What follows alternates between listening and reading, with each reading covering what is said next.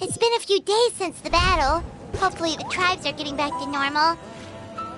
The Flower Feather clan was hit the hardest, right? That's Chaska's tribe. Maybe we should check how everyone's doing. We might be able to help them out.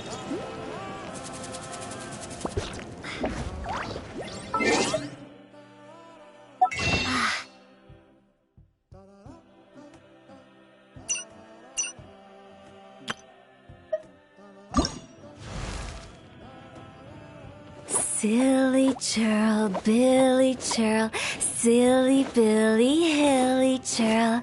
Woo!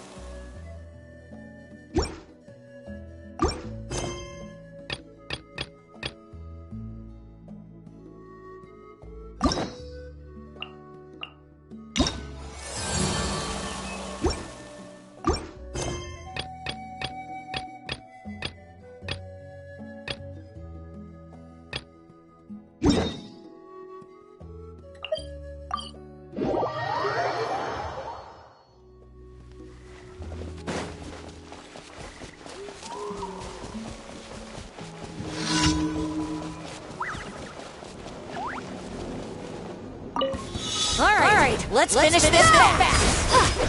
Let's ride! Hold the line! There is no escape. Let's shred, Sharky!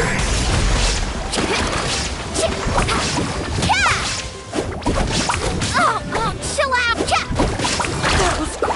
Oh, you're a good fight! Covenant of the Deep! Now you shall perish. Illusion shattered. Let's finish this next time! Let's finish this next time!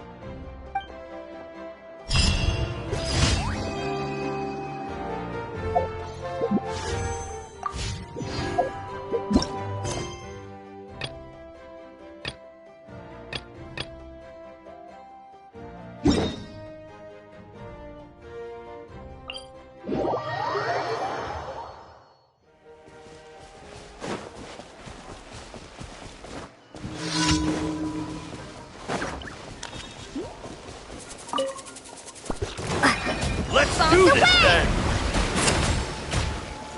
Catch them at the flame!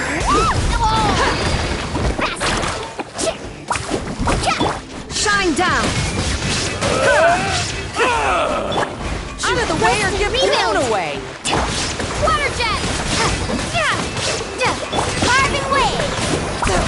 Need a surfboard? There is no escape!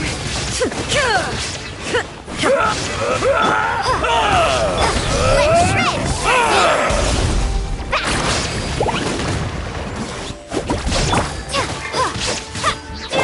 Allow me!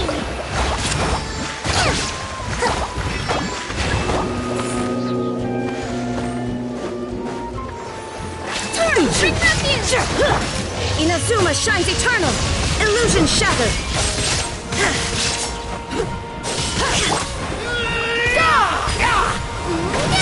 That was quick! Let's finish this next time! There is no escape!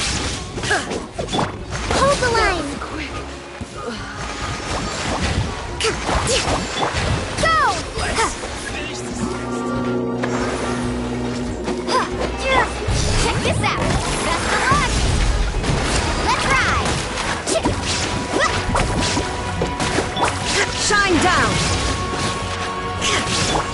Go! Allow me! Full speed ahead! Up we go!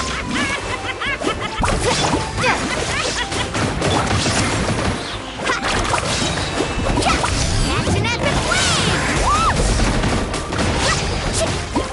Full speed ahead! Bombs away! Well played!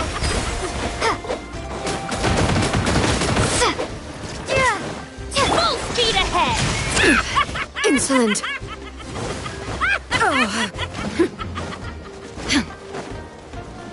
Now you shall perish! Illusion shattered!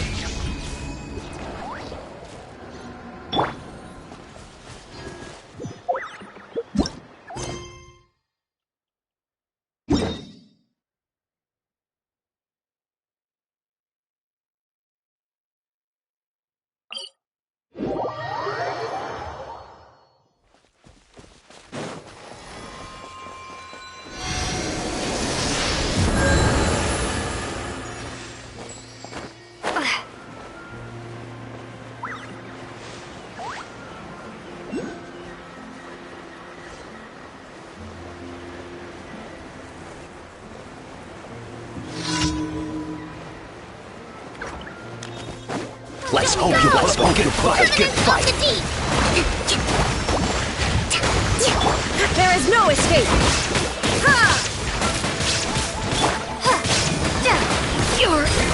Let's finish this next time!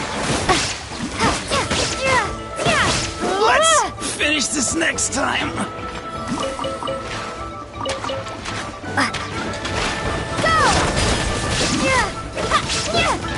Shine down!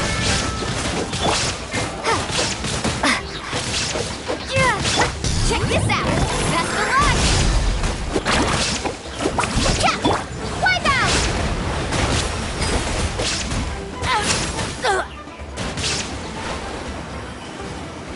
Hip.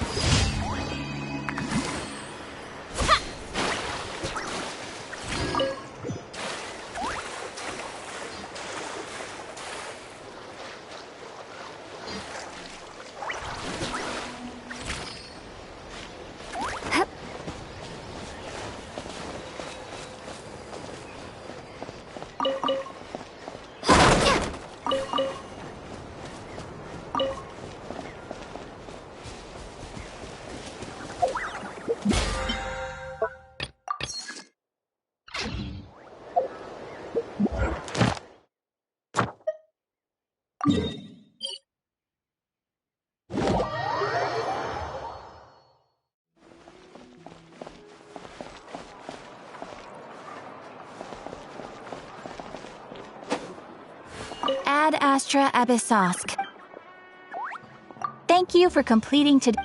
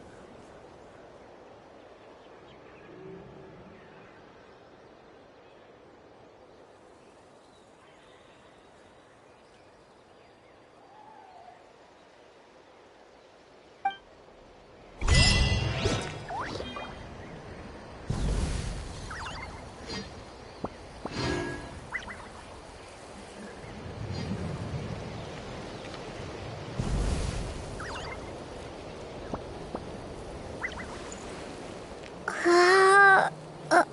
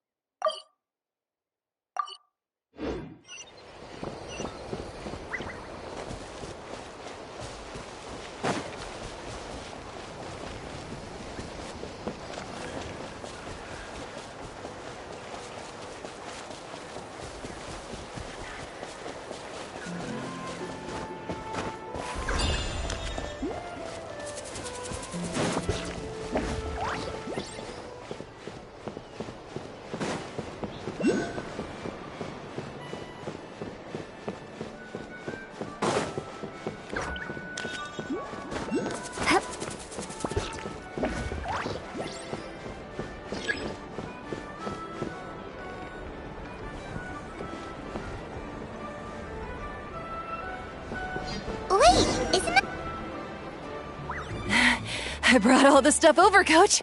What's next?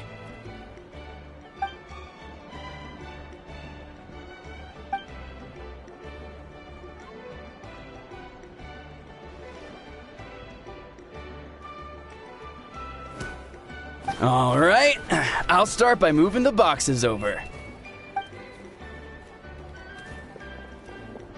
I'll help you. These things can get pretty heavy. Nah, I got this. These muscles aren't just for show, you know. You see that? Perfectly defined. I can lift this stuff up with one hand. Fine, as long as you don't wind up too sore to move tomorrow. I don't want to hear any complaints from you. Just prepare to be amazed. What?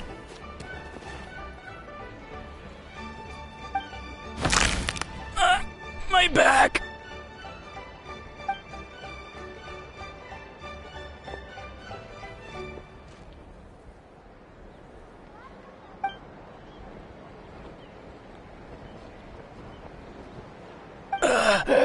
I knew I should have trained harder.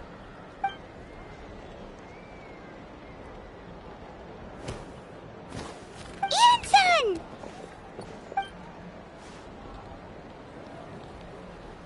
We were just about to ask you the same thing. We didn't expect to run into you in these parts.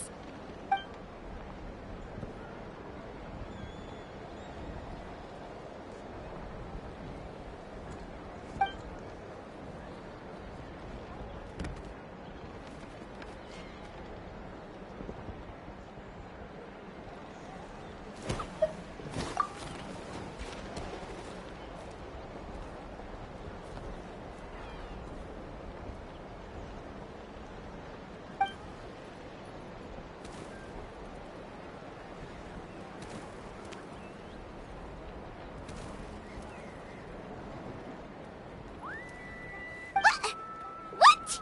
There's nothing wrong about Paimon's current meal plan.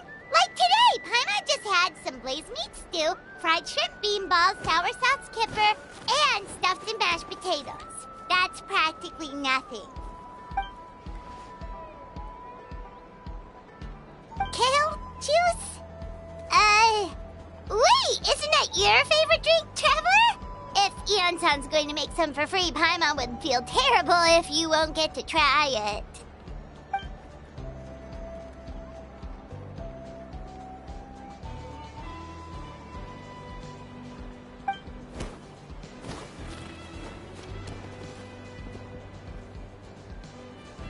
Of course, we're also here to help. Let's go see the chief.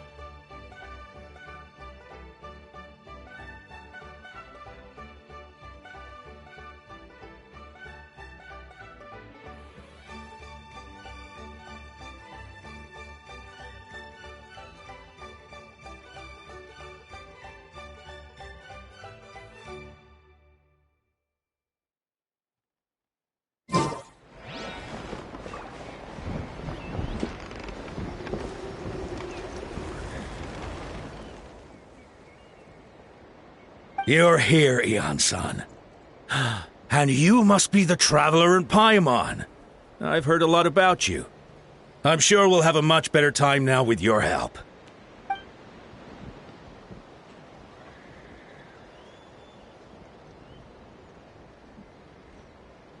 Cold. So cold. Duarte, are you there? I'm drowning, and there's something in the water! He's on the ground, but it almost looks like he's trying to swim.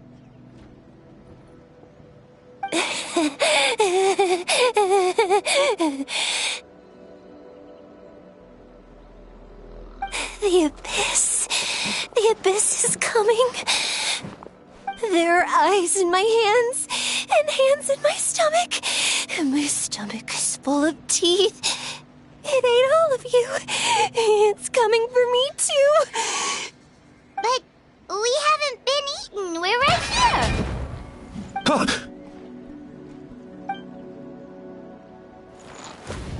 Monstrous beasts!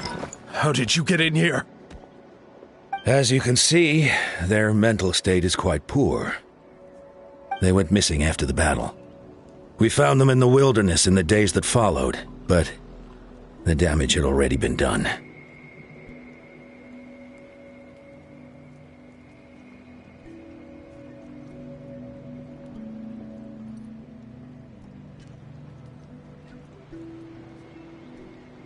We found them unconscious in areas corrupted by abyssal tumors, lying next to their deceased comrades. My only guess is that something terrible must have happened during the battle.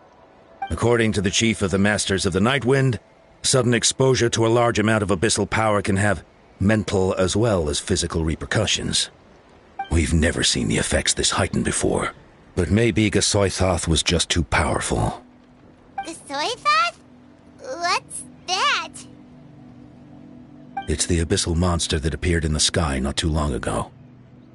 After consulting our ancient legends, we decided to call it Gasoithoth, Reaper of the Abyss. Oh, that giant black ball? Didn't we force it to retreat, though? True. It poses no threat to us now, but whatever wound it inflicted on these warriors still endures. We scoured all sorts of records for a solution, but nothing came of it. There was some mention of a treatment from several hundred years ago, but that knowledge is long gone.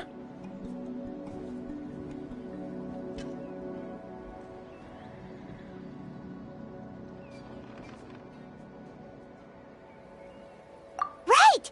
You can purify abyssal power! Might as well give it a try!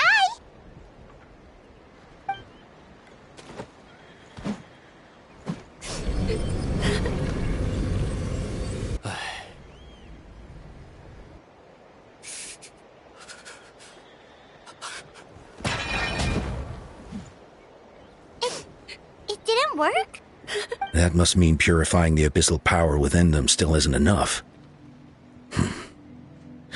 In any case, thank you for trying. So, what can we do now? Don't tell me my friend is just gonna be like this forever? Come back to me, Gogeta! Please, don't leave me like this! We beat Gasoithoth! They survived the battle! Are we really just gonna sit back and watch them lose their minds? What is it, Eon-san?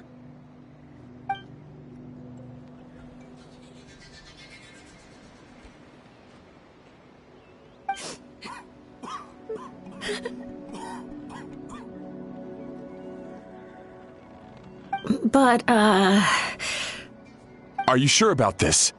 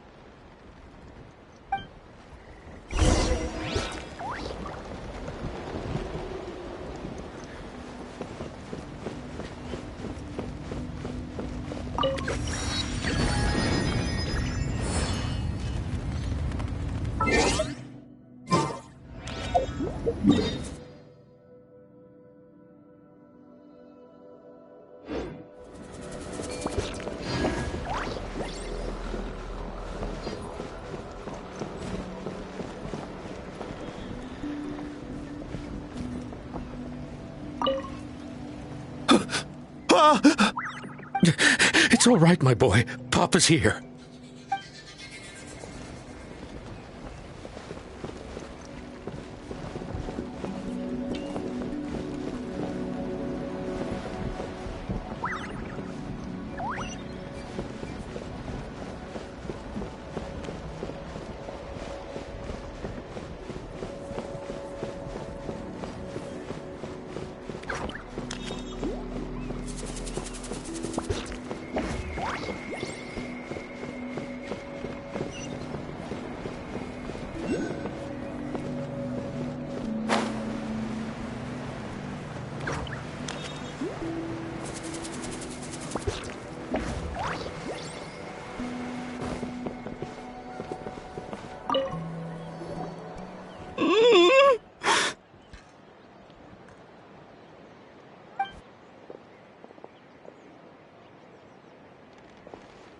So dark, so cold. I want to go home.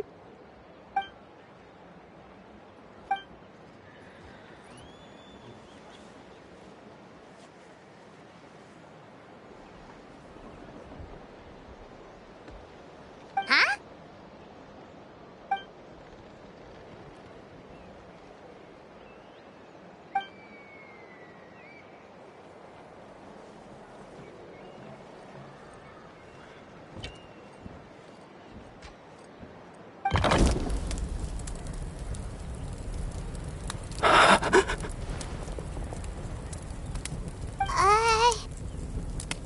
Light. Underwater. Where is it coming from? It's working! Is someone there? Please save me. No, wait.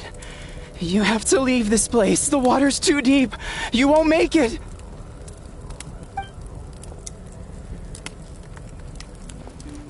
No. Please. Just leave me. Duarte. Oh no! It's not working anymore!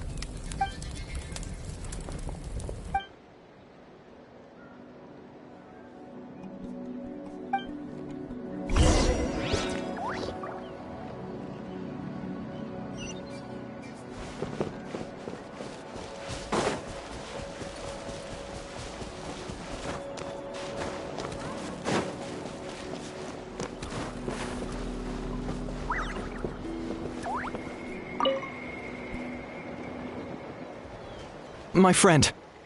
Is he any better?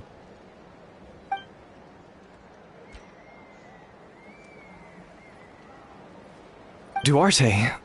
Oh yeah, I remember. Duarte was the name of Otoko's Surian companion. Otoko almost drowned as a child, and Duarte was the one who saved him. He dove deep into the water and used all his strength to carry Otoko back to the surface. It was pretty touch and go, but both of them made it in the end.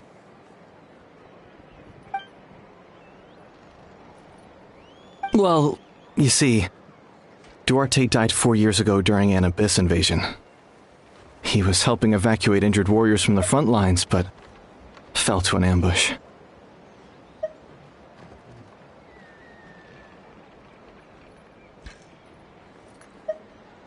He was a bit on the smaller side, but other than that, he was just your average Kukasaur. Well, hold on. What are you planning?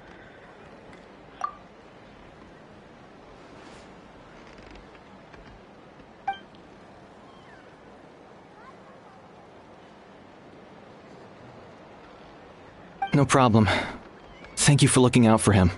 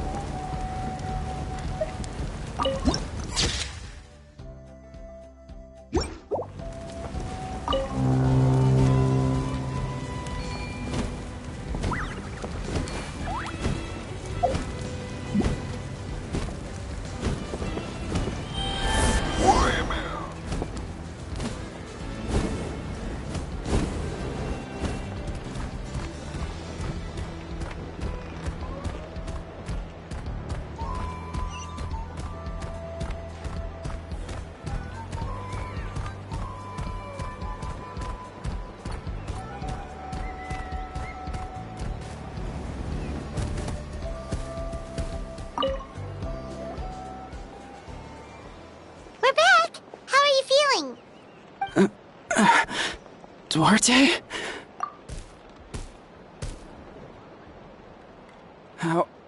How did you get here? Are you here to save me? It's working!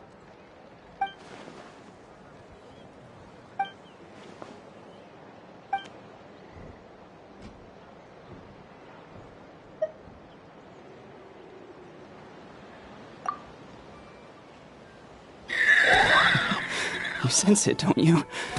This place is dangerous.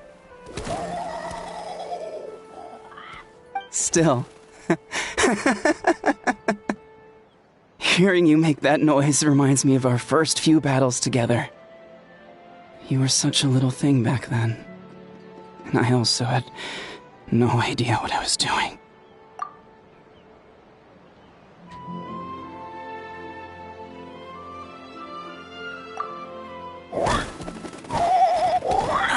That hurt. Duarte, you have to get out of here. There's something in the water.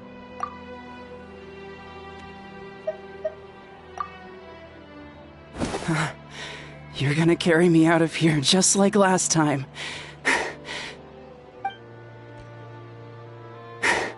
Over a decade later, and you're still trying to save me. I can't believe you made it this deep underwater, but I'm so glad you found me. Once we're out of here, let's split a huge portion of blazed meat stew, just like old times. I owe you for this. We're almost at the surface. People tried to tell me you were dead, you know. As if I'd let that happen. I promised to protect you. There's no way. No way.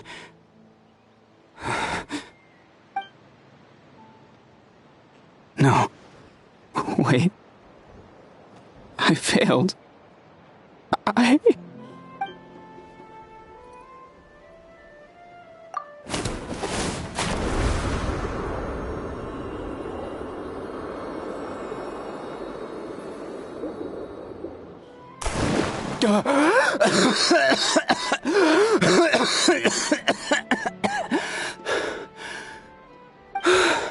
Duarte? Wait, you're not Duarte. How did I get here? Who are you people? Otoko! He's Kaylee. What's going on? All I remember is the battle against the Abyss, and then I was drowning. And a Saurian that looked like Duarte saved me. How did I get here?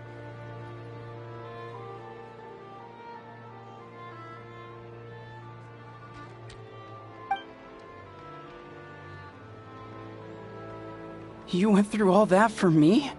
While all I did was cause trouble for everyone? I'm so sorry.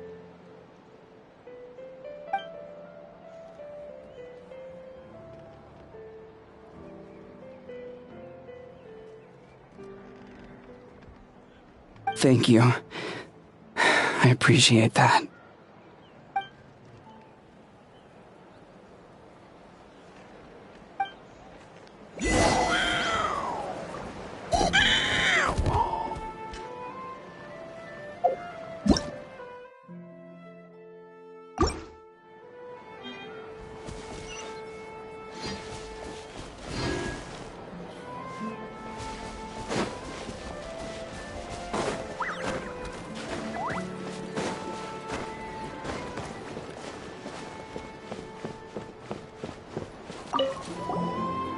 Whoa! Are you the traveler in Paimon? Sure are. You know us? Everyone in that land does. I heard you're gonna fight alongside the Pyro Archon in the final battle. Good luck!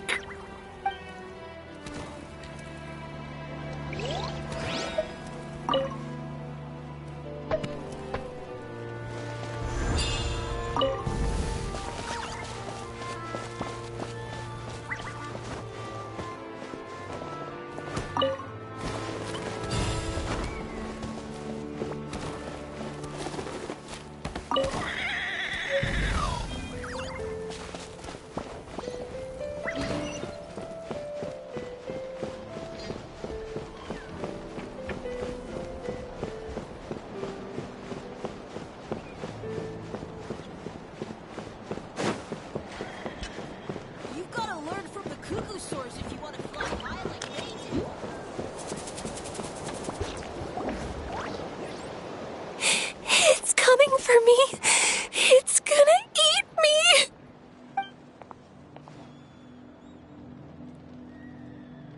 It's no use. It'll just come back. Nothing can stop it. Nothing can stop the abyss. It will devour everyone. One day, we'll all be reunited in the pit of its stomach. Maybe it's just Paimon, but she seems to be in even worse shape than Atoko. She can talk to us, but nothing she says makes any sense. She also seems really afraid.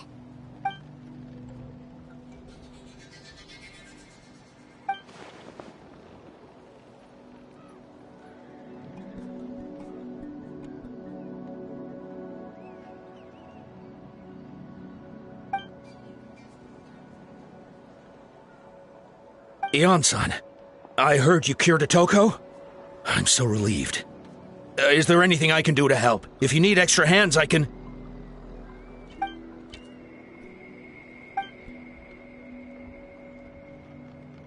I think you're onto something. The mental distress does seem to be connected to pre-existing fears and anxieties. Kochita doesn't like it when people talk about her past. But the situation is urgent. So, I guess I'll be the bad guy. Ion-san, do you believe there are people in this world destined for battle?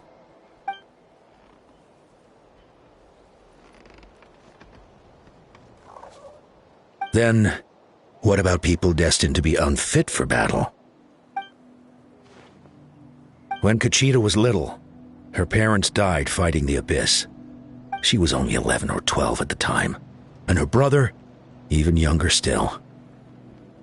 The two saw their parents collapse in a pool of blood as flames roared and spread all around them. Kochita trained hard to become a warrior, but still found fighting abyss monsters too difficult to handle. She and her brother were left with severe trauma after the incident. Pain and fear that they could not get over no matter what. But isn't Kochita one of the warriors who fought the abyss? Didn't you find her unconscious out on the field? Yes, we did. You see, something changed within her several years ago when the abyss attacked our tribe and broke into her home. By the time the guards rushed to the scene, they found her standing there, weapon outstretched, hands trembling. Her brother huddling behind her for safety, and the abyss monster dead at her feet. She didn't even look at it, and just kept repeating the same thing over and over. You're the only family I have left. I won't let anything happen to you. She became a completely different person after that. She earned a reputation as a very capable warrior, and fought countless battles against the abyss. We all thought she overcame the trauma, and we were so happy for her. But now it seems like even if she buried it deep within herself, the fear still never left her.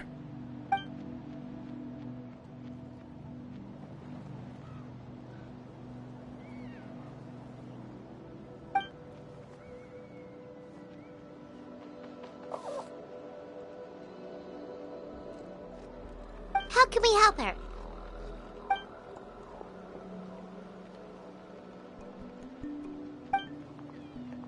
Quali?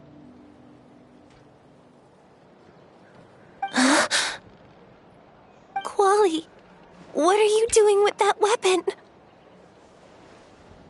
Show me the monster that hurt you! I'll make it pay! I'm going to protect you this time! Calm down, Quali. That monster is already... I can do it! I don't care what it takes! I just want her to get better. She's the only family I have left. Family?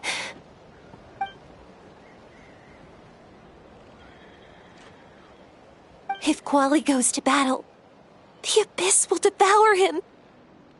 I can't let that happen. I have to do something. But it's useless. No one can beat the abyss. It's a death sentence. Just like what happened to Mom and Dad.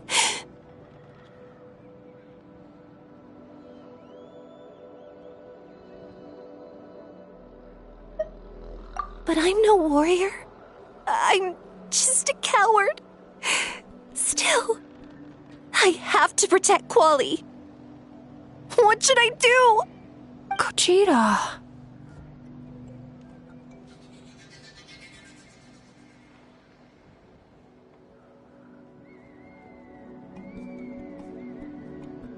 Fight it. One more time?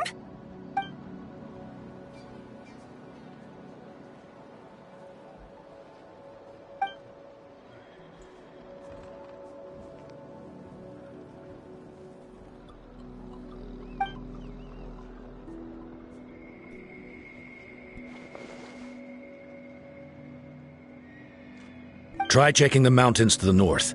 A few fled in that direction after the battle. I dispatched a team to clear them out, so most of them should be gone.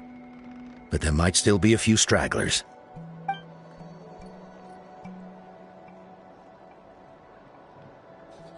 There's no turning back. I have to face it, even if it will devour me whole. I'm coming too! I'm not letting my sister face this alone! Not anymore!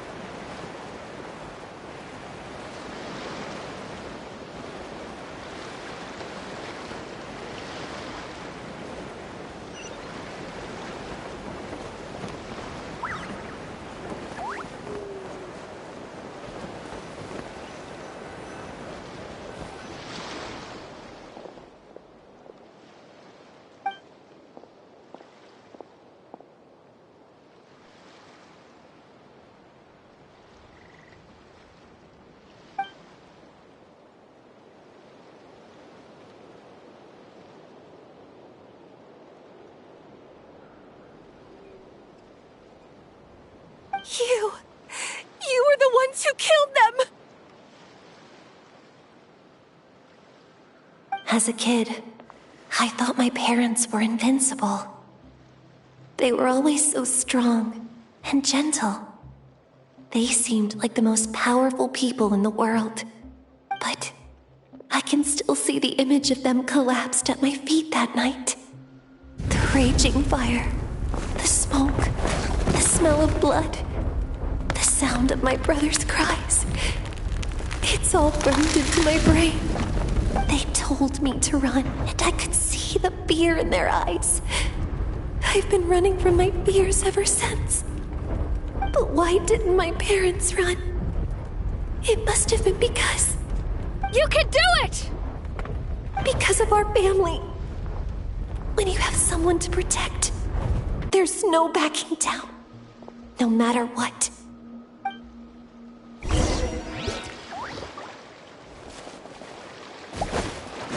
Stay away from my... Look out!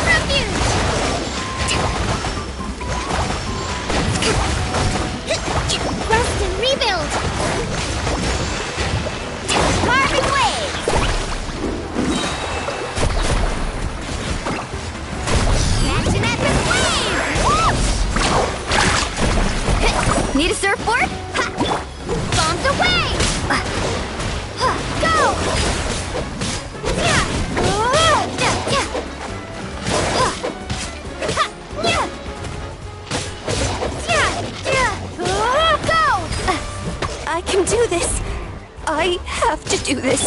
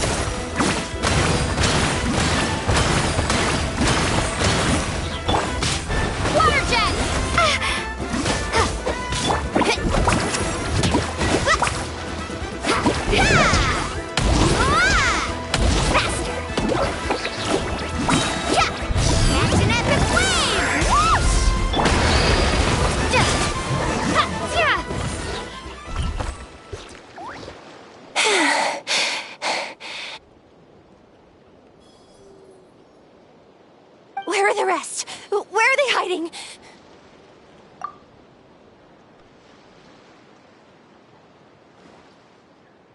That's impossible! They were gigantic beasts crawling with eyes, ready to devour everything in sight! No. Wait. What am I saying? Abyss monsters are not actually that scary. I've defeated them before. I know I have. She's back to normal! Kuchita! What just happened?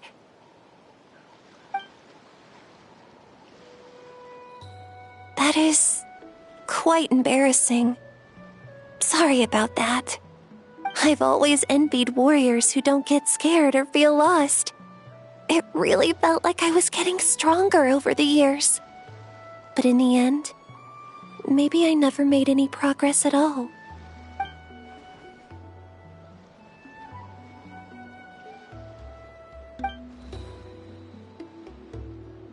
Even though we're both scared of monsters, you were always the one who stepped up to protect me. But not anymore. I'm going to get stronger. From now on, we're in this together. Is that so? Then I'll look forward to the day when you'll be all big and formidable. I finally feel like myself again. I couldn't have done it without you all. Thank you for everything. I think I'll rest here for a bit. I don't think I can make it back to the tribe just yet. I'll keep you company.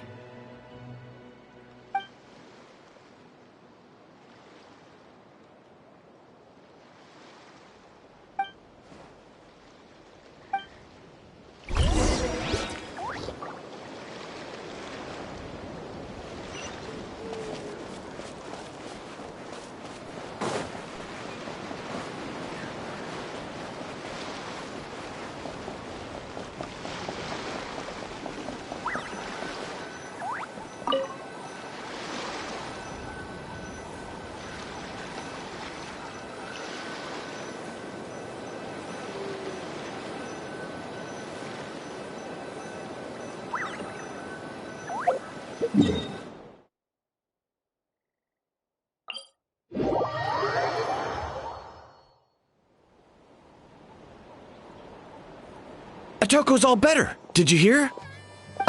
Really? Yes, really. It's all thanks to the Traveler and Ian-san. I see.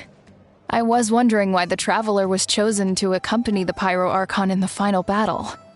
But I guess she really can do the impossible.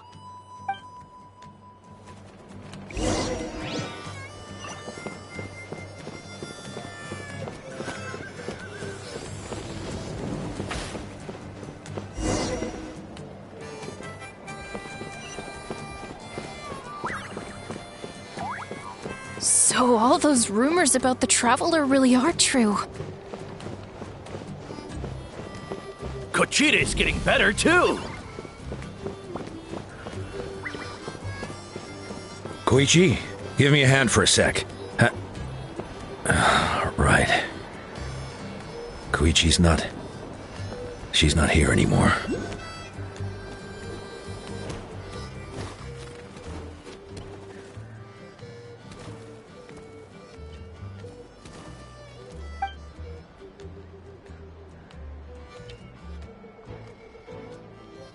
Yeah, honestly, Paimon was at a complete loss when she saw so many sick people on the hot air balloon platform.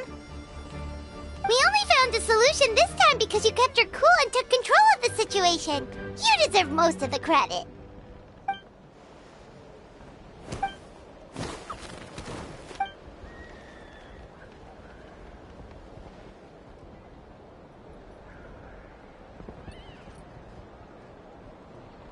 Whoa, you're right. That makes a lot of sense.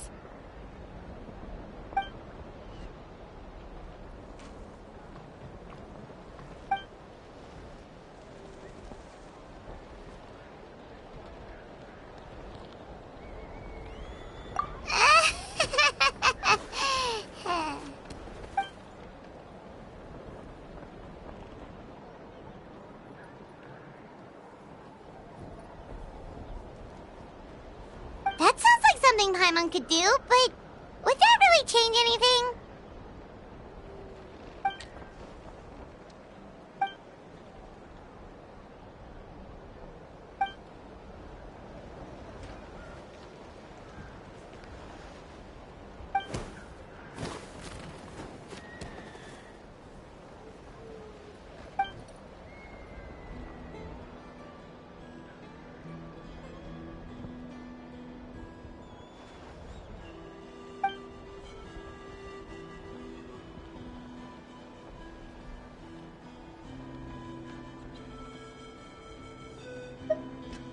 Oh, well, when you put it that way, Paimon's almost encouraged to start drinking kale juice tomorrow. No, today. Paimon will start today. You're amazing, Ann-san. You really make Paimon feel like she can do the impossible. Maybe your true strength is giving other people strength.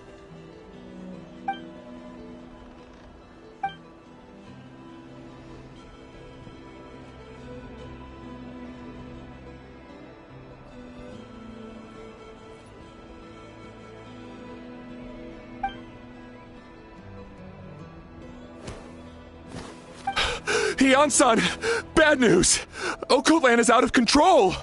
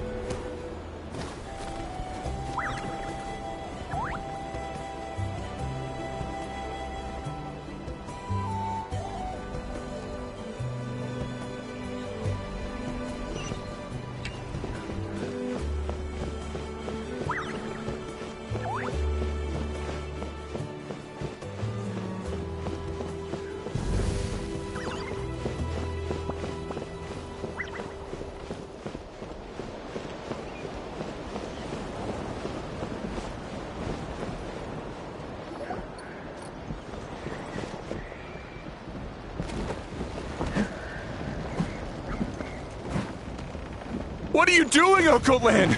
Wake up! Don't you recognize us, my boy?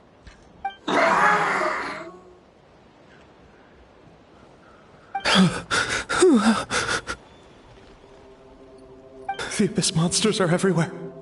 Everywhere.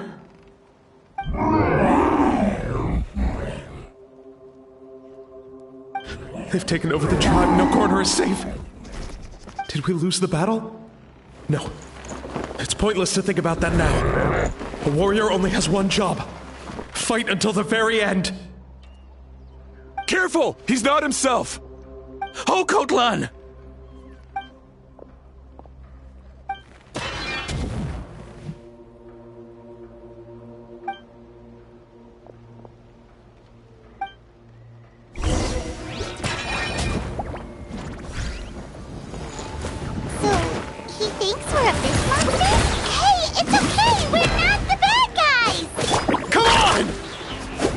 You're worse!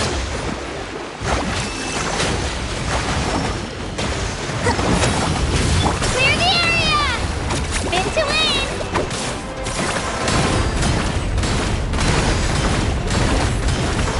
Yeah!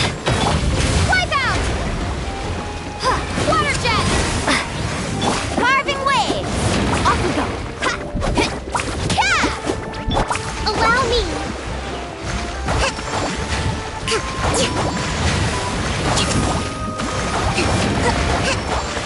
Woohoo!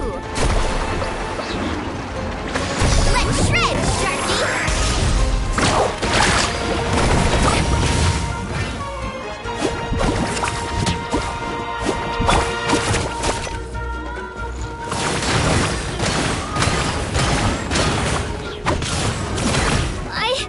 I can do it! Rest and rebuild!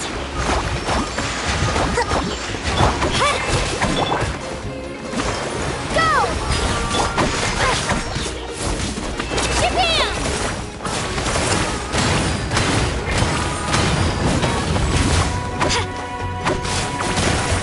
Woohoo!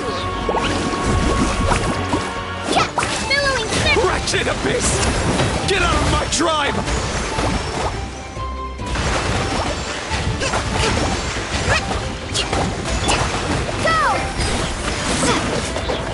Woohoo! Action at the flame! Whoosh!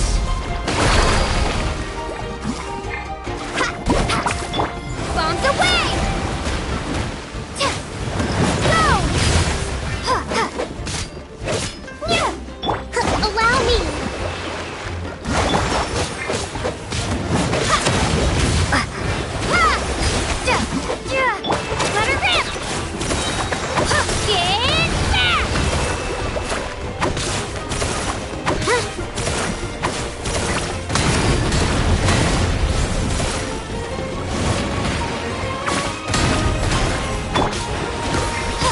Rest and rebuild! Here goes!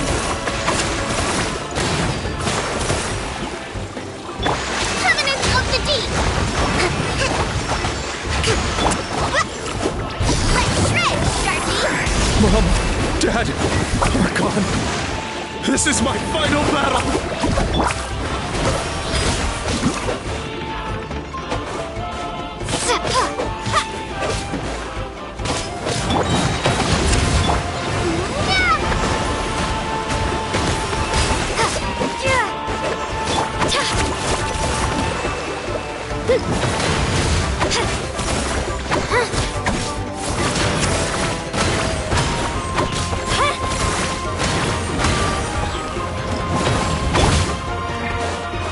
Allow me! Shabam! Woohoo! Off we go! Check this out! That's the rock! Oh! Go!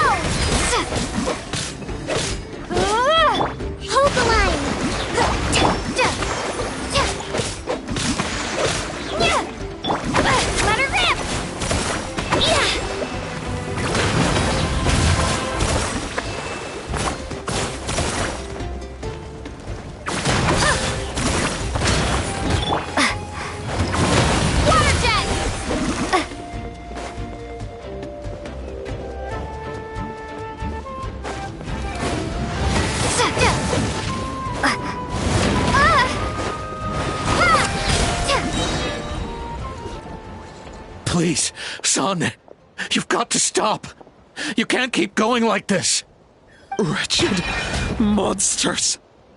Give me my family back! Look, Cocoland! That's your father! He's standing right in front of you! Get out of my home! I'll never forgive you!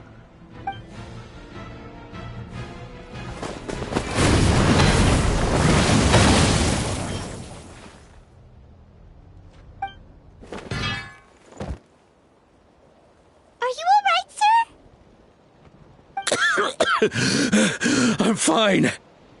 Please, don't hurt my son. He's just trying to protect his home.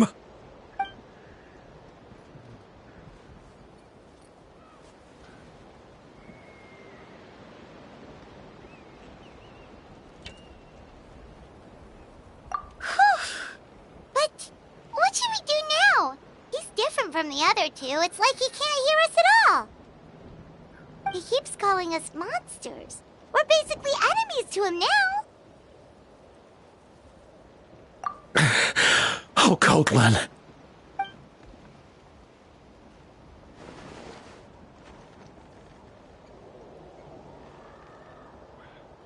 Abyssal corrosion syndrome.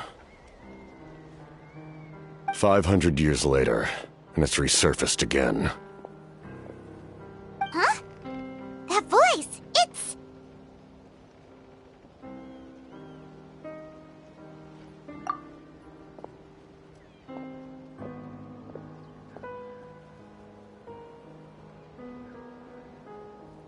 Direct contact with high concentrations of abyssal power causes irreversible mental trauma in most people. The exact presentation will vary according to trauma level. Some will suffer from superficial hallucinations and maintain the capacity to perceive the outside world. In such cases, verbal and physical interaction can be used to break through the hallucination. However, there are also those who are so far gone, entrenched in hallucinations so deep, that medical intervention is the only option. That's why we developed the Drought of Lucidity. The Draft of Lucidity? It's a kind of medicine that can dispel the psychological impact of the abyss. The treatment comes with severe side effects, including chronic migraines for the rest of the patient's life, so it's reserved for the worst cases. This man is a devoted warrior, one not easily swayed from battle. That is precisely why it's so difficult to pull him out of this hallucination. If you trust me to be true to my word, give him this.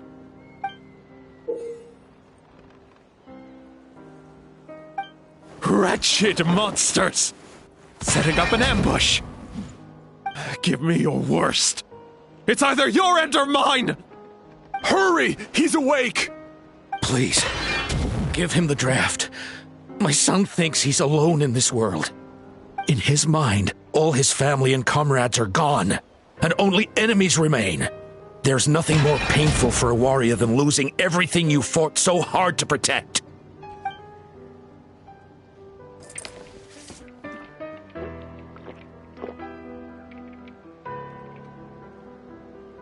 Monsters!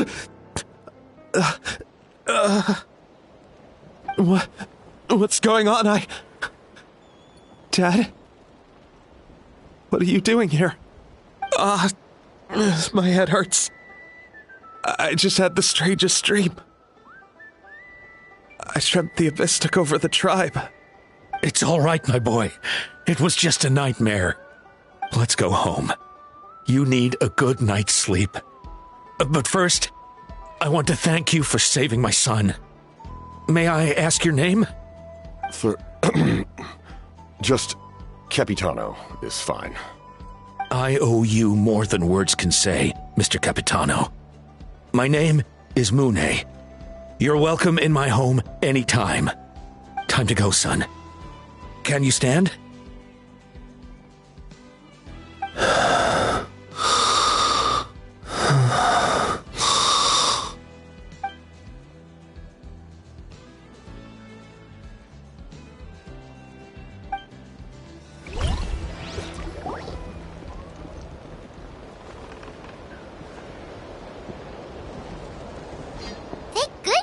everything turned out all right. Think nothing of it. I agreed to offer you my aid, so this is merely a part of that duty. Besides, I care deeply about this land. Right! When we were with Moika, you told us you and your soldiers defended Natlan against the Abyss 500 years ago. That's right. My desire to protect this nation remains unchanged. When my platoon arrived in Natlan 500 years ago, like you, we were true Outlanders. But as time passed, I encountered the people of this land and witnessed their desperate struggle against the Abyss. Though many of the warriors were rash and inexperienced, they were steadfast and fearless in battle, willing to do anything to protect their fellow citizens, oftentimes with complete disregard for their own survival. Just as I fought for the glory of Conria, they fought for the survival of their nation. We happened to share a common enemy, so I decided to offer my aid. We fought side by side to the very end. I traveled to many places after that, but I never forgot this land. Even now, my work in Natlan remains unfinished. It may seem difficult to understand, but the reason is really quite simple. That name carries with it the glory of my homeland and the honor of Natlan. Yet, I failed to bring my soldiers home. And I failed to help Natlan defeat the Abyss. But that's not your fault. The Abyss is way stronger than any of us imagined. You need not comfort me. I am no longer who I once was. Let the events of the past continue to collect dust in the annals of history. I will continue to help Natlan in my own way. Like, with the draft of lucidity? Who knew you could make medicine? Were you a doctor before? The drought was Guthred's invention. He was a respected military doctor, as well as my trusted second-in-command. We faced a similar situation to what you witnessed today. The endless battles against the Abyss triggered delusions among the soldiers, to the point where some attempted to kill each other. In order to develop a treatment as fast as possible, Guthred used himself as a test subject. He passed away shortly after the drought was complete. That's who he was. Unrelenting in his pursuits. No matter the cost, no matter the sacrifice. In the end, he even gave himself up for a chance at success. I'm sure he would be pleased his creation aids people, even now. The Abyss has wrought enough suffering on this land. I sincerely hope this war will end soon.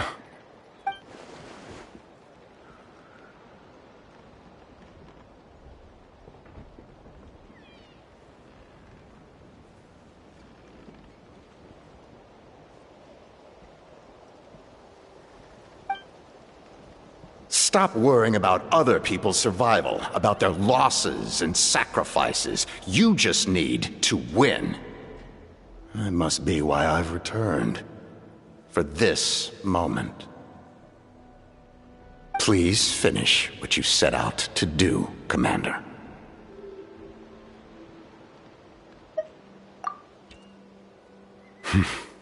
You're more perceptive than I imagined. However, some things are better kept secret for now. We may be working together, but our goals are not entirely aligned. What's with the secrets all of a sudden? I'm starting to think we should be more careful around you. I do not mean to jeopardize the trust between us. I simply prefer to keep this to myself, because it's a personal matter. All I can tell you is this. Natlan may have survived the worst of the crisis, but the souls of this land are still not at peace. And that is why my work is not yet done. Well, if it's personal, then we'll just have to trust you. If you have other questions, I'm willing to answer them. Wait, like anything? Hana wants to know how you eat with the mask. Anything you want to ask, Traveler?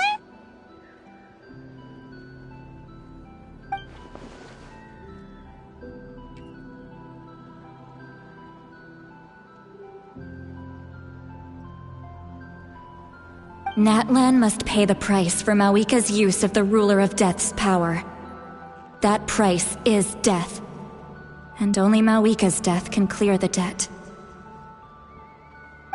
Even now that the war's over and the threat to Natlan is gone, it looks like that death is still set in stone.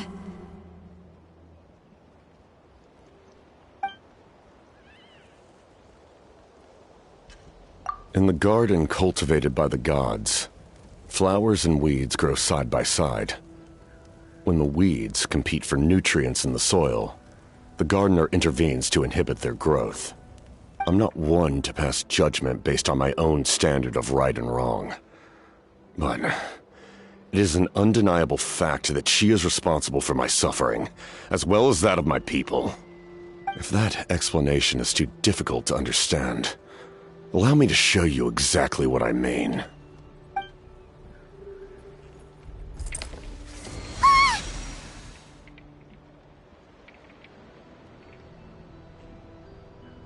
The ruler of death can freely define the form of death, or grant immortality to anyone she desires. Her power is a rule in and of itself.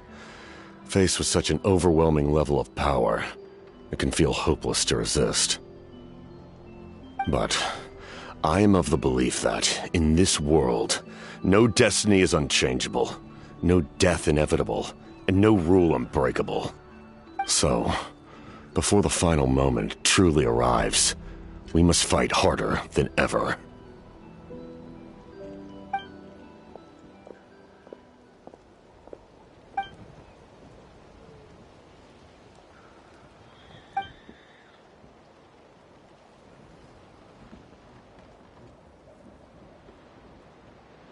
Oh, did something happen?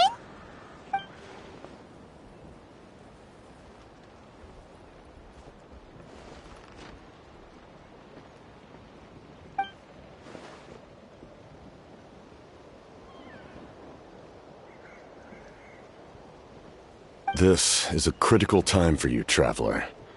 It's best not to delay, so let us end our conversation for now. Best of luck to you all. Goodbye.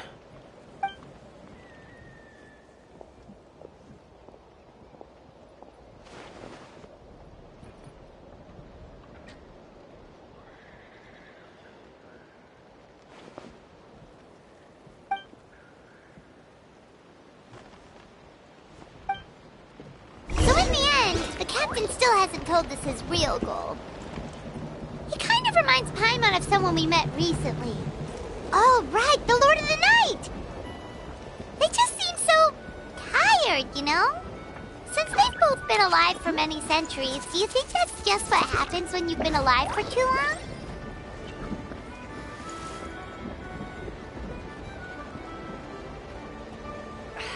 If only I could balance the numbers.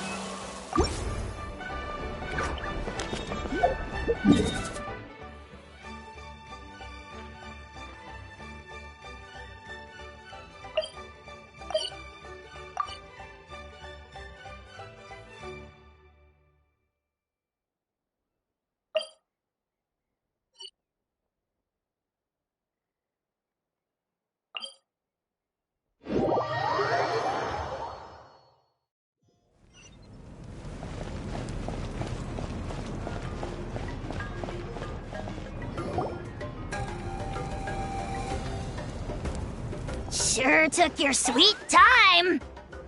Wretched scoundrels! How dare you keep the almighty Dragon Lord, Kahulaha, waiting! Kneel before us, and of apologize, or we'll...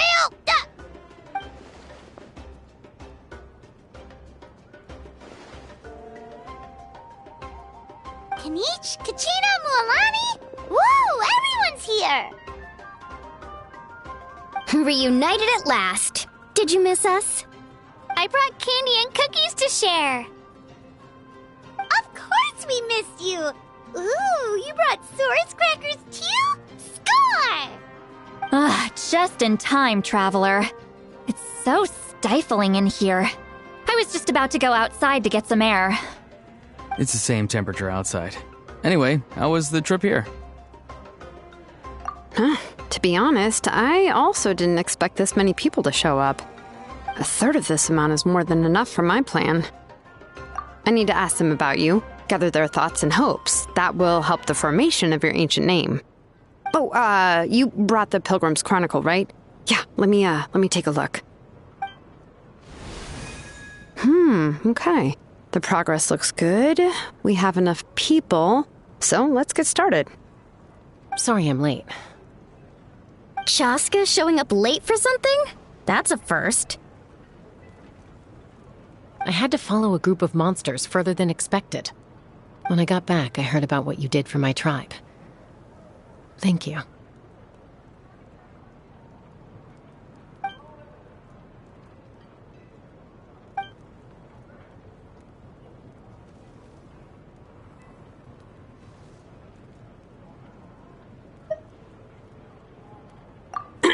Okay, let's save the pleasantries for later. Everyone's here, so let's get started. All right, let me remind everyone what's going to happen. I need each of you to stand before the Pilgrim's Chronicle and share your stories about the Traveler. Your words will be recorded and become a part of the Traveler's ancient name. Any, questions? Nope. All right, then, to start things off... Hold on. Remember what we discussed? Oh, right. I almost forgot. Traveler, Paimon, you, can't be here for this part. Huh? But why? We want to hear what everyone has to say. I need people's true thoughts and feelings. It's best if the subject in question isn't involved. It's much more difficult to express those feelings to someone's face. People get shy in those situations. It's just how it is. You're right. Just like when Paimon doesn't have enough more to pay for her meal, but she's too embarrassed to tell the Traveler, so she has to make up some excuse. So basically, you want us to leave the Pilgrim's Chronicle here and wait nearby? Oh, don't worry. This shouldn't take long. Everything Shilonen said made sense, but did you see Sweet Lolly's reaction back there? She was definitely the one who decided we should leave. But staying out here is just making Paimon even more curious about what everyone's gonna say. Anyway, you're gonna have an ancient name soon. Ooh, that's so exciting! Feels like we've been in Natland for quite a while already, doesn't it? You're right! If only Paimon could say a few things about you in there. Well, looks like you're about to have that chance. Shilonen, is everything all set? Almost. We're just missing one last thing. You've been by the Traveler's side the longest, Paimon. We need to hear what you have to say. But Paimon's not from Natland. Oh, it doesn't matter. As a Traveler's companion, your contributions are extremely important. You're the perfect person to finish this story. Sorry, Traveler. I just need to borrow Paimon for a second. It should be quick.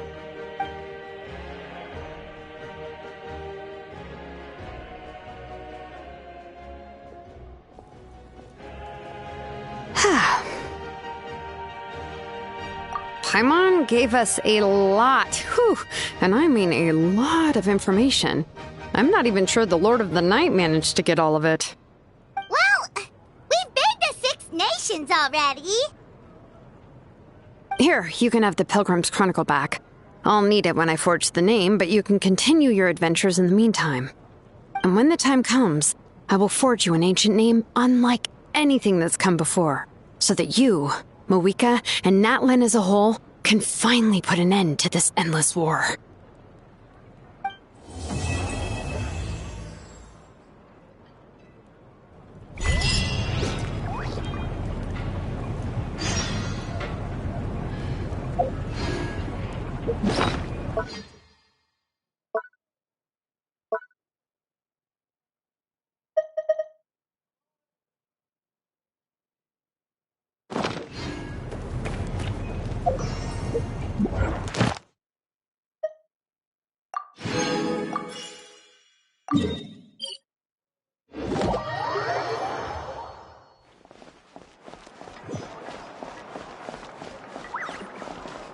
Ad Astra Abyssal. Thank you for completing today.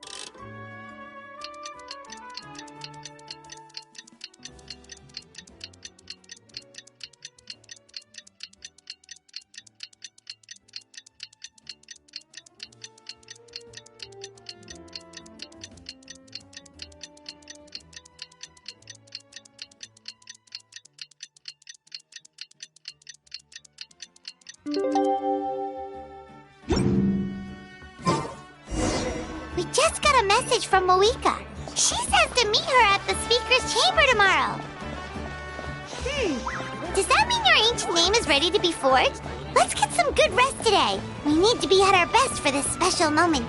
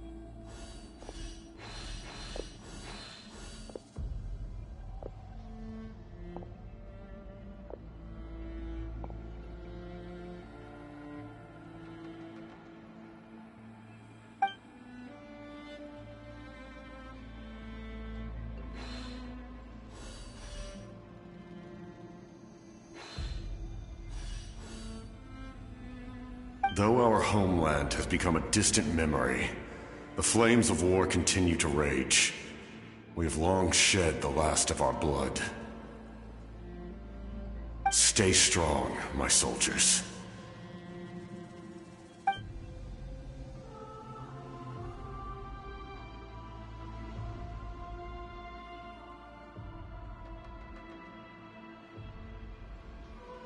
One day, I will deliver you to the place I promised.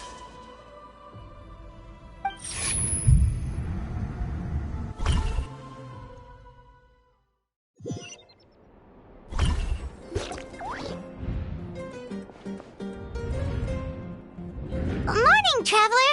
Did you have a nightmare last night? Paimon could hear you tossing and turning in your sleep. Maybe you're just nervous for the final battle?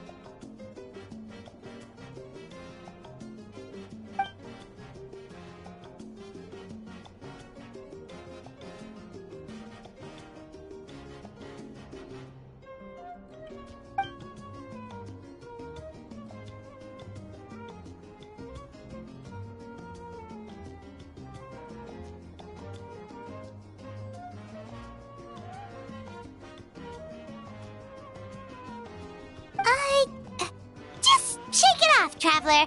We're supposed to meet with Moika today.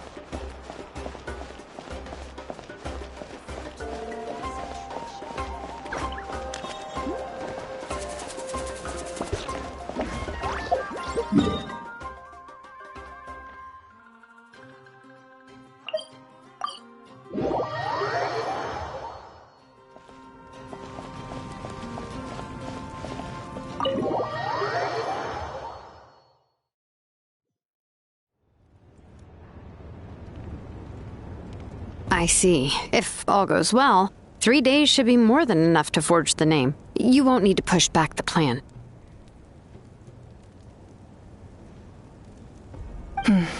Thank you. I'd say the sooner you can finish it, the better. I still need to announce the matter to everyone. Don't worry. We should only need half a day. The Traveler has been in Natlan a while now. The Pilgrim's Chronicle should have enough records of her adventures. Come in. Hey, Moika! Oh, Shilonen and St. Lolly are here too! Hello! We were just talking about you. I invited you here for 2 reasons. First, there's the Traveler's ancient name, which is ready to be forged.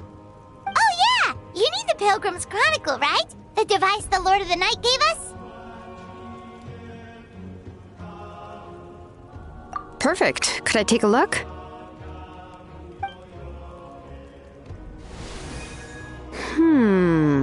Yep. Well, it looks good. This is definitely enough to work with. Usually the first step in forging an ancient name is performing a ceremony to extract memories from the ley lines. But since the Lord of the Night gave us this record, we can skip that part. Still, I've never used something like this before. This is an entirely new material for me, so I need to look into how the process might change. I'll help you.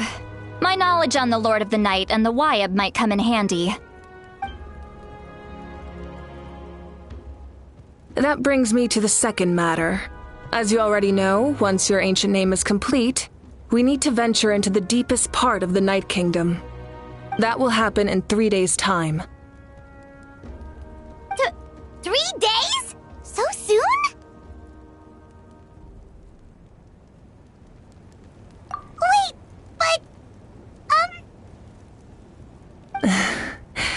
You're worried about the Traveler, aren't you? Well, Paimon gave it a lot of thought, and Paimon's not very good at thinking or fighting to begin with.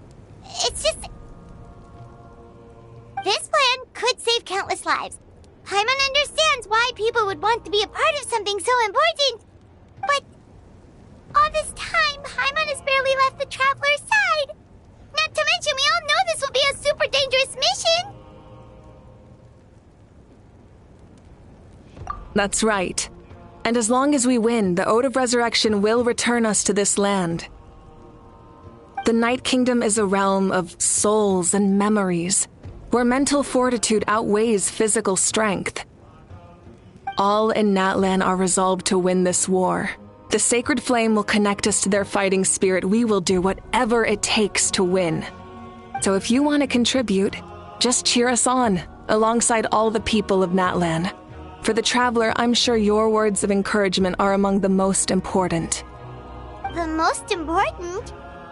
Really?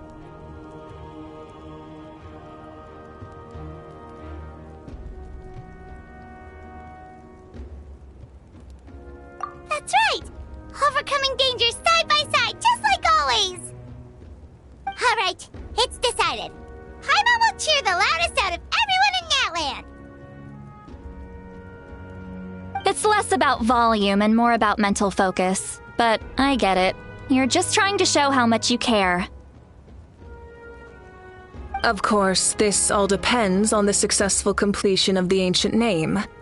Otherwise, the Traveler will not join me. That is the condition. Don't worry. I swear on the honor of my tribe, I will not fail. I know how important this is. There's no time to lose. Let's go. All right, everyone. When we meet again, it will be to deliver the ancient name. Good luck, you two!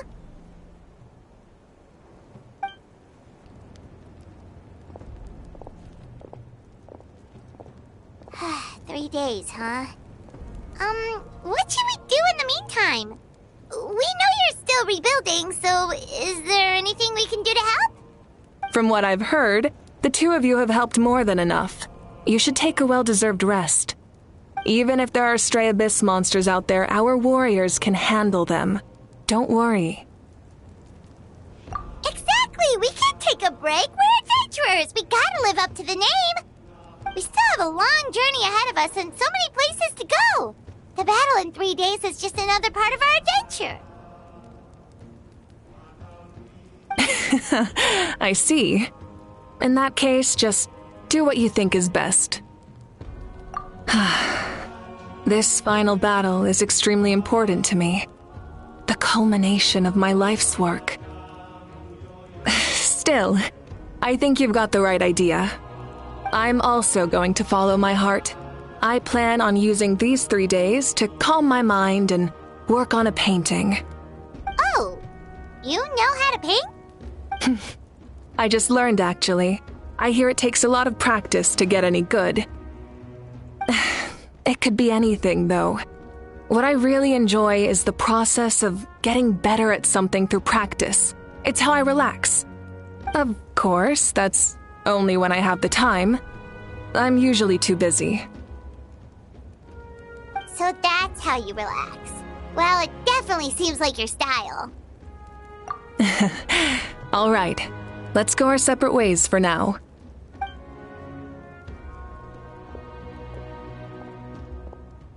So, if Moika relaxes by working really hard at something, that basically means she never takes a break, right? Wow, she's definitely something else. Oh, hello! Sorry, Moika's not here right now. There you are!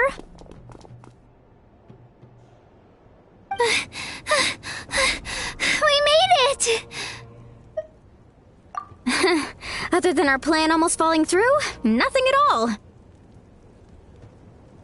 The preparations took longer than expected. We were so worried we wouldn't make it before you left on your next big adventure. Well, if you hadn't overslept... Details! Anyway, come on. Let's go to the People of the Springs. Hold on. Tell us what's going on first. Oh, yeah. Jumped the gun a bit there, didn't I? Basically, we know about your super important mission coming up, and we want to give you a proper send-off. Before the pilgrimage, we usually hold a huge feast, all you can eat, with meat by the tableful. Ooh, all you can eat? I knew that would pique your interest, Paimon. You can eat to your heart's content. You won't want to miss out, I promise. Of course, there's not just meat, but also all kinds of fruit, vegetables, desserts, drinks, you name it. You won't be disappointed. That sounds amazing! We're in! Well, the best adventurers know how to go with the flow, right? Plus, it sounds like this feast is in your honor. If you don't show up, everyone's hard work will be for nothing. It's our fault for not telling you earlier, so it's okay if you can't make it. Still, if you're not busy, we'd really like you to be there. It won't take up too much of your time. It'll be super fun. Plus, all our friends will be there. Yes, let's go eat. Huh? What's the holdup, Traveler? Did you think... Huh? Isn't she painting? Is that okay? It's not like we prepared anything fancy. Well, I definitely wasn't expecting that suggestion. She's the Archon, after all. Maybe it's not our place. But we might as well extend the invitation. The Archon is about to fight for us with everything she has. This feast is in her honor, too. Then who's gonna be the one to invite her? All of us, of course.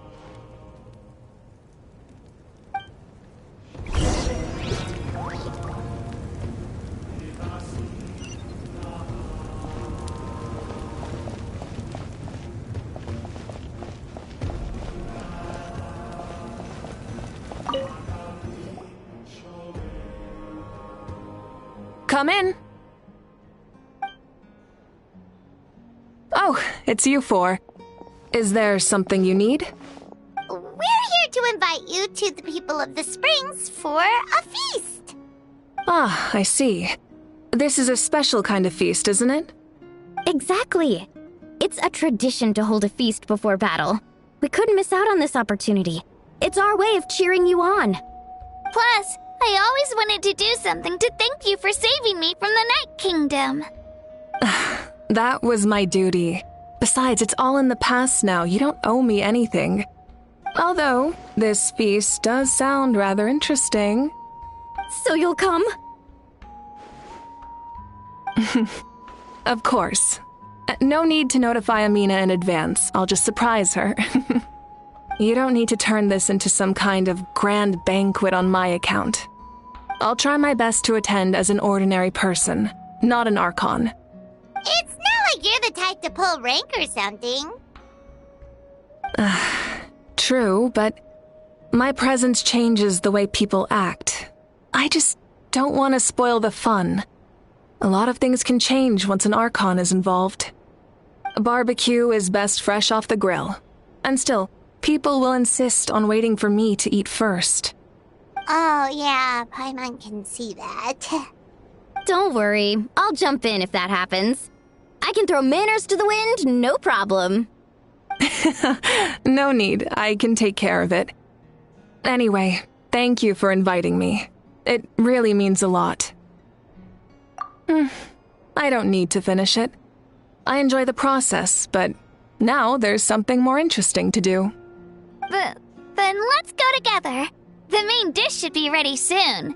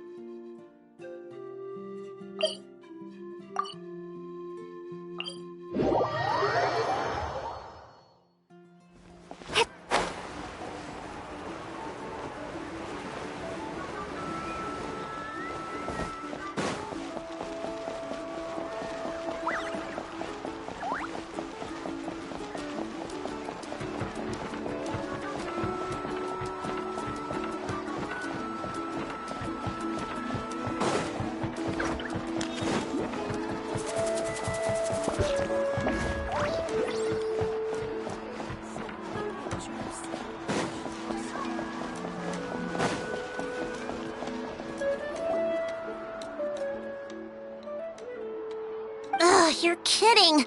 Another one? But this is just a small send-off. What are we going to do with all this stuff? Then again, I understand where they're coming from. I'll deal with it. What a headache. If this continues, half of this stuff's gonna go bad before we get to it. Huh? You're here already? And you even brought the... Archon? What are you doing here? We invited her. She agreed to come as a surprise guest. Surprise is putting it lightly. Sorry. I'm happy you're here. It's just... No apology necessary. What's going on? Well, I started spreading the word about the send-off, just around the area like usual. A lot of people are still busy repairing their homes, so I didn't think many people would come. But the turnout has been overwhelming. Not to mention, we've received a small mountain of deliveries. There's no way we can use all this stuff. That's our Star Outlander's popularity for you. You're saying everyone's here because of us? Yep. The news about your impending mission with the Pyro Archon has spread all over Nutland. Plus, you were amazing in the recent battle. A lot of people are here just to thank you, or wish you good luck. Basically, this whole thing is happening because so many people wanted to see you.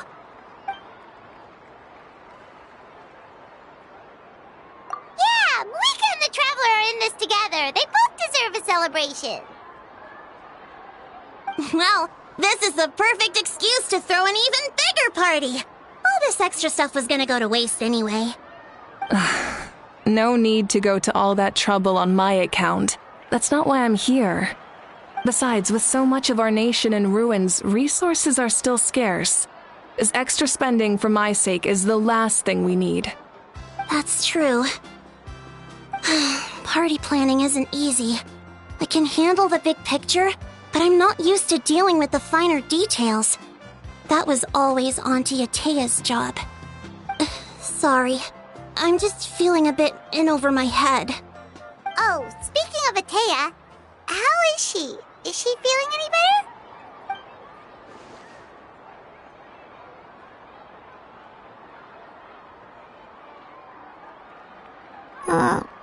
Oh. Actually, there's something we haven't told you.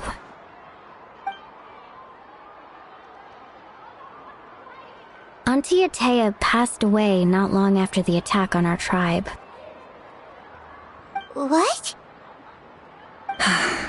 When you brought me her talisman, I knew her end was near. Luckily, I got the chance to see her one last time. She was a hero to the very end. Even though her body was at its breaking point, she showed no pain or sorrow. In her final moments, Her thoughts were entirely with her tribe and her people. Gatherings like this remind me of her and the parties she loved to organize, so I decided to attend in her memory.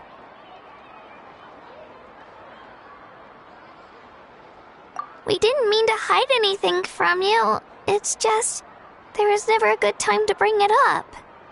Cheer up, everyone. Auntie Atea wouldn't want us to remember her with tears. Parties like this were her specialty. But now, it's up to us to carry on her legacy. So we can't let her down. Believe me, she has high standards. Yeah, that sounds about right. So, come on, let's get to work, everyone. Oh, Chief Amina and our guests of honor excluded. Kachina can each time to go. Wait, you don't have to drag me.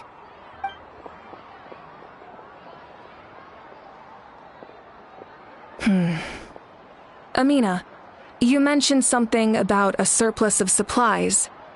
I may have a solution. First, invite anyone who comes to deliver supplies to stay for the gathering. If it's a caravan, ask them to extend an invitation to the sender as well. Make it clear in the invitation that anyone is welcome to attend, but you're no longer accepting donations. In addition, all leftover supplies will be purchased by the speaker's chamber, sorted, and donated to the appropriate areas. That would be such a big help, Archon! Thank you! I'll get on it, right away! Amazing plan, Malika! It was clear, concise, and organized. But, weren't you trying to keep this small?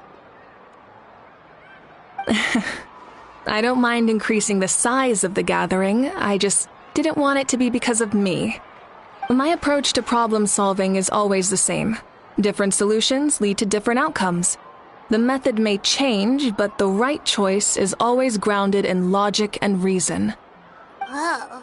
Hana feels like she just learned a thing or two. Well, should we take a walk while everyone finishes the preparations? Sounds good. A casual stroll can be hard to come by. Let's go.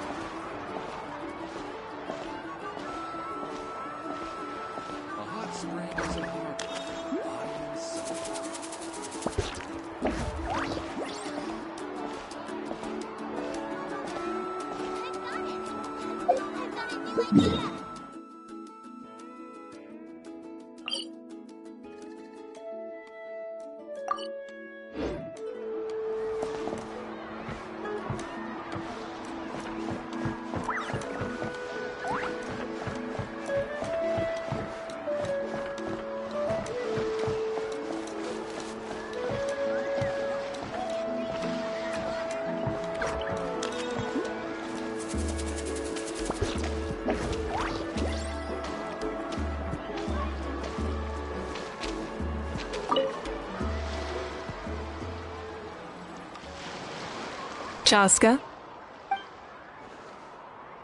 Hello, Archon. I'm, fishing. Oh! Doesn't look like the fish are biting today. Yeah.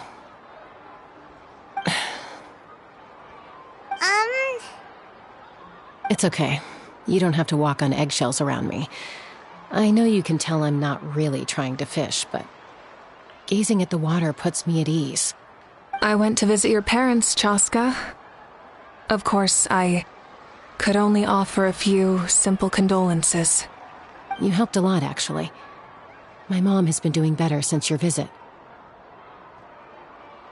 I've always been grateful to my parents for taking me in, but now I have an even deeper sense of responsibility. I'll never be able to replace Koichi, but I will do everything in my power to pull them out of their loneliness and despair. That's exactly what your mother is worried about. She doesn't want you to push yourself to make up for their loss. After all, it's your loss too. Grief is not something that can be measured against others. You don't need to make amends, Chaska. Your loss is a tragedy, not a debt. In any case, they've always loved both of you. There's no need for you to become Koichi when they love you just for yourself. Yeah, don't put too much pressure on yourself. Thank you, everyone. Sounds like I owe my parents a conversation.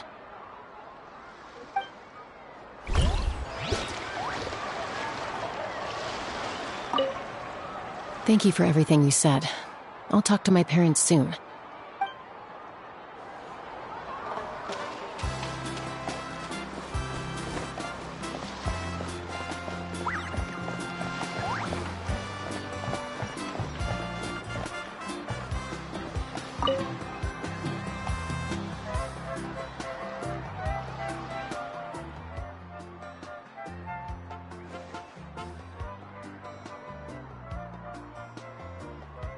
Nothing! We're just taking a look around.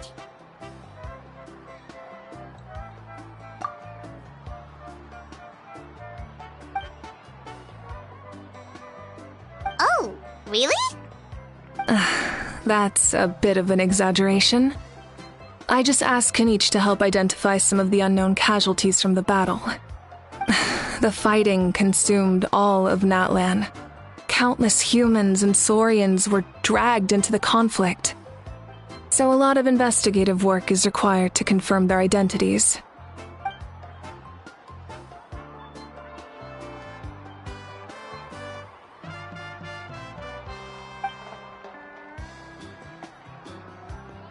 Because Natlan's heroes deserve to be remembered, right? Exactly. That is how we, as the living, respect our heroes and the values of their lives. So let me know if you need extra help, Kenichi.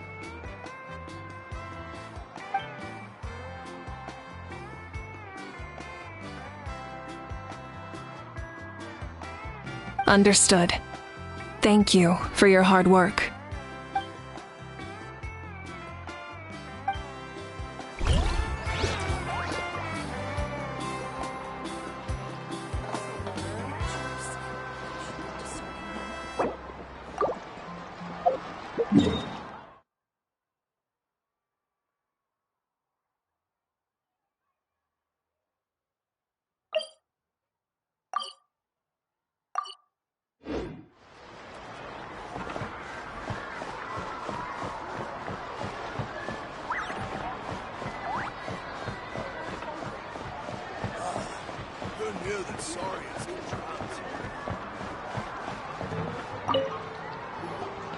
Oh, Mother Granny, Archon. I swear, I've been on my best behavior recently. Paimon knows it's just how you talk, but you've gotta realize how suspicious that sounds, right? I am curious, though. Are you still working with the captain?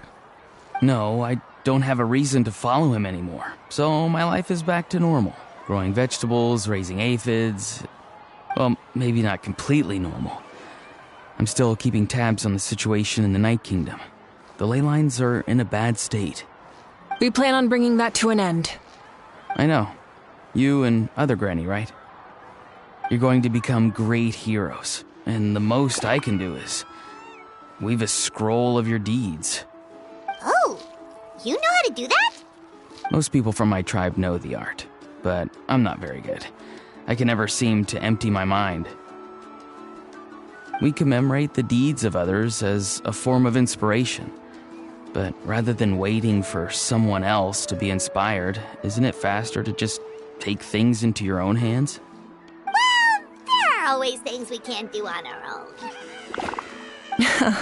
I wouldn't phrase it quite like that, but Paimon's not wrong. Time will give you an answer. I know how you feel, Auroron. It took me a long time to find my place in the world. I'm more mature now, but that passion, that drive to prove myself, I miss it sometimes. Maybe you'll change in the future, but you can still be proud of who you are now. You're saying I need to live in the present? Thank you, Archon. That's what I've always tried to do. ready! Let's head over! Paimon can't wait to feast! The Pyro Archon is right. I still have a long way to go, but I'll have time to grow.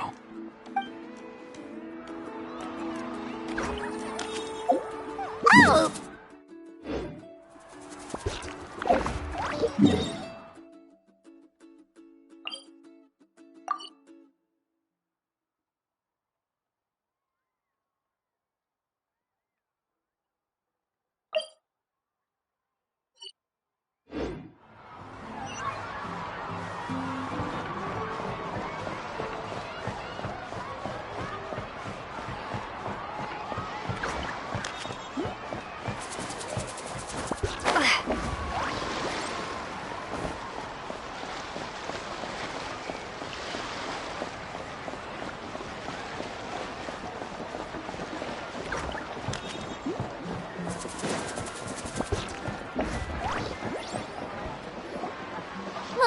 It's almost time for the feast.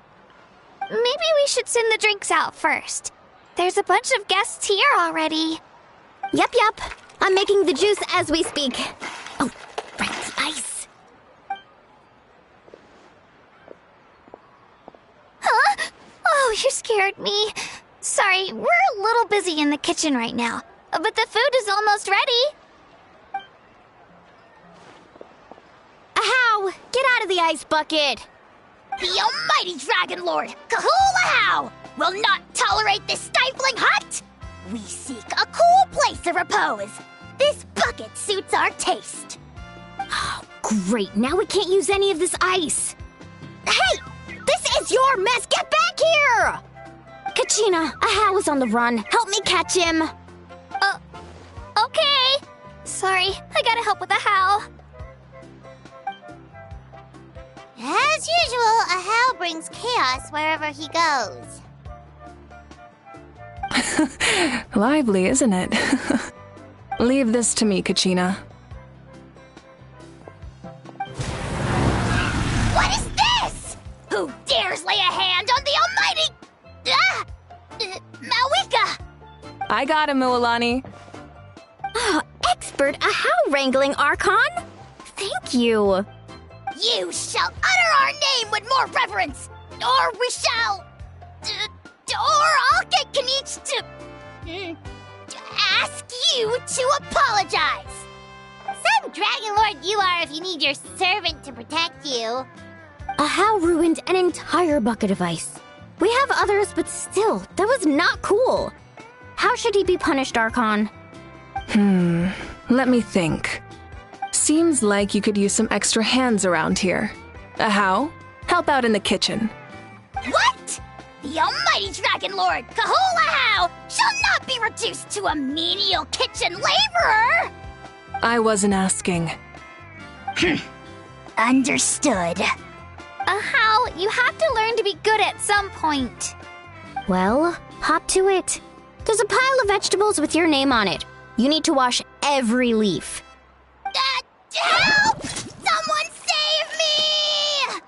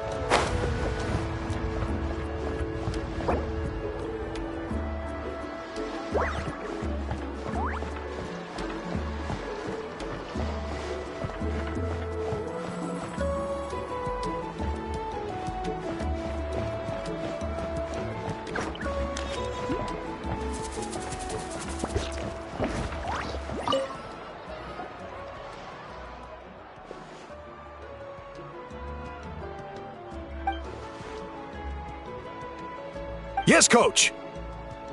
Are you still helping rebuild the tribes?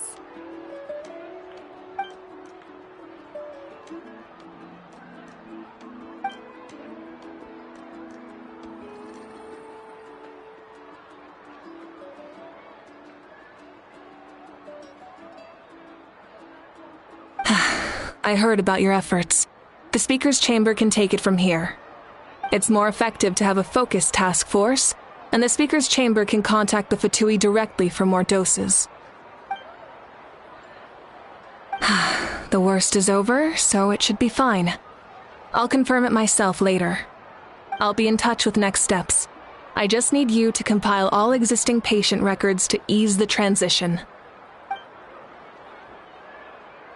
Wow, that's so responsible of you.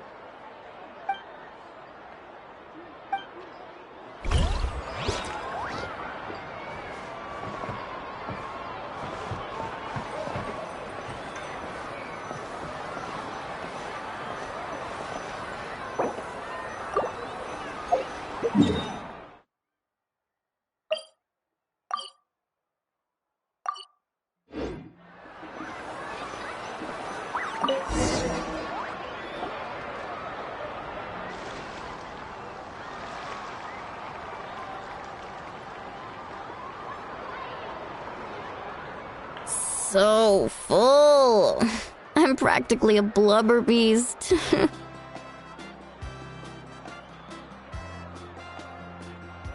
What's that? A creature from Fontaine with a super round belly. You've never seen a picture of one? Oh, it sounds so cute. Paimon can vouch for their cuteness. You can pat their belly and they'll even join in.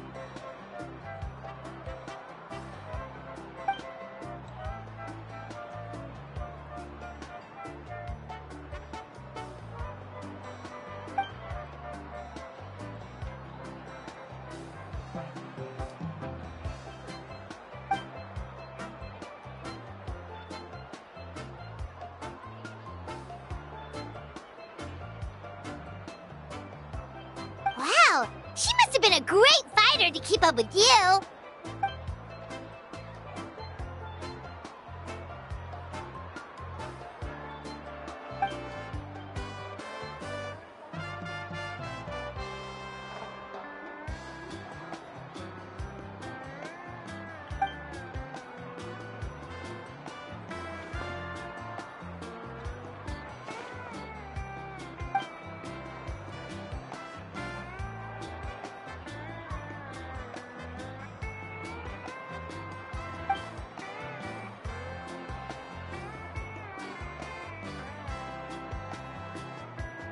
Wait, now that you mention it, I've had dreams of Auntie Atea. She was her typical self, brave and stern, always with that indescribable warmth.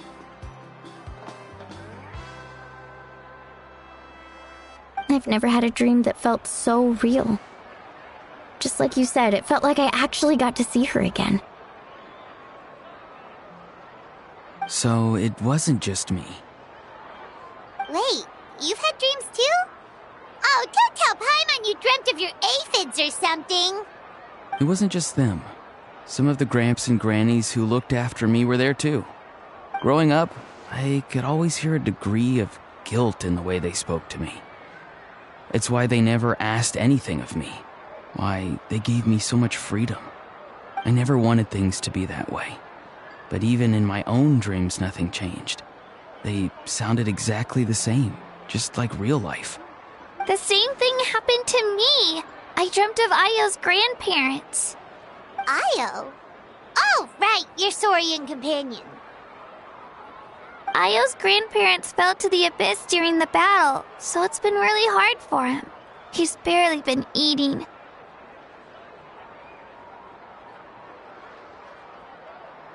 I set up a tent near his home so I could be there for him. And I had a dream that his grandparents came back.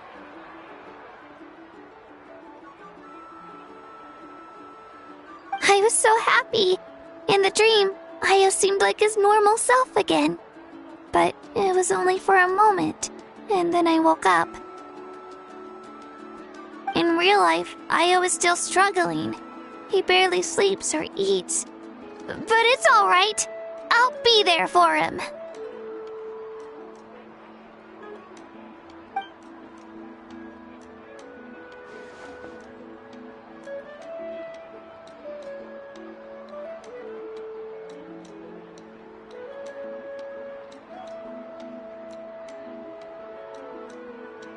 Traveler? Chaska?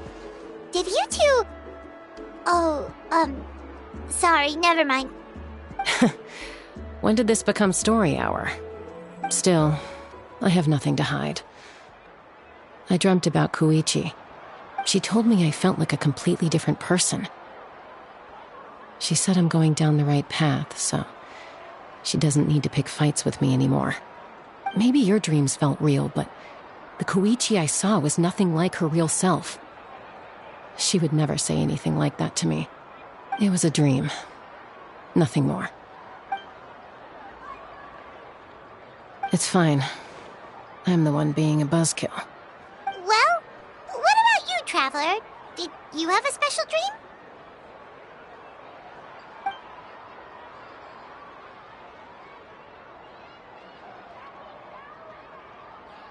You're kidding. The captain?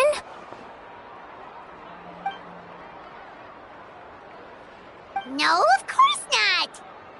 Maybe the traveler's dream is a different kind of phenomenon. I may know the cause of the dreams. At the end of the battle, I launched a special kind of night war by using the power of the Divine Throne.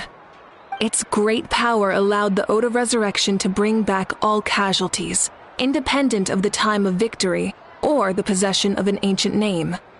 In addition, the power of the Divine Throne revitalized the souls and memories within the Night Kingdom, allowing them to take the form of their past selves. Even after the battle, that effect still lingers. That's why those you lost were able to reappear in your dreams. But I agree with Auroron. The Traveler's dream is likely a different matter. The shamans of my tribe often receive visions of the future through dreams. Is that what you're suggesting?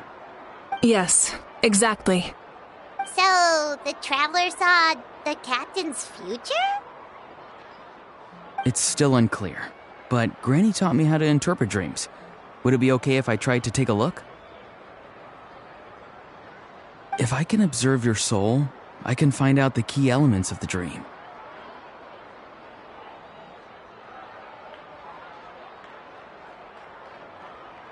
You're thinking of the Dendro Archon, right? My tribe's power over dreams is nothing compared to that of an Archon. Observing the dreamscape requires a ritual and can only reveal static images. We also need the full cooperation of the dreamer. Otherwise, the process could be used to violate the privacy of others. I also have a fairly good understanding of the ritual. What do you say, Traveler? Should we start the preparations?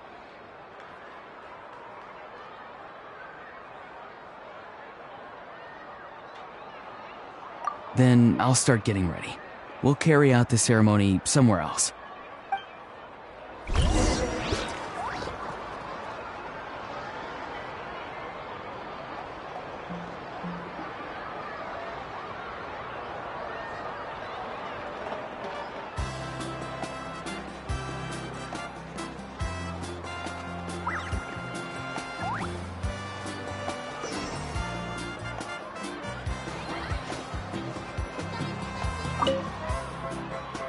You've got me curious about this dream, too. Be sure to come back and tell us what you learn. Yeah, and let us know if you need any help.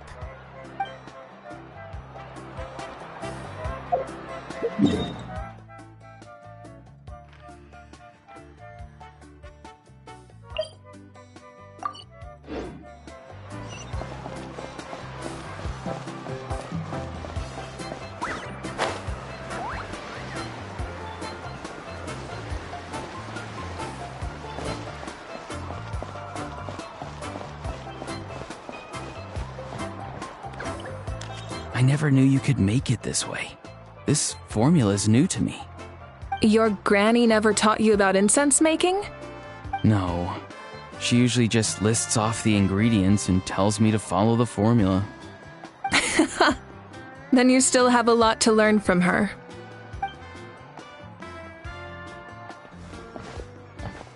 All right, we're ready, Traveler. Once you head inside, you'll fall into a brief sleep. Auroron will interpret the dreamscape, but you won't feel a thing. That's right. Everything's all set. So, you just need to take a nap? Sounds easy enough.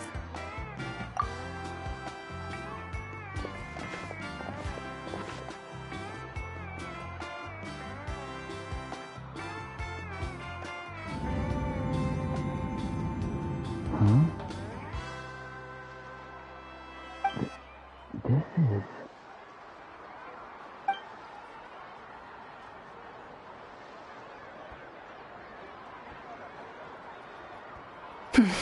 Here, have some water. It'll help to clear your head. You're awake already, Traveler? That was fast.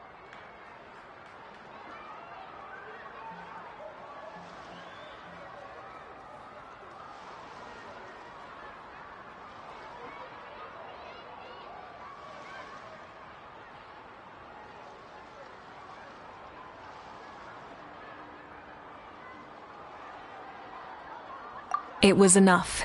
What did you learn, Auroron? The person next to the captain. I've seen him before. He was the one who tried to possess me back at the ruin. Huh? It was him? Guthred, right? The military doctor? So you know that name too?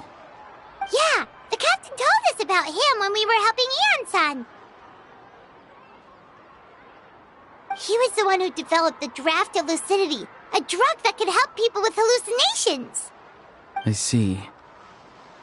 After the battle, I returned to my tribe and began searching through our records of the catastrophe 500 years ago.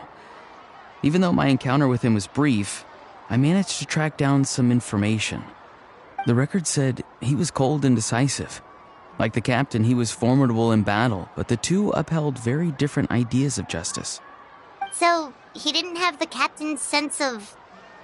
honor? That makes sense. The best partners are those who complement each other.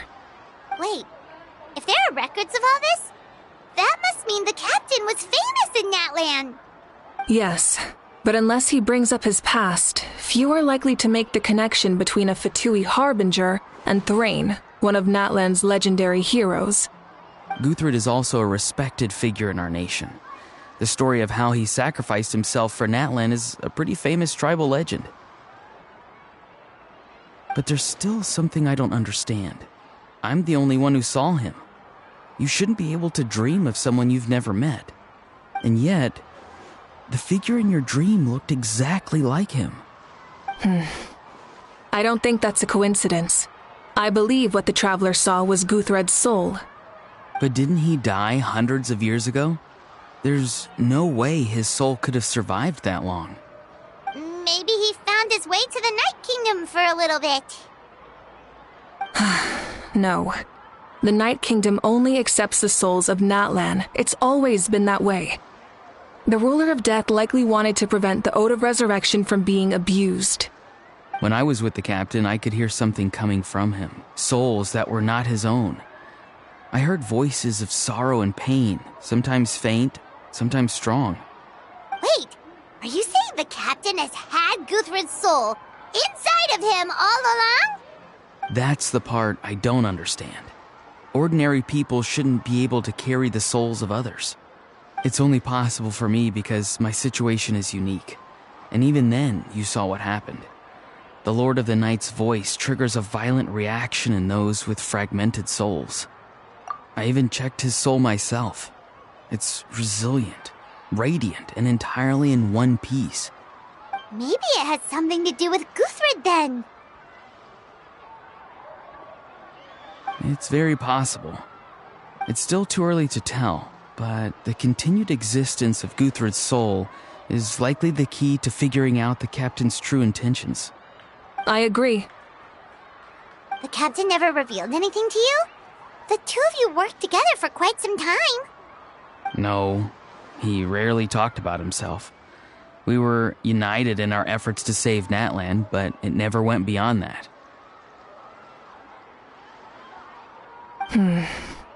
Let's come back to this later. One final step, and we save Natlan for good. That must be our focus.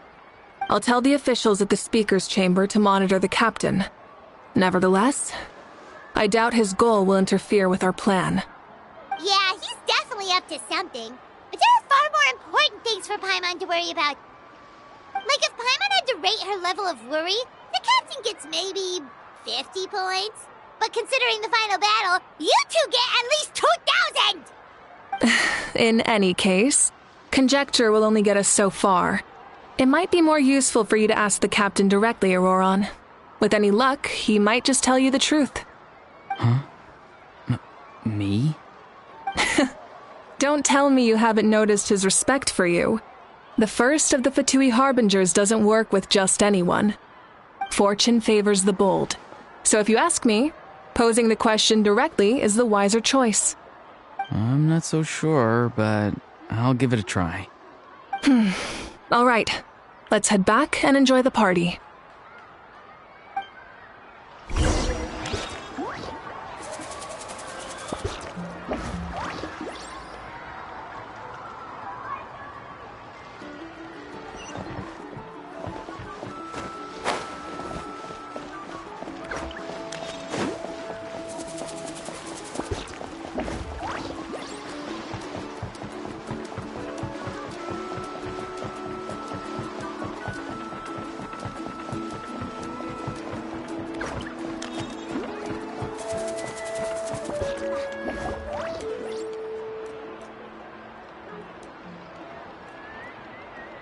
Thank you so much for coming, everyone! As this gathering comes to a close, let's hear it for the Pyro Archon and the Traveler one last time! Good luck. You've got this! For Natlan! Thank you, everyone. Today has meant so much to me. It's been a long time since I had the chance to truly relax. Yeah, today was great. Well, that concludes the send-off. Everyone is free to go. Any volunteers willing to stick around for cleanup, follow me! Oh, I'm in.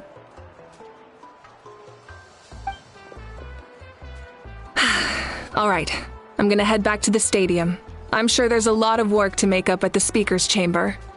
Wait, what happened to taking a break?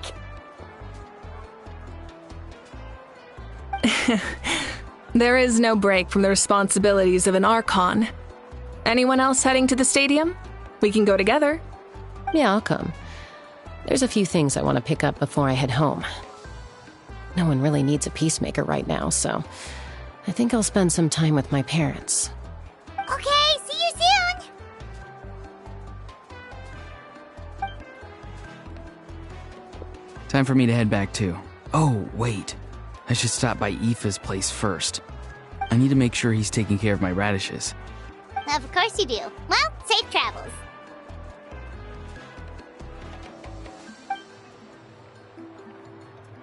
Oh, wait!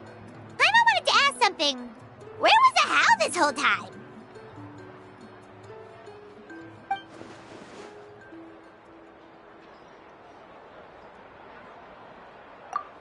What goes around comes around.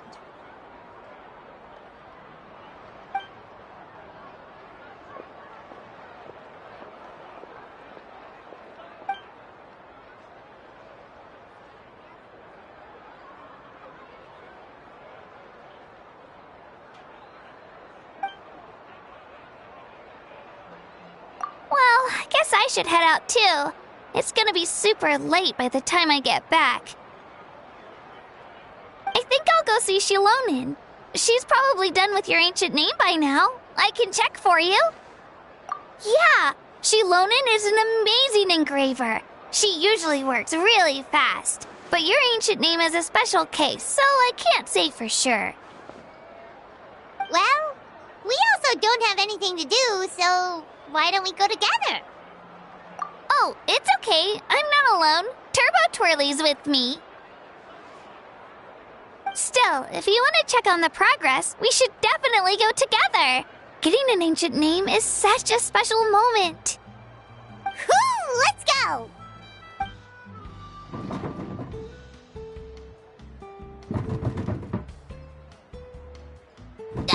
Help! Someone save me!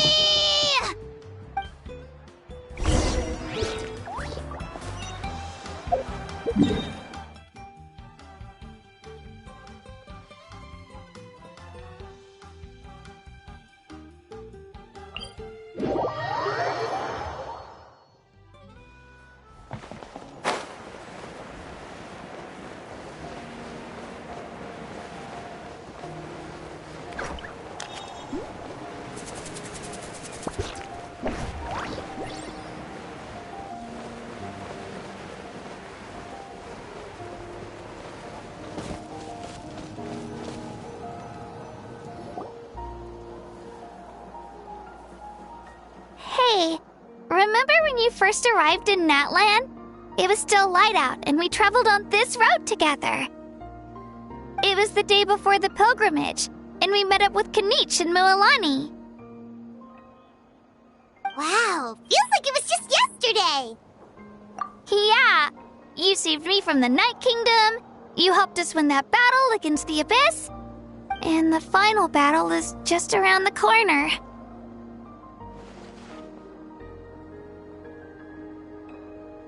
Huh? Oh, yeah.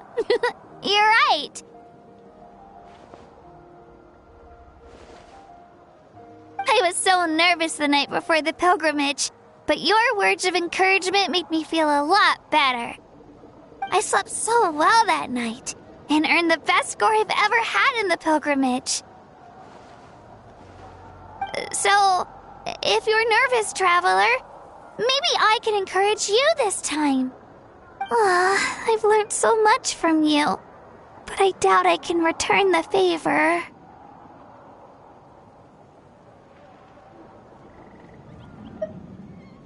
Oh, don't worry, I'll be rooting for you. And if you need help, I'll always be first in line. I bear the ancient name Uthabiti. That means I'll never give up. So, I guess the only piece of advice I can give you is, don't back down. All right, let's keep going.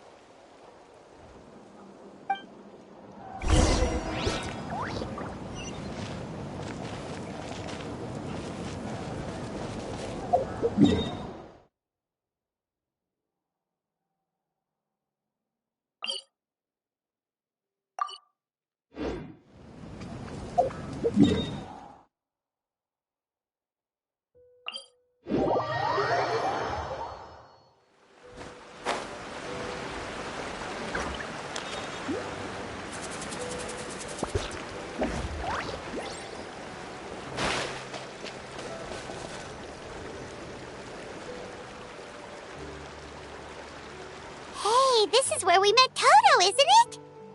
Yeah, but Toto probably won't be able to come back here for a while.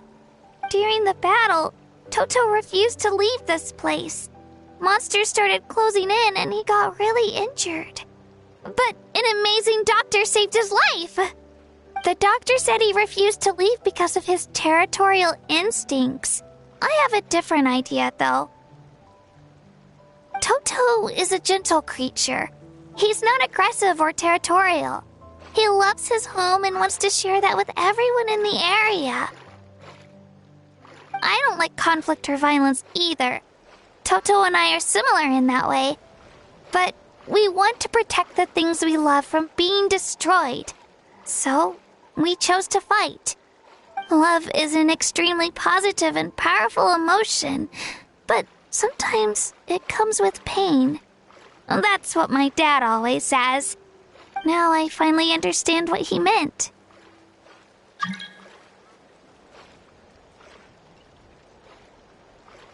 It's all right. This will all be over soon. The fact that I was born in this era, that I got to meet legendary heroes like you and our Archon actually makes me feel really lucky. I've always wanted to see what Natlan would be like without the Abyss. And now, that day is just around the corner. I know you two can win this. Yeah, it's time to get this over with. We've still got a long journey ahead of us. Come on, we're almost there.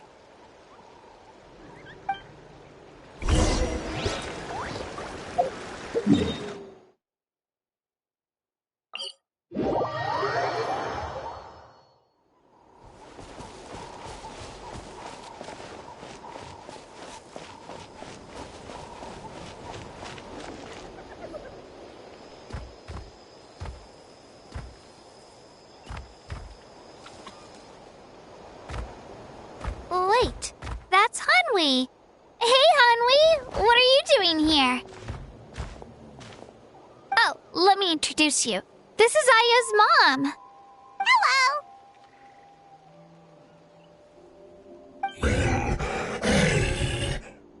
Oh no, you seem worried.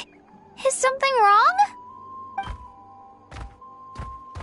She left. Come on, let's follow her.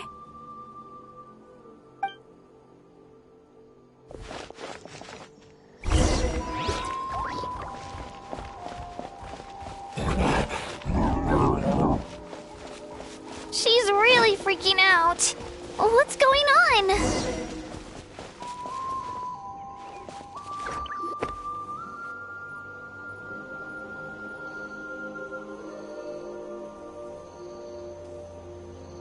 Oh, it's because of Io.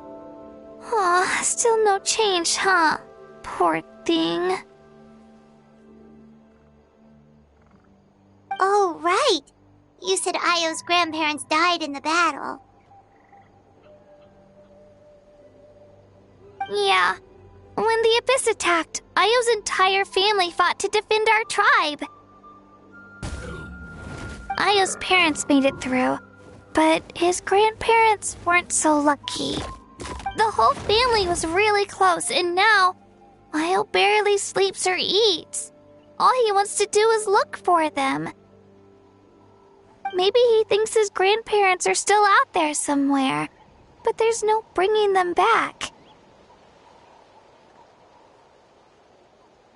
Hey, Io. It's me. Feeling any better? I brought some steak for you. I know it's your favorite, and it's still warm. Want some? Nope. It's like he doesn't even know I'm here.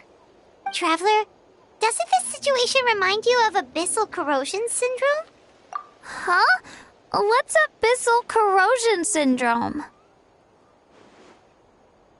According to the captain, it's a kind of mental disorder that results from abyssal contamination, even after its power has been purified.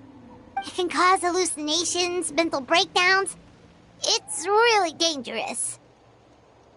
That does kind of sound like what's happening to Io, but I don't think he was contaminated by the Abyss. It's hard to say for sure. Still, abyssal power was everywhere during the battle. Maybe it affected him indirectly. It's possible. Yeah, that medicine was really effective against the worst cases. Since we don't have any other options, should we give it a try? Okay, but just a small amount. Since it was developed for humans, it might have a different effect on a Saurian. Yeah, better safe than sorry.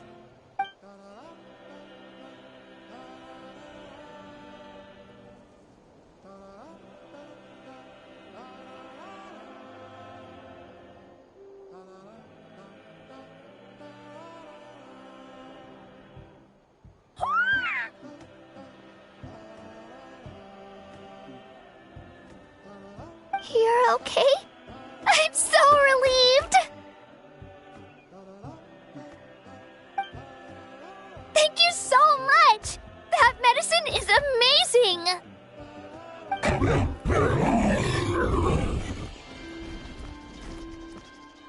Done eating, Io? And you should get some rest.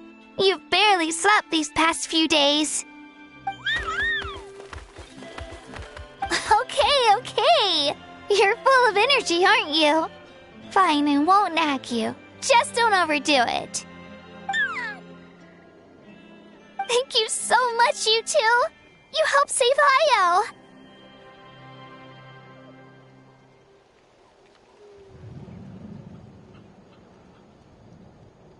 Could you share some of that medicine with me? I want to be able to help someone else if I were to run into a similar situation. Of course. You know, I used to take a lot of things for granted. Growing up, it's easy to think that everything around you will just exist forever. But the battle taught me that very few things in life are permanent. Like this path, for example. It's the same one we walked before, but now the view is completely different. It makes the things we love even more precious. So, I want to do as much as I can to defend my family and friends, so I can move forward without regrets. Actually, that's something I learned from you. You really taught me a lot. Yeah, you're so talented and strong. Practically a star pupil. Really? So you think I'm doing a good job? I've been a good disciple? Or a student? Or, Thank you. I won't let you down. I'll train even harder tomorrow. All right. We're not far from the tribe. Let's go. Bye, Io. Bye, Hanwi. Bye, Onpeo.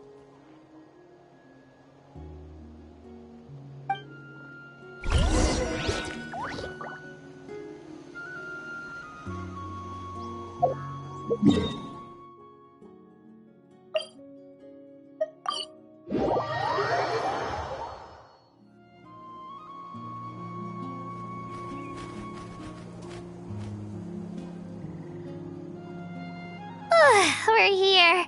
That was quite the trek. After you visit Shilonin, you should come over for dinner. You can stay the night, too. I'll help my parents get everything ready. We wouldn't want to impose.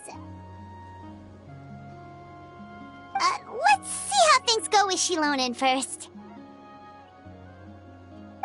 Totally up to you. You're always welcome. Bye!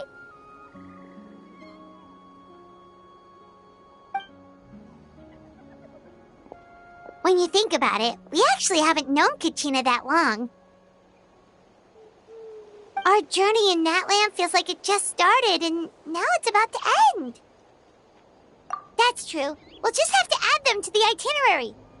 All right, time to go check on our, your ancient name.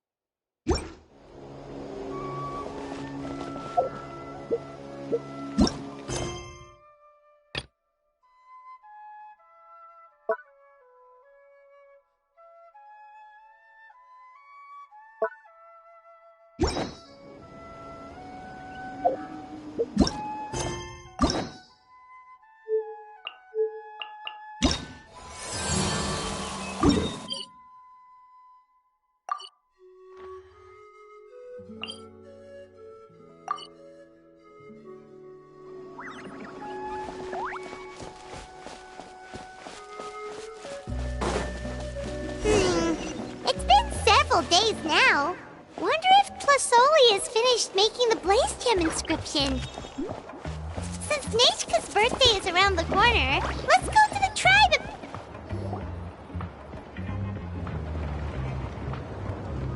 Shilonin, good thing you're here. I'm wondering if I can... Oh, the shelf on the left, second row down, first X on the right. That one's yours. And the garden hoe belongs to Ignal, and the hammer is Pakal's, so make sure you take the one that's yours. I haven't even said why I'm here. But looks like you're about to head out for a break. Yes, but I am going to take it right here. The temperature is just perfect today. Really? But doesn't it feel a lot hotter than usual? I really don't want to stay out in this heat. Exactly.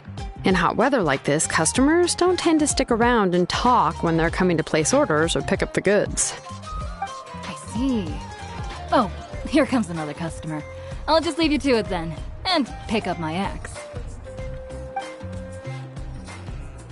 Sure, sounds good to me. Hey, Shilonin! Oh, Traveler, Paimon!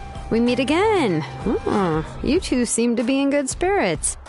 How's your Pilgrim's Chronicle been? Run into any issues? Oh, good. It was also my first time receiving a Pilgrim's Chronicle, even though I've already turned it over to you. There are still a lot of things that could go wrong, so I wasn't sure if there'd be any issues. Huh? So, what are the chances that something might still go wrong? Well, less than the chances of Mualani accidentally falling off a spiritway, I'd say. Oh, well, that definitely would never happen. I found the axe, Shilonin. Thanks a lot. By the way, Nichka's birthday's coming up real soon. Are you planning to visit her? I've prepared a gift, and was just getting ready to take it to her. You're not planning on giving the kid a full set of pliers again, are you? Or, let me guess, woodworking tools? Yeah, that's right. Flowers will wither, and toys will break, and snacks are quickly forgotten once they're eaten. But a set of durable work tools will always stay with you, and get you through many sticky situations. Well, still, I won't be giving Nichka any tools this year. She wrote me a letter saying that she'd like a copy of Tequil the Brave. The book is not what you call a bestseller, but luckily, I have a few copies in my collection. They were really old editions that were published a long time ago, but they should still be readable. Children her age love fairy tales. The last time I was at Tasoli's, I even brought Nichka... Wait. What did I bring her again? It must have been her favorite thing, but, why can't I remember it anymore? Oh, it is quite hot today. Seems you're about to pass out from the heat. Do you even remember your own name? My memory can't be this bad. It's just these last few days. I've been forgetting things for some odd reason. Well, in that case, why don't you use the Blaze Gem inscription you have as a memo to engrave some important things to remember? After all, that inscription will never wear out, and it's easy to carry. I'd say that's quite a fitting use for it. You do have a point, but my inscription is almost already full. No. I engraved some wishes on my Blaze Gem inscription. You know, just some dreams that I have for the future and things I'd like to accomplish one day. Even though Tasoli has said that from an aesthetic point of view, it would be best for people to keep their inscription short, this Blaze Gem inscription was still made by a name engraver, the forger of ancient names themselves. Everyone thinks that the inscription she made might have some wondrous powers. So, many people who bought Blaze Gem inscriptions engraved their wishes and dreams on them, in hopes that they would come true. Sounds kinda like a wish granter. But if you do that, won't everyone be able to see your wishes and dreams?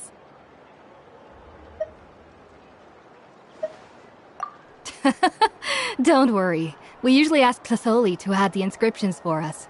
She has a unique method of engraving. With her method, the light must be at a certain angle in order to see the text. Without the right angle of lighting, The Blaze Gem inscription will just look like a pretty stone. That's true. In the end, a Blaze Gem inscription is essentially just a piece of rock. It doesn't have the power to grant people's wishes. Making wishes to it is like shouting into an echoing valley. The only one who will answer is yourself. But using it as a journal for your wishes is also fine. Carrying them with you and taking a look from time to time can be a good source of encouragement. Well, as long as you don't suddenly change your mind and want to take your wishes back, that is. These things are extremely durable. It would take a lot of effort to change the words. And I don't think anyone would willingly part with it either. They're not cheap and very hard to get. If you ever lost it, you'd just be filled with regret. Still, it's really strange. Given Auntie's skill, how could it take so long for her to make one? Oh, well, I hope someone didn't give her an idea of making fewer and selling for more. It's true. Chevin would totally have put that in her ear. Still, I don't think it's such a bad thing for Tasoli to make some money by selling these. At least she and little Nachka are better off now, and won't have to worry about the cost of treating her illness anymore. I was really worried about their family at first, and was even planning to send them some...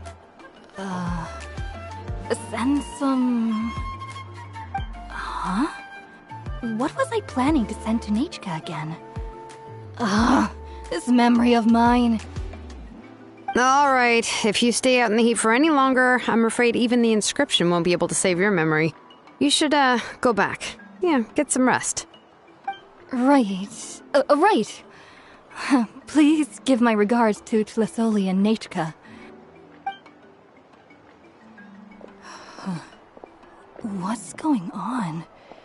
Maybe I should go talk to Ernly to get some medicine. So you'll be going to Nachka's birthday party too, Shilonen? Oh, perfect! Then let's go together! Oh, yeah, sure, but I didn't expect you to know Tlasoli too.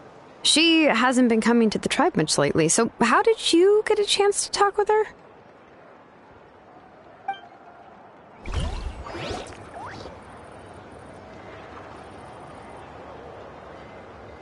Oh, so that's how you met her. She even wants to use volcanic crystal as a forging material. Guess she's really pulling out all the stops for her daughter. Then let's just go and ask. Come on, I want to give her the book anyway. Huh? Wait a second, aren't birthday gifts supposed to be a surprise? If we ask Nachka, then she'll know what gift we'll be getting her, and that would ruin the surprise! But if you don't ask her, then how will you know what kind of present she would like? Here's another idea. Perhaps you can also give her a storybook based on what she wrote in her letter. That might be a good option. But shouldn't we give it a little more thought? If we all give her books, it might seem like we didn't put much effort into it. Shilonen, have you really never asked her what she would like the most? There must be something else she'd like besides books. Unfortunately, no. Nachka's illness has kept flaring up over the past few years. Apparently, she couldn't do anything during that time other than rest in bed. She didn't even have the strength to talk to anyone. It wasn't until recently that she started to recover from her illness and regained strength to write letters to others. Anyway, there's no need to overthink it. Worst case scenario, I can split the book into 2 volumes and we can each give her one. No, that's terrible! That would really look like we didn't try. Let's just go ask Nachka. Even though it would ruin the surprise, we could at least get her something that would make her happy. Anyway, could you tell us a bit more about the book that you're getting her? Is it really that unpopular? Well, it's a little difficult to explain. You see, there are actually 2 versions of To Kill the Brave. The premise of the book is pretty straightforward. It's basically about a set of twin brothers working to defeat a demon lord. But after defeating the demon lord, the older brother, To Kill, discovers that the king's spirit has possessed his younger brother, Remok. In the ending of the original story, the older brother kills his younger brother to defeat the demon lord, before jumping into a volcano.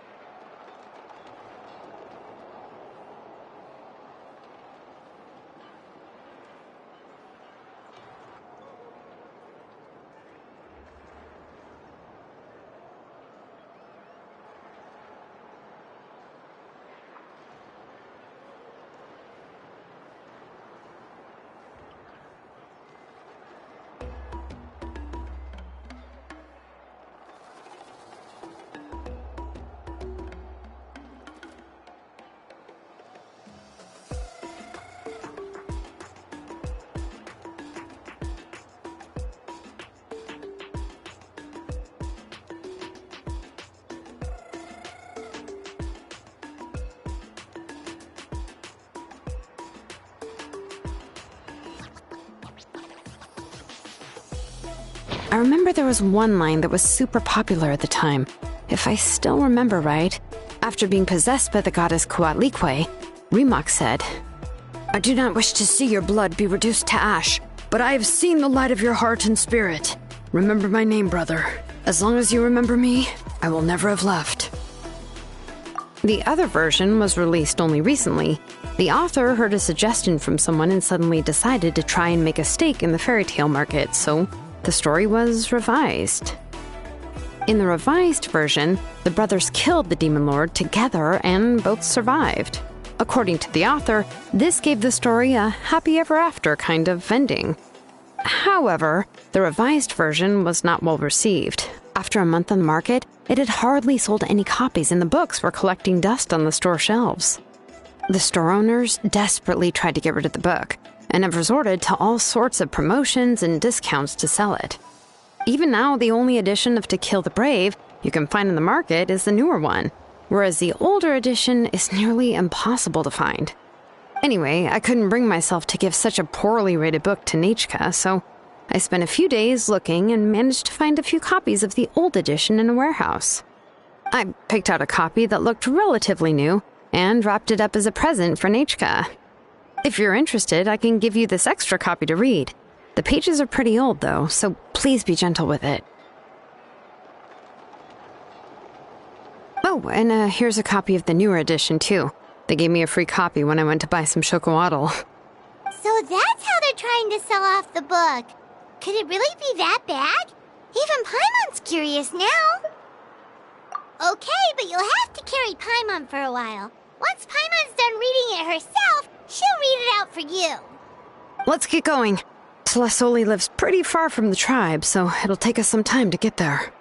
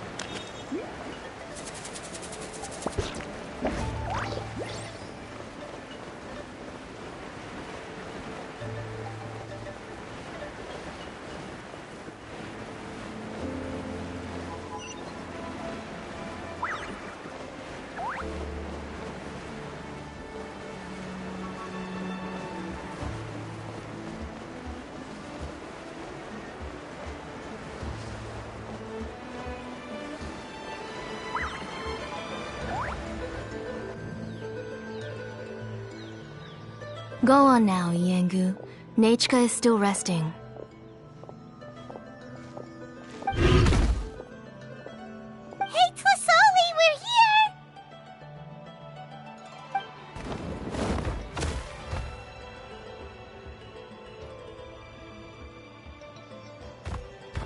Oh, what a surprise.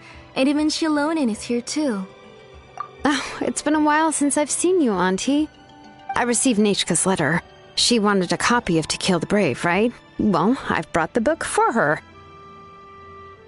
There are several editions of the book in Natlan, and I wasn't sure which version she'd prefer.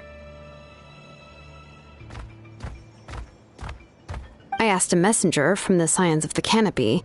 It seems this softcover edition is one of the most popular options, so I brought it for Nechka. You haven't changed a bit, Shilonin. Let's go inside. I was just boiling some chocolatl, so you can all try some. Shilonin used to love drinking chocolatl.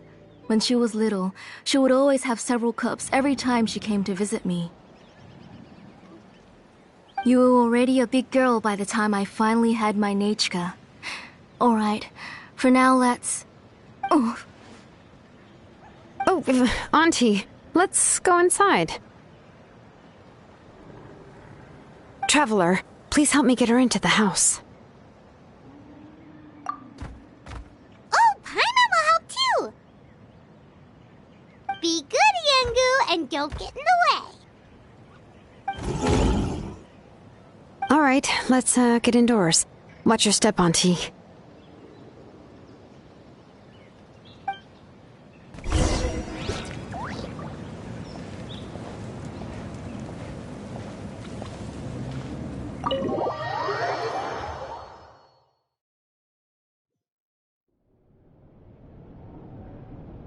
Sorry. Nechka's illness has been flaring up recently, so I was up for a few nights. I suddenly started to feel dizzy in the sun. I hope I didn't scare you. Have a seat. I'll fetch you a few cups of chocolatl. Please wait a moment. Oh, I've already brought them over. This cup's for you, Auntie. And these are for you, too. Chocolatl? What does it taste like? Paimon's heard that it can be pretty bitter. Traveler, could you give it a try first? Oh, don't worry. Auntie always adds a lot of sugar. It won't be bitter.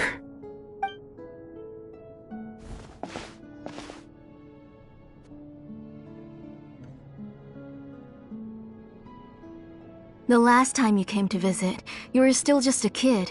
But now you're a pillar of the Children of Echoes. No, of all Natlan even.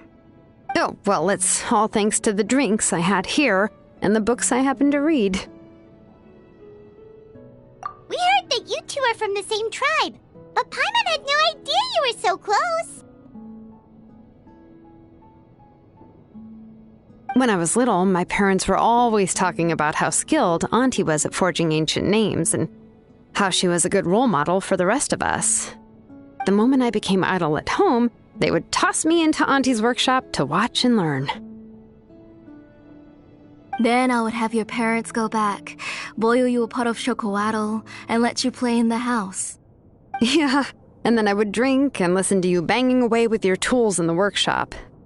But eventually, she moved out of the tribe to find some more space, and I didn't have the chance to visit again after that. But why did you seem so familiar with the place when you went to the kitchen for the drinks just now?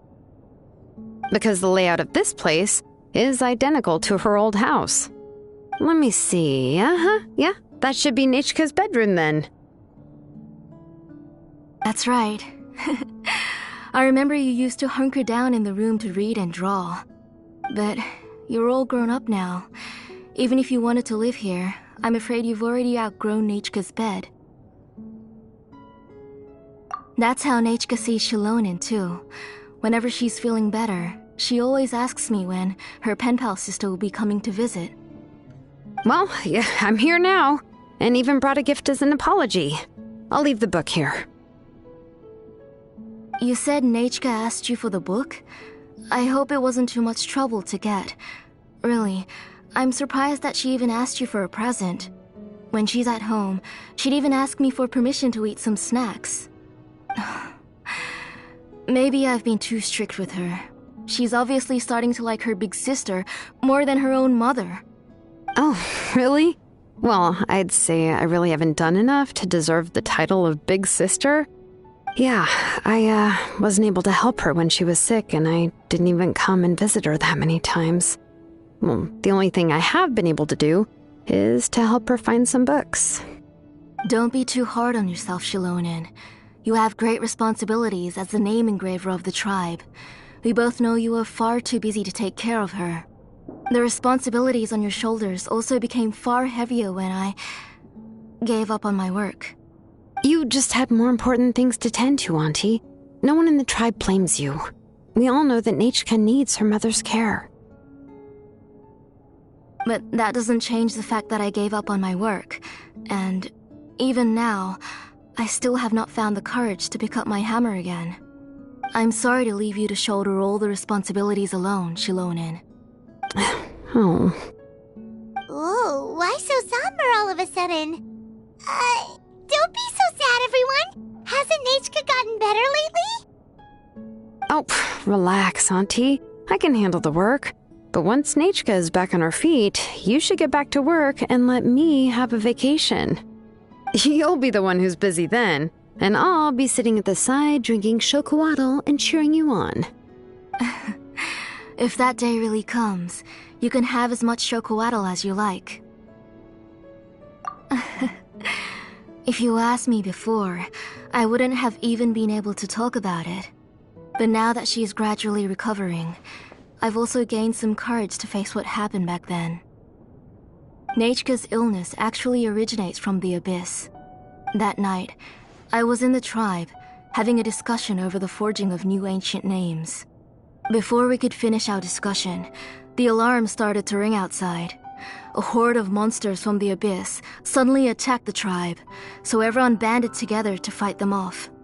I joined the fray as well, and it wasn't until the monsters were repelled that I got back home with some guards from the tribe. But Nechka was gone. I can't remember how long I spent searching for her. Maybe for 2 or 3 days. In the end, we found Nechka at the bottom of a short cliff. She was holding a dried-up embercore flower in her hand, and there were traces of abyssal corruption around her wounds. I know. It was all my fault. Before the incident, Nechka had asked if I could forge an ancient name for her. Work was busy at the time, so I told her that if she could find an embercore flower, I would use it as material to forge her an ancient name. Oh, Nechka, my daughter, my Nechka. I was holding her in my arms, but no matter how many times I called her name, she wouldn't open her eyes and look at me. I was the one who decided to move my workshop to the outskirts of our tribe for work, and I was the one who left her home alone. Oh, my daughter, my Nechka, why do you have to suffer like this? Whoa, hey! It's okay, right? Nechka's getting better. She already has the strength to write letters now, doesn't she? Shilonen has even brought her a gift! Sorry. I just can't control myself whenever I remember that time. Phew. Alright. It's not every day that we get guests. I really shouldn't be crying like this. I asked someone to buy some ingredients for me. So, why don't you stay for dinner tonight? I'll make some shrimp bisque, grilled fish and mint sauce, and tower tacos. We'll help. That sounds like a lot to make, and we don't want you to tire yourself out. Thank you both, but don't worry. It's just a few dishes. I'll be fine. You three just need to make sure everything gets eaten up. I can't eat a lot at this age. Oh, we haven't had anything to eat yet, so don't worry. We'll make sure there are no leftovers. Ah, it just occurred to me that Shilonen likes to eat cheesy crab hot pot. Why don't I make that instead of the grilled fish and mint sauce? I remember you don't like picking out fish bones. Both are fine with me. I've learned to just chew up the fish bones now. Oh, come on now. If you don't want to pick out the bones, I can just take them out for you. Anyway, for dessert, would you like a cup of grain fruit or chocolate? Cup of grain fruit! How about a cup of grain fruit mixed with chocolate? Okay, got it. I'll go start cooking, but could you do me a favor in the meantime? I ordered a bunch of ingredients, and they should be here any minute now. Would you go check by the door and see if they were already here? If so, please bring them in. Come on, Shilonen. Stop lying around. You shouldn't nap before dinner. It'll ruin your appetite. Hey, I'm not a kid anymore, you know. You don't have to worry about my appetite. That's beside the point. If you don't watch out for your health while you're still young, then when you get older, you'll... All right. I'm getting up.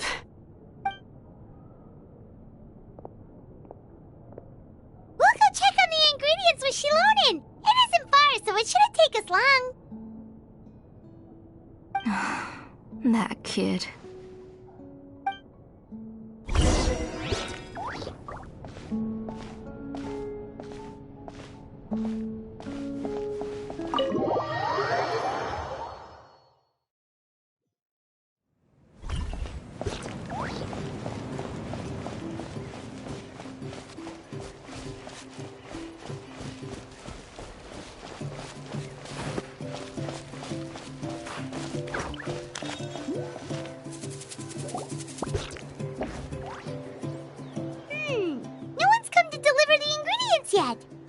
Paimon thought we'd see someone come flying down on a Yunkasaur as soon as we came out. A messenger from the Scions of the Canopy wouldn't be flying here. They usually come climbing down the cliffs nearby. No need to look. There isn't anyone on the cliffs. I just saw a ghost. Hey, you there! Sorry, but does Tlisoli live around here? Oh, are you the one who's supposed to deliver the ingredients? Ingredients? Are you kidding? I was nearly eaten myself! Never mind that now. Those monsters are still hot on my heels. Please, you've got to help me! Shilonin, where'd she go?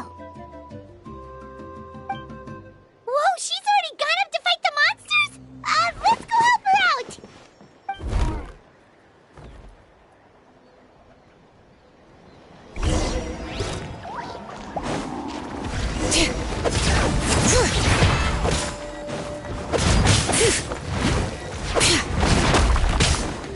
Right here!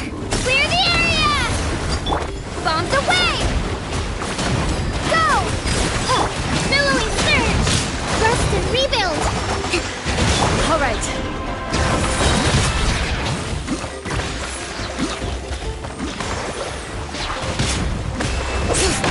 Hear the echoes of the valley! Let's shred, Sharky!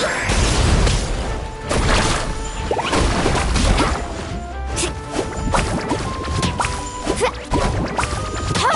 Let's ride!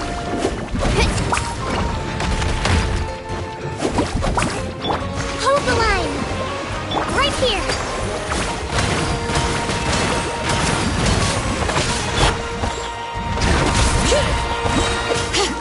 Letting grave names echo!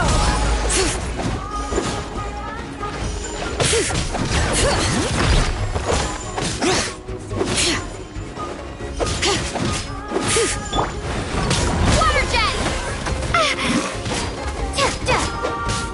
Allow me! Need a surf? Action at the flame! Wipe out! All right, let the mountain's veins boil! Drilling down! Ship it!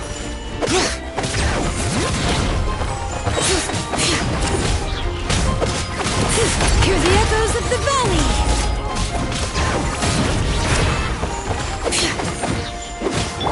Torrent, bring refuge!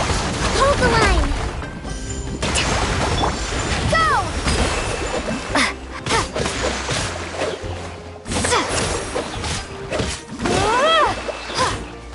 All right, let the mountain's veins boil! All right, that should be it for the monsters. Yeah, it was easier than I thought. Oh, it also seems we're in good luck. The goods weren't damaged either. Strange, we didn't see any monsters on the way here. Yeah, right. I use this road to deliver goods all the time, and I've never been attacked like this before. It's the main road in and out of the tribe, so people often come here to clear out any monsters. This area is usually very safe. I don't know what happened, but it seems like all the monsters around here have gone berserk. Even the docile Tepetlosaurs are in a frenzy. Tlisoli doesn't even forge ancient names anymore, so why can't she just move back to the tribe? If she comes back, Nachka will even be able to find some playmates. She's so young and hasn't even...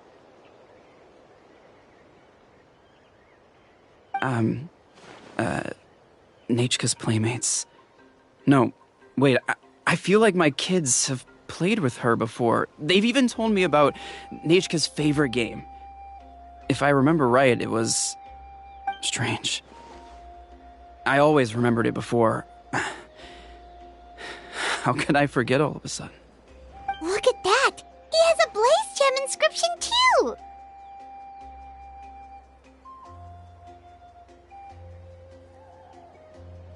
You should go back to the tribe. It seems like you had quite the scare today. We'll take the ingredients back for you. I'll carry these bags, And you two can carry the rest.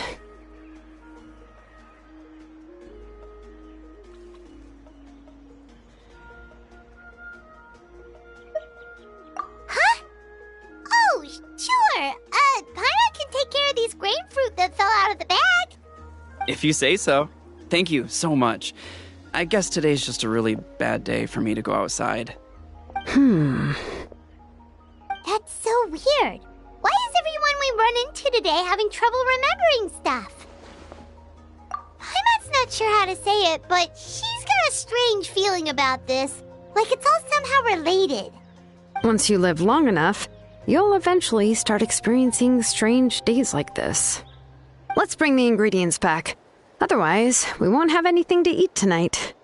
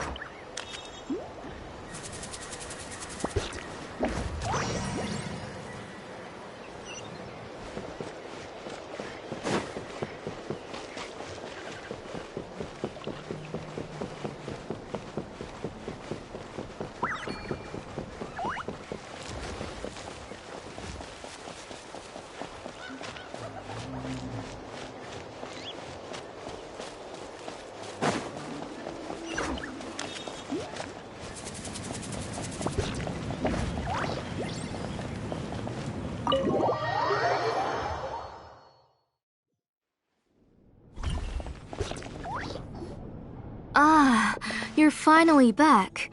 What took you so long? I was starting to worry. Oh yeah, we ran into some small problems, but everything's fine now. Alright, as long as everything's okay now. You all have a seat. I'll get the food ready. It won't take long.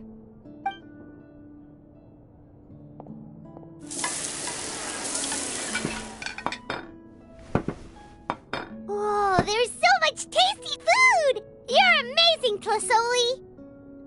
They were all pretty simple dishes to make. Don't be shy. Dig in, everyone. Paimon will help herself. Paimon will have some of this, and this. Oh, and this! Ooh, yeah. Can I get another serving, please? You're done already? Do you even chew when you're eating? Of course! Didn't I say that I chew up the fish bones? I'll have just one more fish and leave the rest for Nechka. It's okay. Just go ahead and eat all you'd like. Nechka can't eat these dishes anyway. Her body is too weak to digest these kinds of things. I'll just make some broth for her. Oh no, but Paimon thought she'd already recovered from her illness. Injuries caused by the abyss cannot be undone. The doctor said the fact that she's stable is already quite a miracle. But it's okay. Nechka can talk to me now and can even hold my hand. That's more than I could ask for. Even if she will never again know that I am her mother. What do you mean? The doctor said the abyss has had an irreversible effect on Nechka's soul. She's lost all her memories from before she was injured. The doctor also said this sort of memory loss isn't like simply forgetting something. Rather, she can no longer remember anything from before that fateful day. Huh? But how does that happen?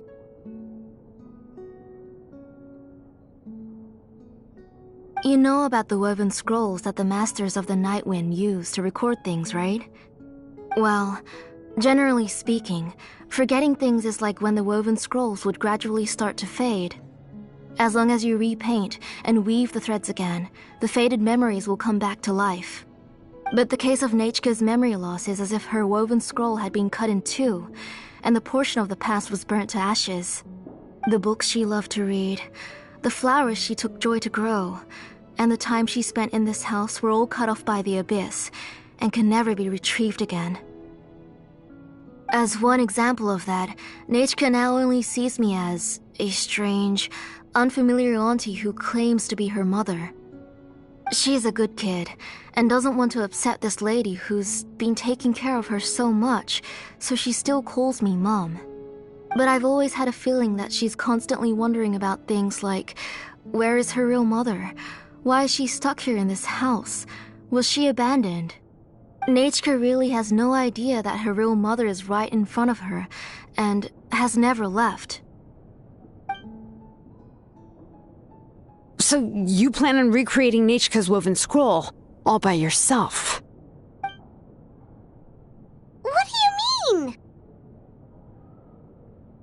Or should I say, you've already started reweaving that scroll long ago? The delivery guys. I saw it hanging from his waist, so I asked to borrow it from him. Don't worry, I'll return the inscription to him once we've figured everything out. These things aren't cheap, after all. When did you know? Yeah, I noticed it back when Blaze Gem inscriptions suddenly became popular among the tribe. It was then that I also noticed that everyone wearing Blaze Gem inscriptions had varying degrees of memory loss. Traveler, you've picked up on it too, haven't you? Accessories made using ancient names forging techniques. For what's only supposed to be a pretty souvenir, this inscription contains a phlogiston engraving with a truly overkill level of complexity. The shapes and patterns of these engravings are also identical to that of an ancient name. By making just a few slight adjustments to the layout and connections of the main pattern, you can pretty much qualify this Blaze Gem inscription as a bona fide ancient name. And yet, you've never told anyone about these engravings in the Blaze Gem inscriptions that can be activated at any time. Am I right, Auntie? I knew you were a sharp one, Shilonin. That's right. I have a way to cure Nechka and restore all her memories. It's actually quite simple. I want to forge an ancient name for Nechka that contains all of her past memories. And the reason they must be approved by the Wyab is because the memories they bear are all stored within the ley lines. Extracting those memories from the ley lines requires the Wyab's assistance. But your plan wouldn't need you to do any of that, right, Auntie? Your Blaze Gem inscriptions will help you complete that part of your plan in the ley line's place. You will use the inscriptions to form a massive memory bank for Nechka. And the ancient names you're trying to forge will be used to extract corresponding memories from the memory bank. A memory bank? Wait, so the reason all those people were having trouble remembering stuff is because the Blaze Gem inscriptions took away any memories related to Nechka?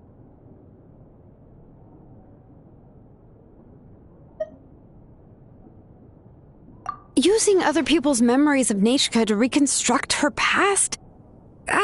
This is the first time I've heard of such an idea. You've seen through my plans, Shilonin. You're as outstanding as ever. Far more brilliant than me. I intend to use this method to collate all the memories related to Nechka and allow her to regain her past again. But wouldn't extracting memories like that hurt the person carrying the Blaze Gem inscription? Not at all. Every time a Blaze Gem inscription extracts memories, the process is under my precise control. That way, there's no chance of anyone in the tribe getting hurt. This is the central inscription that controls all the other Blaze Gem inscriptions, which will also soon serve as Nechka's ancient name. You made all of this yourself, Tlusoli? Yes, it was lots and lots of work. It was truly exhausting. Or perhaps I've just grown old. You saw it yourself. I nearly fainted just from being in the sun. I could collapse tomorrow, or even in the next few moments.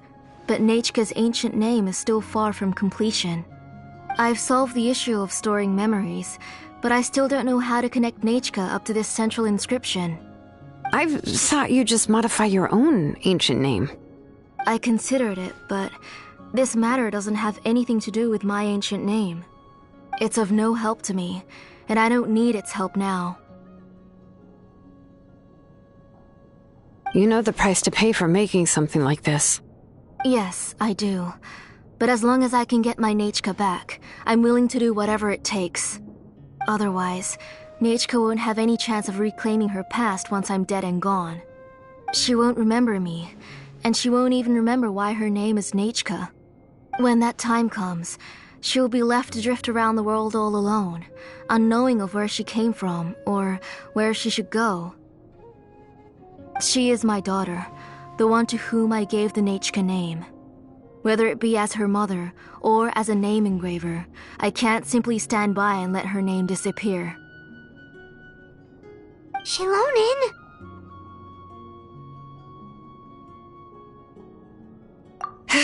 I'll take the central inscription with me. I'm going to completely disassemble it to confirm its components and uses, and I won't make any promises until I've checked everything. Say goodnight to Nechka for me, Auntie. Oh, wait. I've also finished the inscriptions for the Traveler in Paimon. Let me fetch them for you.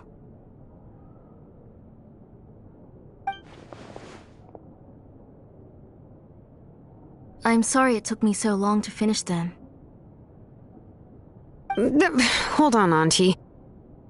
The Traveler and Paimon have never met Nechka before, so you can't draw any memories from them. That wasn't my intention. They're just ordinary gifts. Please, take them.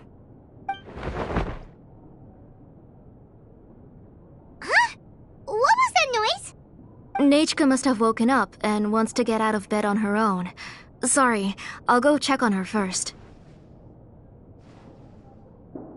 Nechka, don't try to get out of bed. Just tell Mom if you need anything. You go ahead and take care of Nechka, Auntie.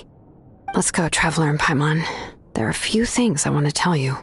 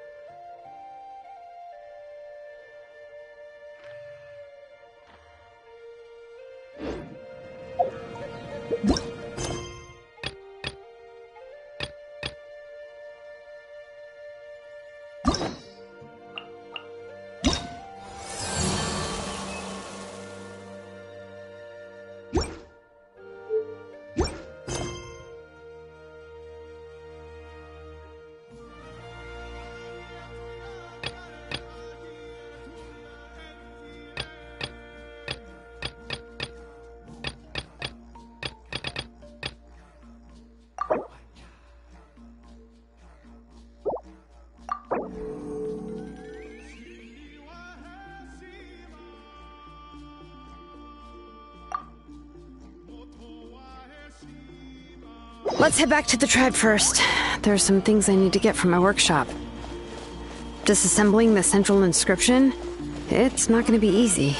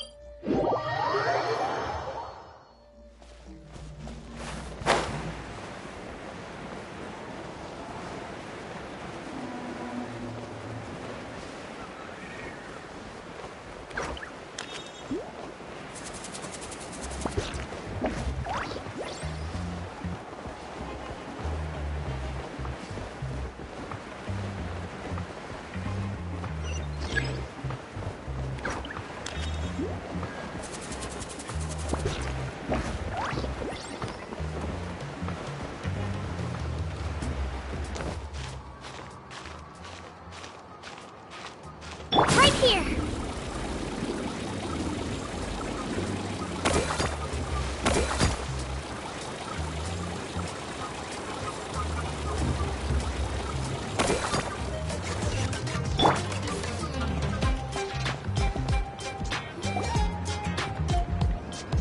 You two can wait outside for a moment. I just need to go in and grab something. The workshop is a little messy, so unfortunately, I won't be able to show you around.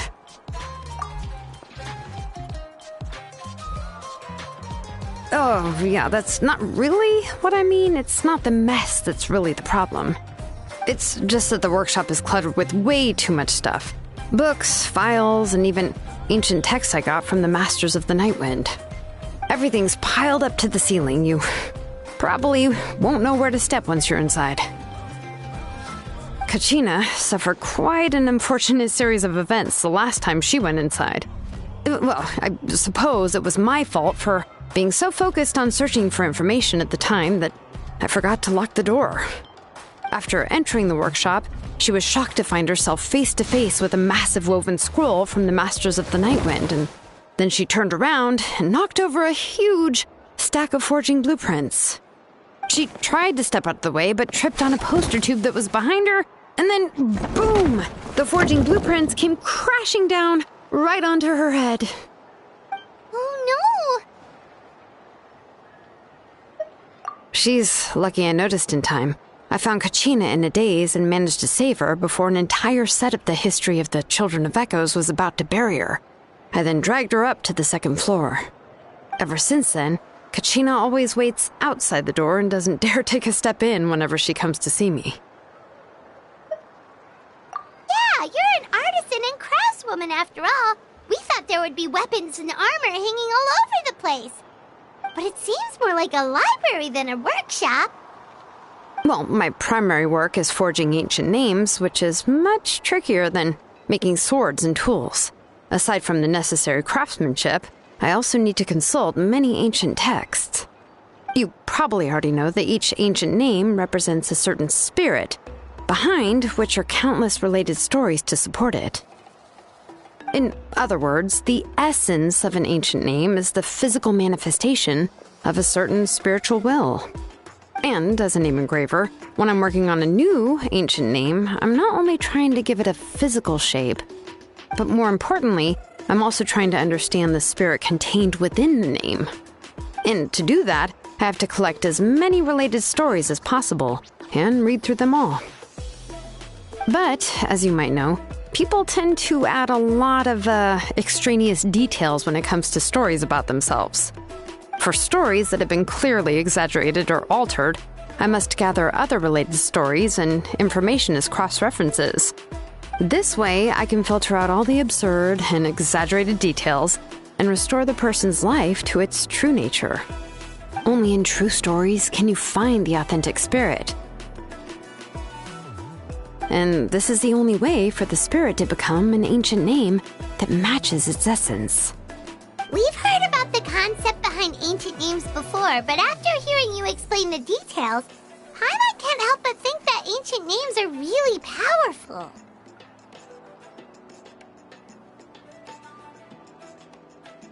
Well, no matter how powerful ancient names could be, they would never be able to suddenly turn into a blade or allow you to smash through an entire cliff in one punch.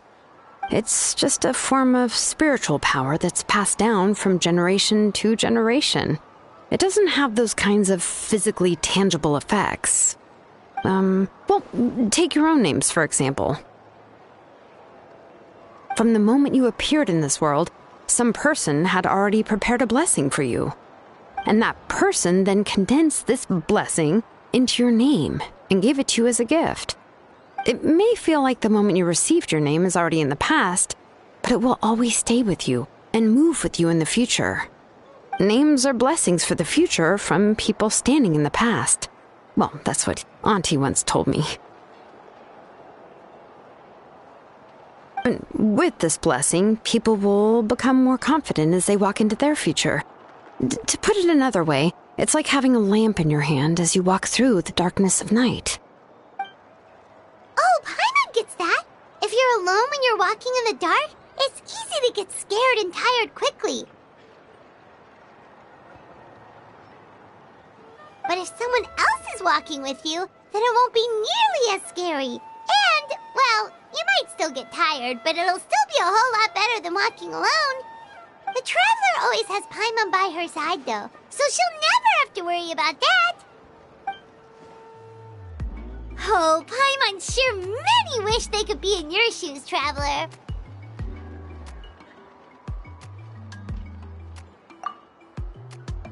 Paimon's always flying getting off topic. We can talk about that later.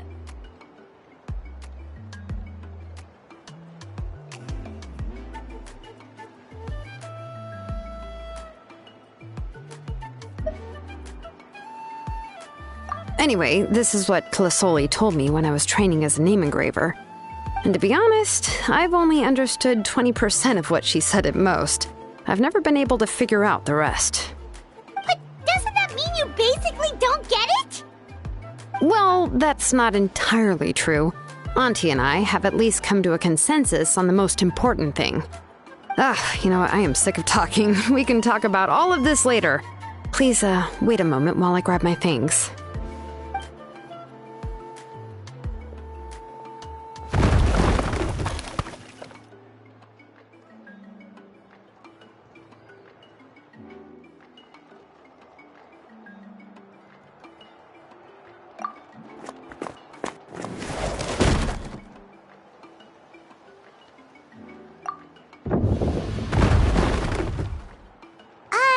Did you hear a whole section of something collapse in there just now?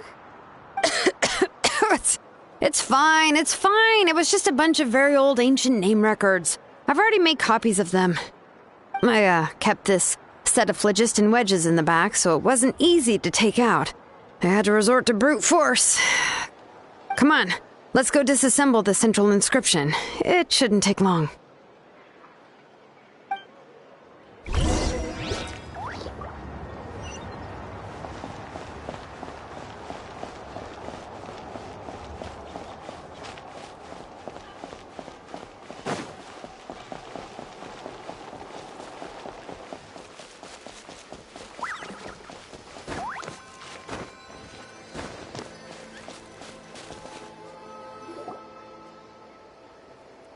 Here we are.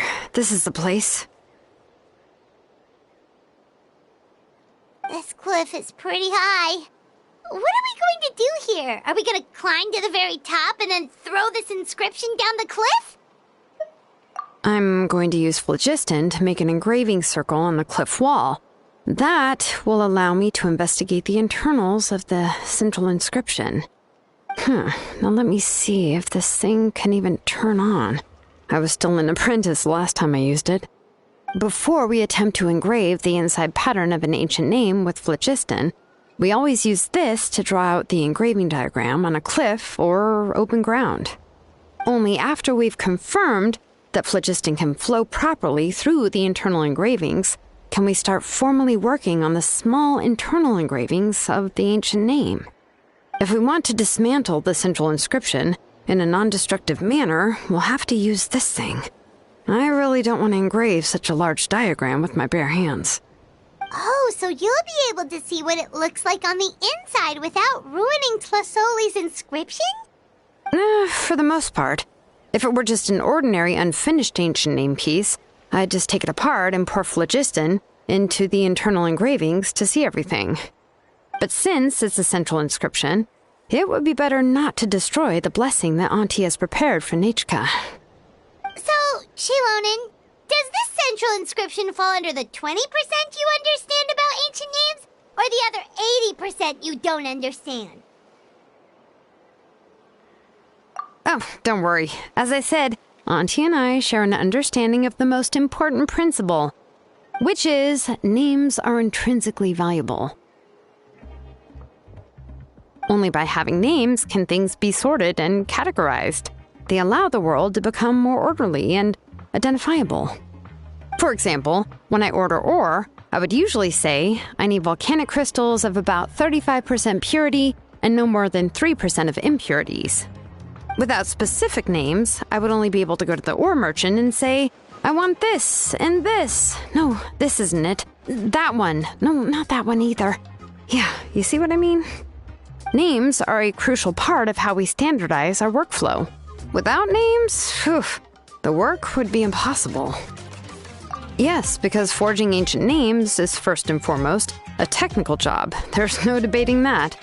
As for the question of why it's important, as long as it does not affect your ability to perform your work, you'll gradually understand it as you put the process into practice. After all, creating an ancient name is quite the complicated process. Well, let me break it down even further. We're not in the tribe right now anyway. Essentially, by forging ancient names, I'm assigning nicknames to the heroes in Natlan's history. Giving someone a name is a subjective expression. You just need to express your hopes and wishes for them. But giving someone a nickname is a much more objective expression. To come up with a fitting and accurate nickname requires much thought and observation. If ancient names or nicknames aren't descriptive enough, no one will remember them anyway. So the best I can do is gather all the information I could and try to come up with the most fitting nicknames possible.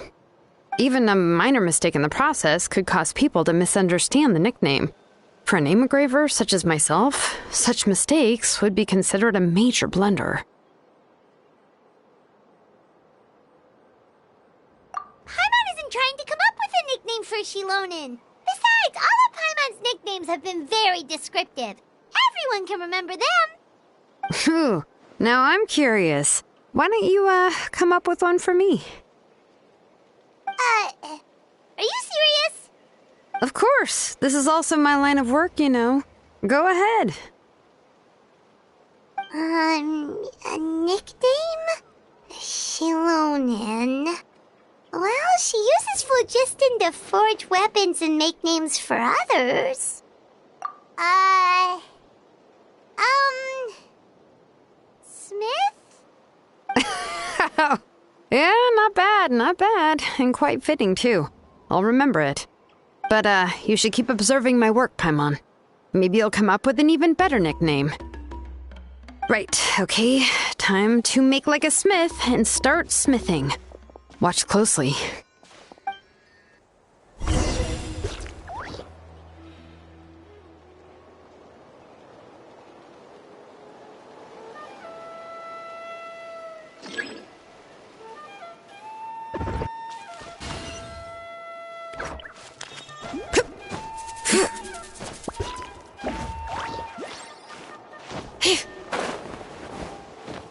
Bring it! Adjust the inclination by 2 degrees. The error margin is within an acceptable amount, but I'll extend the inscription link a little more just to be safe.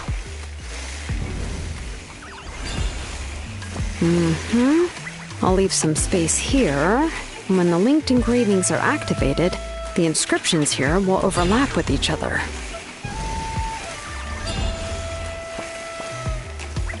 And there! That should complete the flow.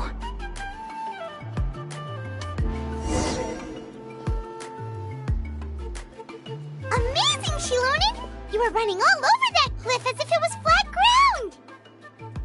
Oh no, it doesn't have anything to do with my tribe, it's just the, phlogiston adhesive I have on my shoes. But after all that running around, I'll have to infuse them with more phlogiston again. Huh. I should prepare a spare supply of phlogiston to bring with me next time. More or less, yeah. I usually have at least the key equipment on hand. I can show them to you when we next find the time, but let's get to work first. Let me see. Start with Anchor 1 and activate it with Density 3 phlogiston.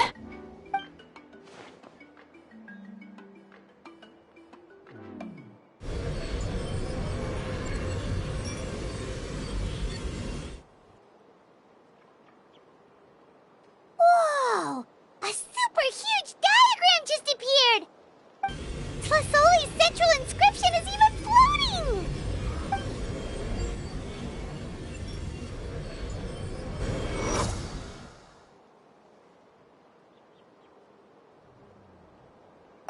So are you done checking the inscription, Shilonen? How does it look? I didn't find any anomalies in the phlogiston engraving. All the adjustments are indeed based on ancient name engraving techniques. That means we can help Tlasoli and Nichka now, right? Well, probably, but I have good news and bad news. Oh, but I'm also just going to go ahead and share both, so it's not like you'll have a choice in the matter. Paimon will cover her ears after the good news. Well, even if you cover your ears, the issue will still continue to exist. But, before we get to that, I want to ask the Traveler a question. What are your thoughts on absorbing memories?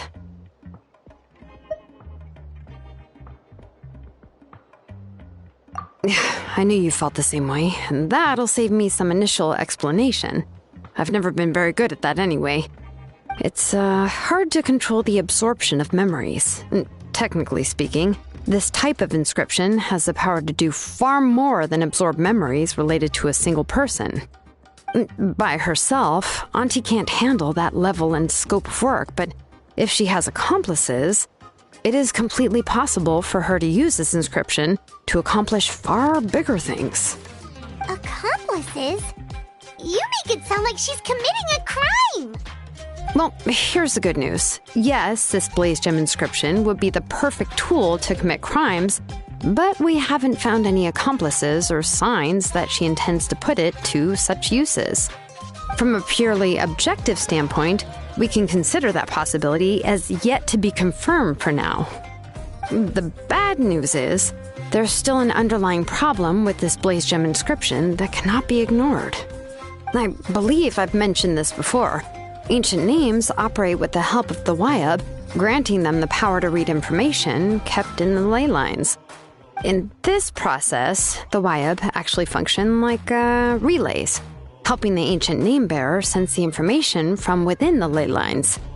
If you remove the Wyab from the process and don't use any tools, then finding a specific story is akin to trying to scoop up a specific grain of sand from a rushing river.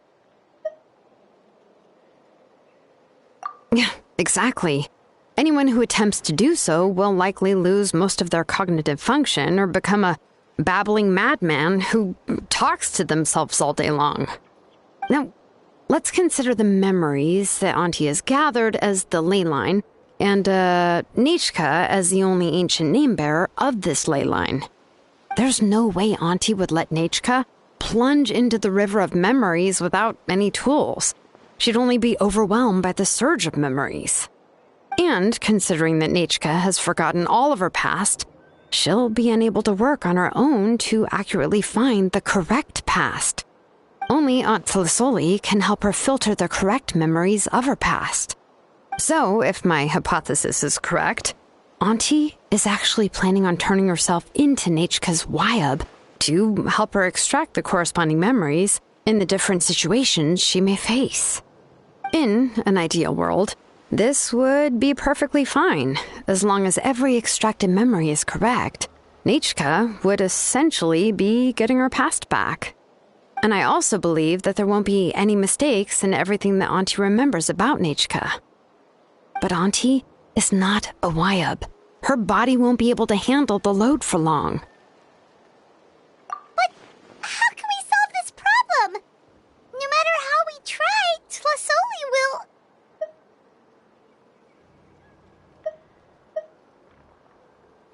Names are blessings for the future from people standing in the past. I've also made up my mind. Come on, let's go see Auntie.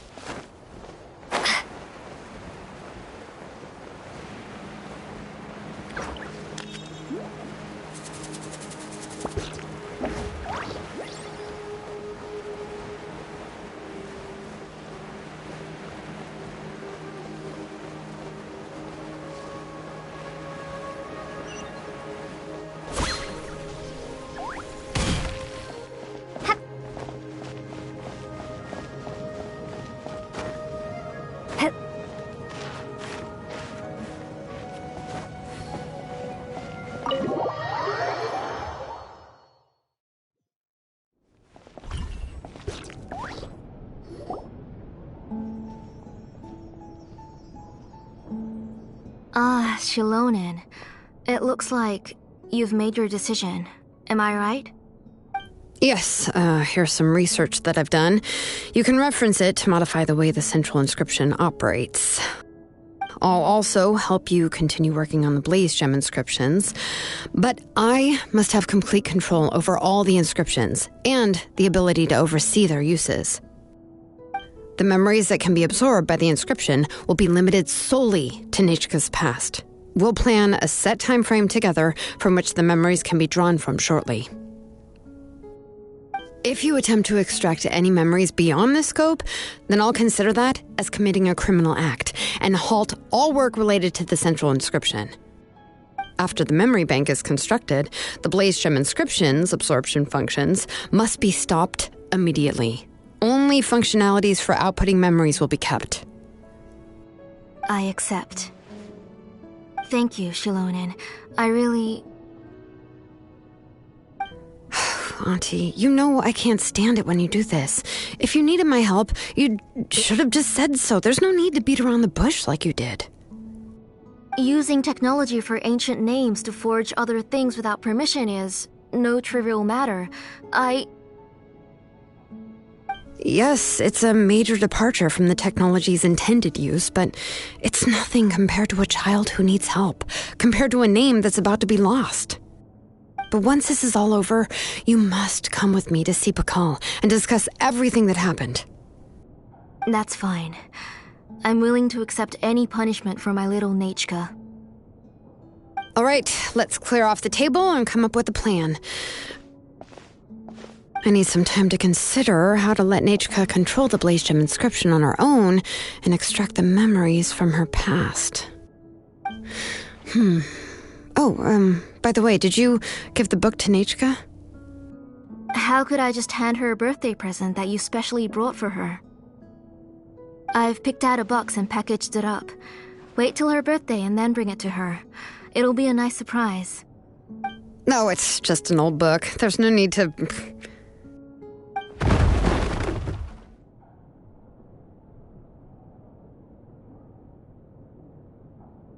Oh! Is Nichika up again? But what was all that noise? It sounded like something broke! Uh-oh! What if something fell on her? We should check. Paimon will go have a look.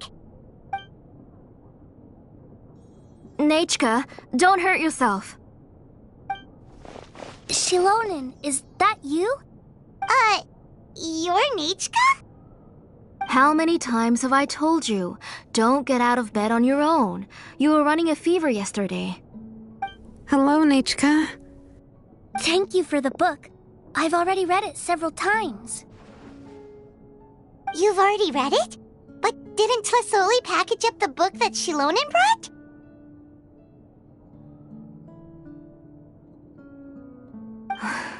No. She's all mixed up. The one she read isn't from Shilonen. It's one I bought for her before. A few days ago, she told me she wanted a book. I know nothing about these kinds of books, so I had no choice but to go to the tribe and look for a copy. I eventually found one and bought it for her. I put it in her room once I got back. Soon after, she suddenly developed a fever. I was so busy taking care of her that I forgot about the book and even forgot that she had asked you for a gift. Auntie, do you know which version of the book you bought? Which version? The shopkeeper said it was the one with the perfect ending to the story. Apparently that's the only one you can find on the market now. Oh, it's all my fault. You wasted your money and now it won't even be a surprise. Oh, it's all right. It's just a book. As long as Nichika enjoys it, that's what matters. Oh, right. Nichika probably doesn't know us.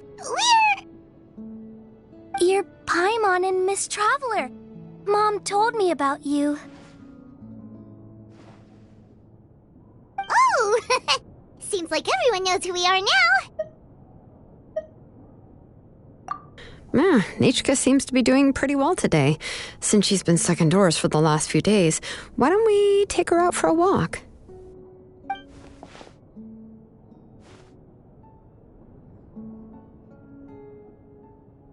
Take her for a walk. But considering her condition, I don't think she... Oh, don't worry, Auntie. She'll be safe with the Traveler and me. We won't leave the tribe, and if anything comes up, we'll be sure to find the doctor immediately. Besides, it's her birthday in a few days, and we need to go to the tribe to buy some things. Let's give her a proper celebration. What do you think, Auntie? I promise I'll be good, Mom. Didn't you say before that I need more fresh air? All right. As you wish. I also happen to have a few repaired Blaze Gem inscriptions that I need to get back to the tribe. We can go together. Wait for a moment. I'll go get Nachka's water bottle and some towels. Some medicine. Oh, and a parasol.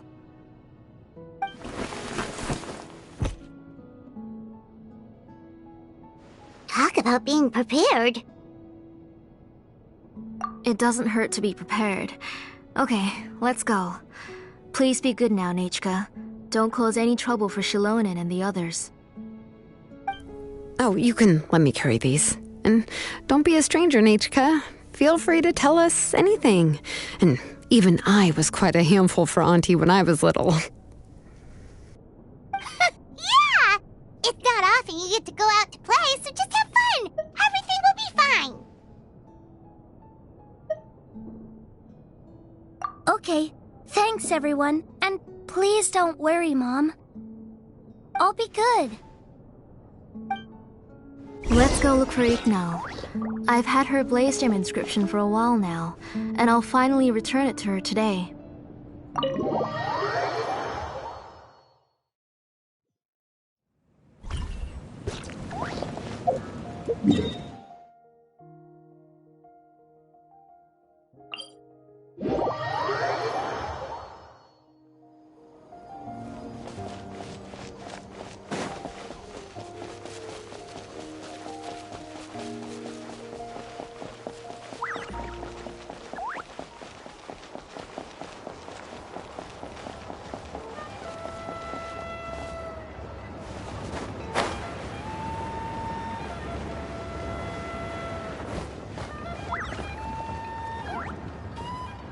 Tosoli, what brings you to the tribe today? Oh, and Nichka too! Oh, she seems to be doing much better now. She's even out and about. I'm sure it won't be long before she'll be playing with Chanil and the others.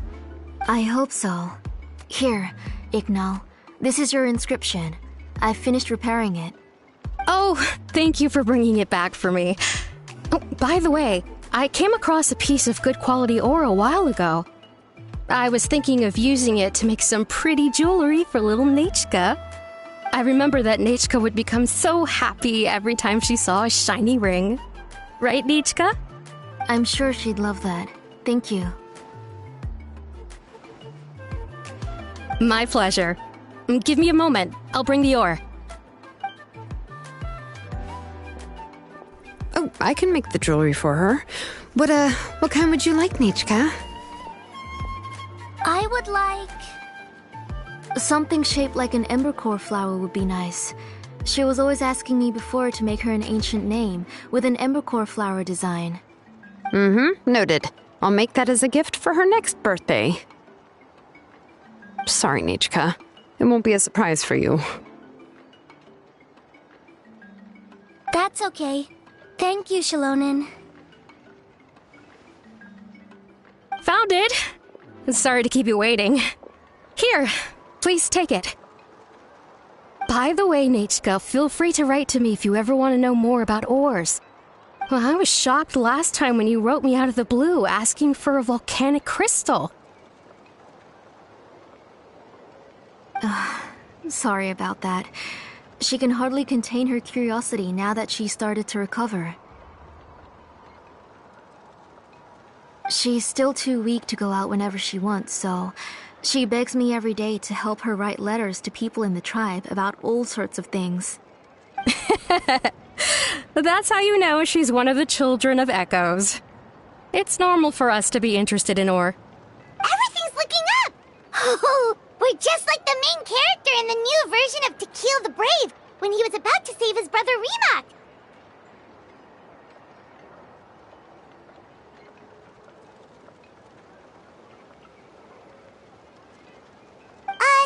According to the story, worry, we should be right around... let Paimon see... Ah! Takil prayed to the goddess of mountains and fire. Let my brother's name ever live on! I am willing to sacrifice my heart and blood in return! The goddess replied, I've heard your prayer, but your brother is no longer your kin. His name has sunken into the deepest of depths. Then Takil said, turn my blood to fire so my heart may illuminate the depths. I will bring my brother back before my blood runs dry. Oh, you remembered that whole line, Nechka? Paimon remembers that's exactly what the book... huh? Wait, what did the book say? Paimon finished both books in one sitting. A lot of their content is nearly the same, so it's easy to get mixed up. But the ending in the older version is more interesting, even if it's hard for kids to, well, completely understand. Oh, wait! Nechka hasn't read the other ending. It's okay, just wait a bit and Paimon will read it out for you. That's not true. Actually, I already know the other ending. You already know the other ending? But didn't you only read the edition your mom got for you? Hey, what are you all chatting about so happily? Huh? Mom, Miss Traveler and I were just talking about the ending of that book. We were just talking about how the bad guy was defeated and everyone returned home safely. It's a really happy ending. Aren't happy endings always nice? But if you already read the whole thing, then what will Mom have to read to you at bedtime? Guess you'll have to go to bed early tonight, but I'll buy you some more fairy tales next time, okay? Okay, Mom. It's pretty good quality. I'll be able to give Nechka a beautiful and durable piece of jewelry for her next birthday. But, for now, let's focus on celebrating her upcoming birthday. Where are we headed to next, Auntie? Next, let's visit Apaish. He should be close by. Stay close, Nechka. Don't go too far. Yes, Mom.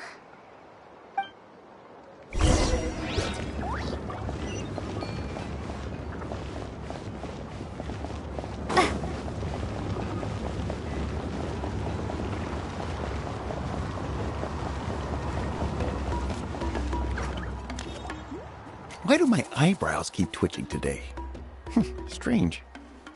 That means you're about to hit the jackpot, Apaish.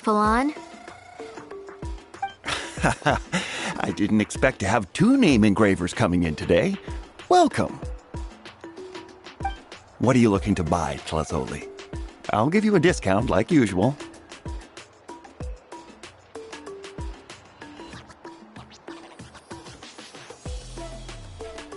Whoa! Offering a discount just like that? Tlazoli sure has connections. She was once our name engraver, and did a lot for the tribe. It's only fair that I offer her a discount. Thank you for your generosity. I've finished preparing your Blasium inscription. Here, have a look. Come on, Nechka, say thank you. Thank you, sir. Oh, so this is Nechka. Tlazoli has shown me some pictures before. It looks like you're doing much better now. How about this? Go ahead and pick anything you'd like from the store. Think of it as a gift from me. No, that's all right. Mom told me that you've already given a lot to our family. Oh, well, that was for your family. I've never given anything just for you. If you don't feel like it, you can also let your mom choose for you. Oh, no need to stand on ceremony, Auntie. Go ahead and pick something for Nechka. His drills and small clamps are good quality. The measurements of each part are exact, and they're always very durable. I always come here to buy things if I find myself in a pinch. Oh, do you have any child-friendly safety scissors? I remember seeing a few different styles. I have a few in stock, but I put them in the back. Let me bring some out for you to pick. Oh, no need to bring them all the way here. Why don't we just go in the back and choose there? It should only take a moment. I don't know much about that kind of scissors. Why don't you just go yourself and... Well, there are too many different designs and varieties of kid scissors. If you don't come and help me choose, I won't be able to pick one that Nachka would like. Come on, Auntie. It'll only take a moment.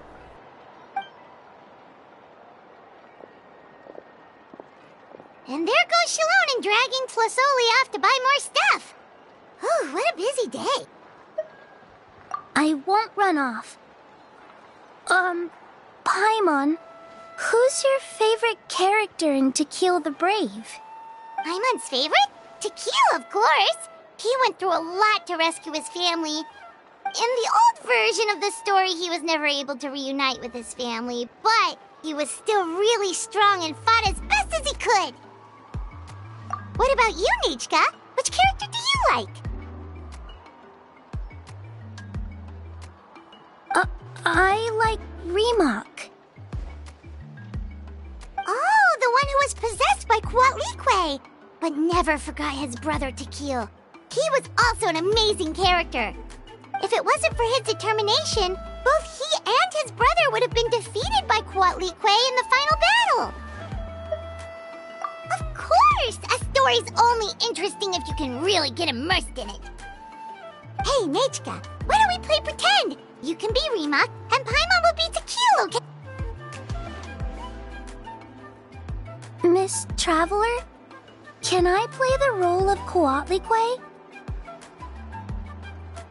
But isn't she the villain? In the old version, she even ate Remak and took on his appearance. Ah, right. She read the version with a happy ending. And that one, Kuatlikwe was defeated and the brothers both survived. Well, it doesn't matter. Only the lines at the end were different. You can go on ahead and say your favorite lines, Nechka. Paimon's read both versions, so she'll be able to play along. My favorite line is the one from the end. It's... Come here, Nechka. Look at you. You're sweating. Mom! Let me wipe your forehead. Now, drink some water. This child. You forget everything as soon as you start playing. We've picked something up for Nechka. A Paishpalan will deliver it to Auntie's house once he's packaged it up. How was Nechka? Oh, we were just about to get to the exciting part. Really? Oh, now that Paimon thinks about it, Shilonen has dragged Tlasoli away from us a couple of times now. But why? Let's talk later. Just trust me and act normal for now. Oh, we should head to our last stop, Auntie. It's real hot today, and we shouldn't let Nechka be in the heat for too long. Right. Let's go see Chevin and head back home.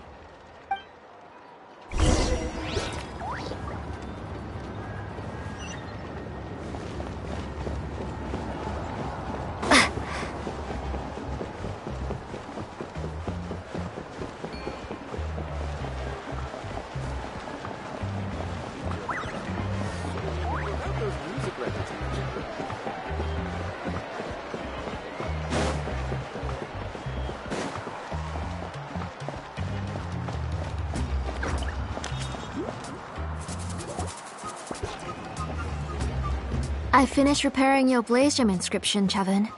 I've also reinforced it so it shouldn't fall apart so easily now. Thank you. How about the volcanic crystal? Was it usable? Yes, thanks for that. You're welcome. I just want to see Nechka get better. Thank you, Miss Chevin.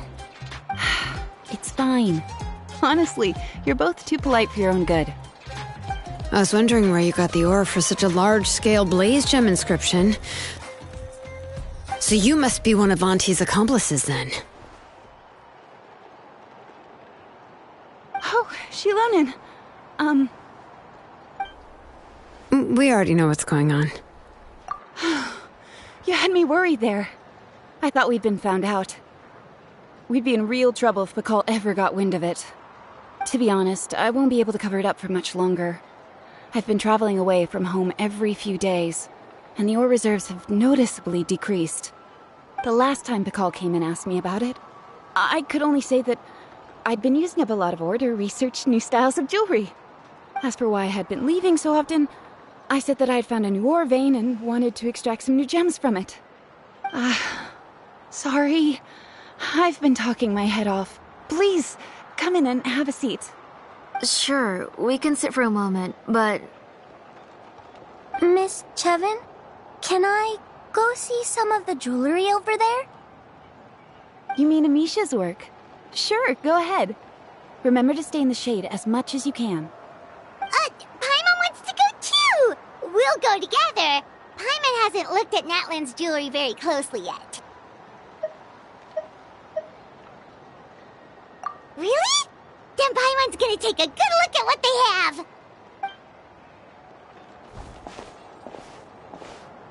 You haven't bought any jewelry for a while, Auntie. Why don't you pick one out? Come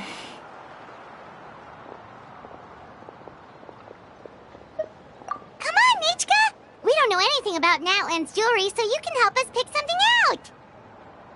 Miss Traveler, Come here, Nachka. Huh? Sorry, Chevin and Shilonen, but it's already getting late. We should be heading back now. It'll be Nachka's birthday in a few days, and there's still a lot for us to do before then. No problem. I'll be sure to bring her some beautiful jewelry to celebrate. Mom,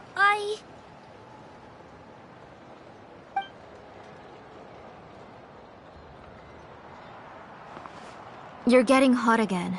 Here, Mom will carry you. Let's get going. You forget to take care of yourself once you start playing. Let's go back and we'll have a talk. I didn't. Nachka, I never taught you to lie. Sorry, Mom.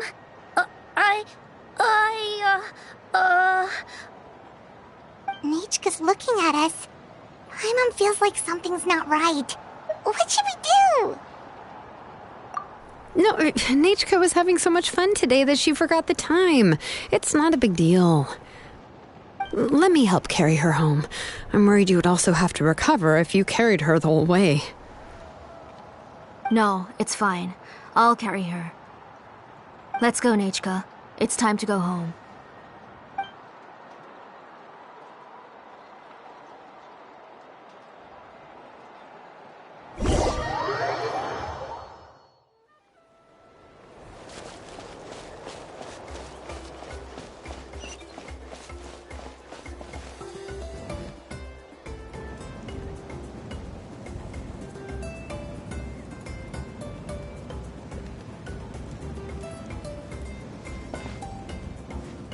Thank you, everyone, for spending so much time with us today.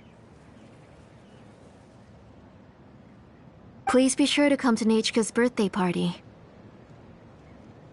Alright, it's nearly bedtime for Nachka, so let's part our ways here. Oh, Auntie, remember to give her the book, that copy of To Kill the Brave I brought. I went to a lot of trouble to find it. I understand. Really, do you think I'd let your efforts go to waste? It's very special to receive a book from you. I'm sure she'll put it somewhere safe. Right, Nachka? Yeah. Thanks, Shilonen. Oh, put it somewhere? Isn't she going to read it? Well, I've read the story to her many times already. She's even memorized nearly every line. Oh, that won't be a problem, Auntie. Nachka's probably never heard this version of To Kill the Brave. Oh. What's different about this version? The majority is about the same, but the ending is different from the one that you bought her. The one I gave her is the unedited version that was originally published. It was released long before Nachka fell ill.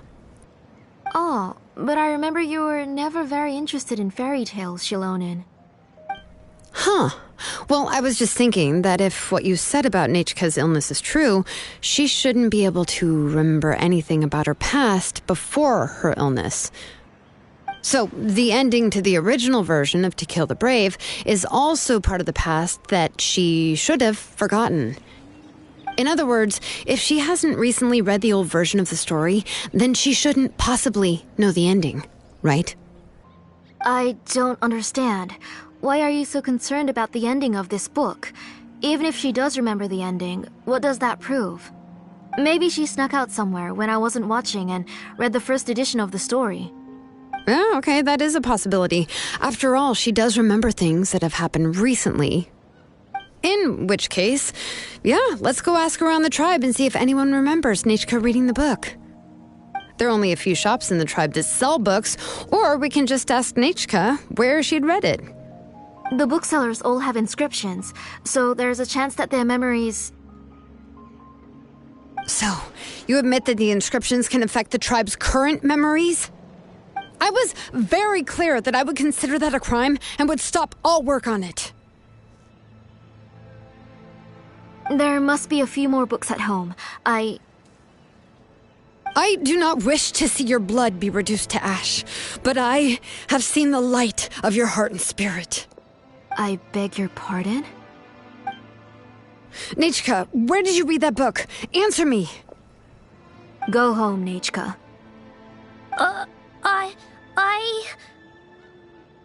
Are you disobeying me? You're the one who wrote me the letter, Nechika. You're the one who wanted the book. Only you can speak for yourself. We're listening, Nechika. Right here, right now. Remember my name, brother. As long as you remember me, I will never have left. Silence. That's the line from the old ending. Nechika remembers it. I know everything. Shalonen, help me, please. Something's blocking the door. Get back. Shalonen, wait for us. The tunnel is blocked. We can't go in. There might also be traps. Whoa. What are all those things on Nechika's walls? It seems Auntie put all the extra inscriptions she made here. If she's trying to finish that ancient name, there's only one place she could go. Come on, follow me.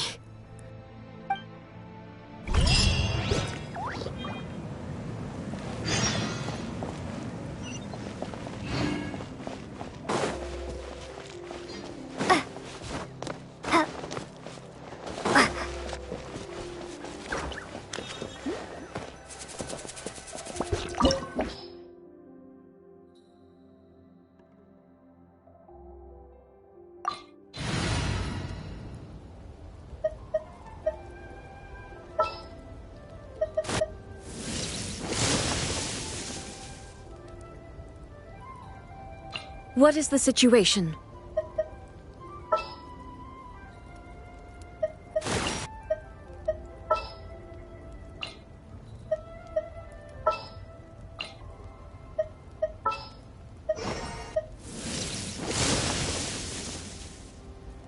What is the situation? All is accounted for. Let's move out.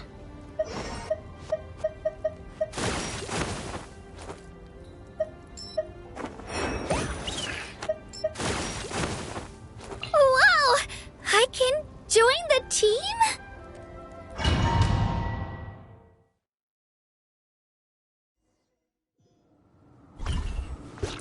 What is this place? Auntie's workshop. It was supposedly closed after she stepped down from her position in the tribe. But it appears that we've all been deceived. Why are there people up ahead? If you're up to shady business, you have to hire shady people to help you.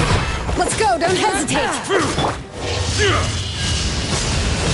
No way! Allow me!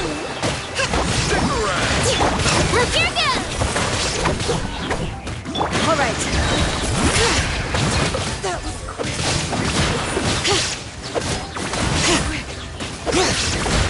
Out of the way, or get blown away! Bombs away!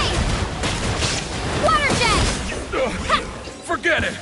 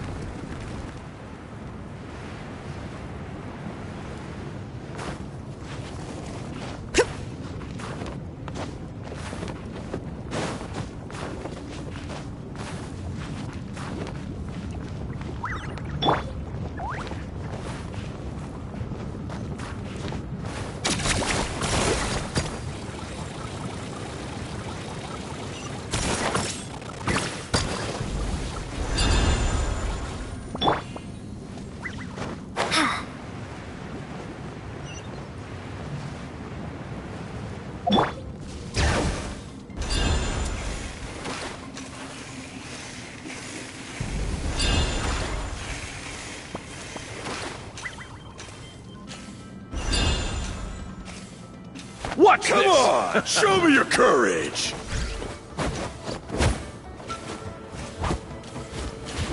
Out of the way or get blown away! Get back! Let her rip! Out of the way! You shall get blown away! Illusion shattered! Billowing surge!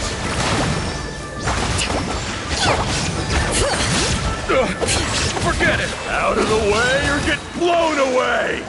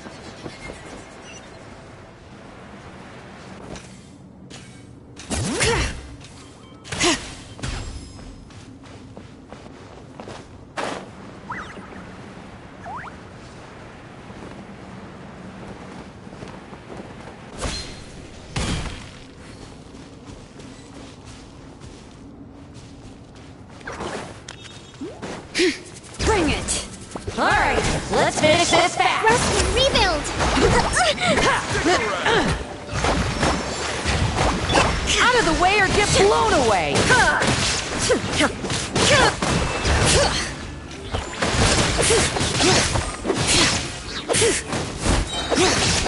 Let the mountains vein Out of the way or get blown away! Forget it!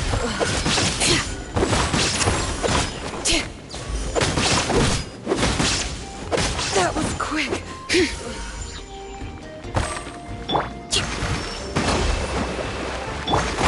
Let her rip! Hear the echoes of the valley!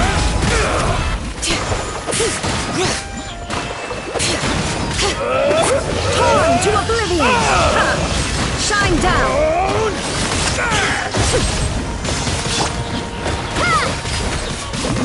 Strike! Alright, many great names echo!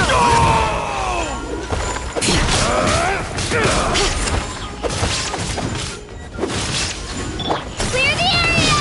Here goes!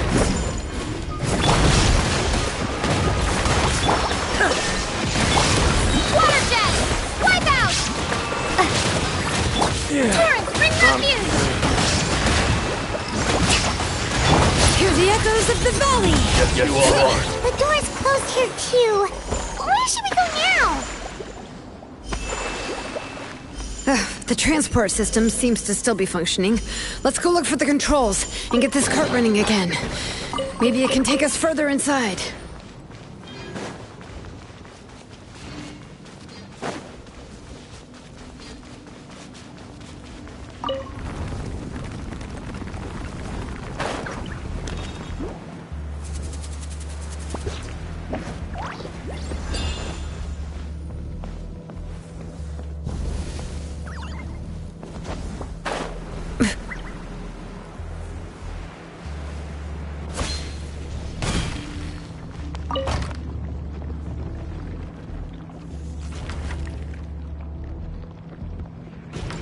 All right, let's keep going!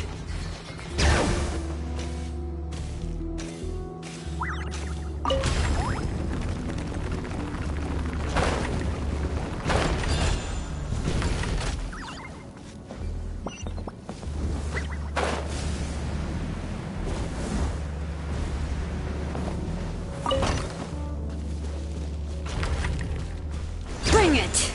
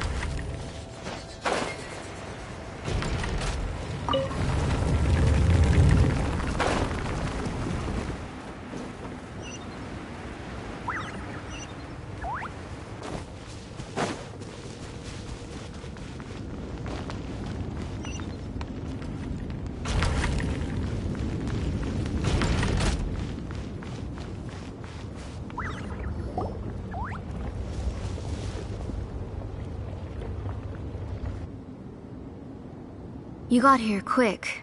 Impressive. Nechka's up there! What are you planning to do to her? I never lied to you. All this time, I've only been trying to save my daughter. Even though she's not my daughter yet. But once everything is over, she will really become my Nechka. What is she saying? Is she not Nechka? So you figured it out. I want to use memories to awaken my Nechka.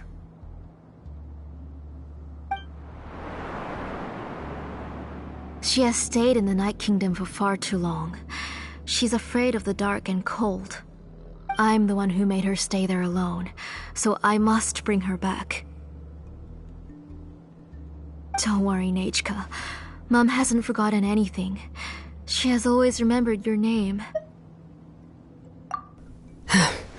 I'm afraid so.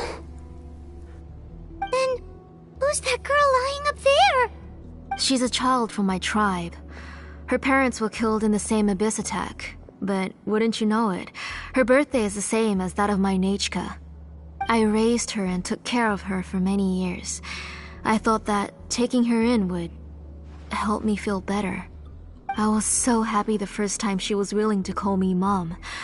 But then, I suddenly felt very, very scared. Is she really my child? My child's name is Nechka. It could only be Nechka. How could I be happy? My little Nechka is still waiting for me to get her home. As I said, I only want to bring Nechka back, even if it costs me everything. And now, the time has come for me to pay.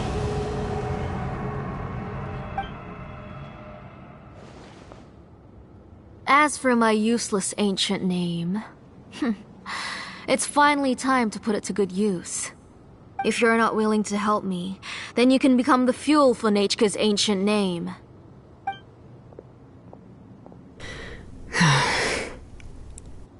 Shilonin, you have yet to make a move. I take it you're examining the inscriptions around you. It's no use. I've already set up the Blaze Gem inscriptions, and the engraving diagram has already begun to run.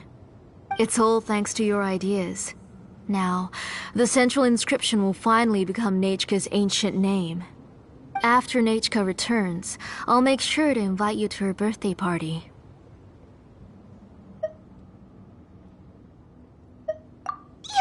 You're not gonna go up there, are you?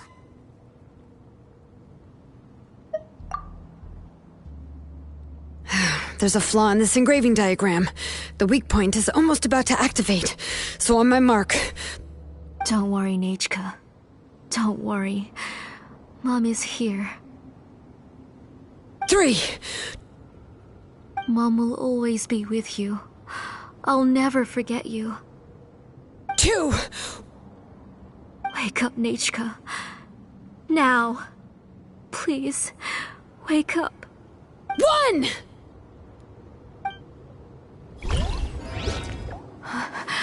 It's alright. It's alright. You'll see Mommy soon. Nechka.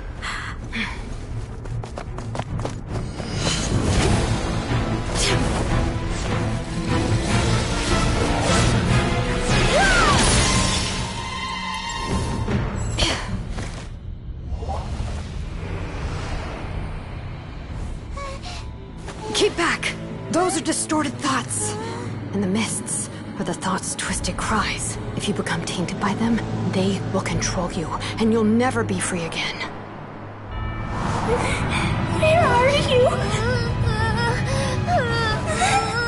I don't want medicine. It hurts. It hurts.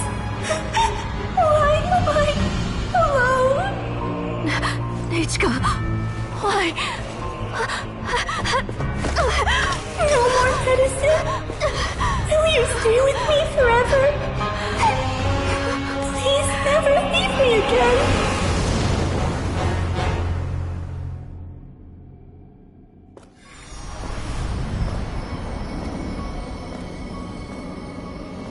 Telasoli, you're the one who twisted Nechka's name into a shackling prison. It's time for you to hear her true voice. Stone engraved, and echoing peaks. Converge, disperse. In ashes be reborn, for flames born anew, and the blazing dawn. Mommy will be with you. Nechka. Always. And forever. Mommy, I've always been with you. And now you're finally listening to me.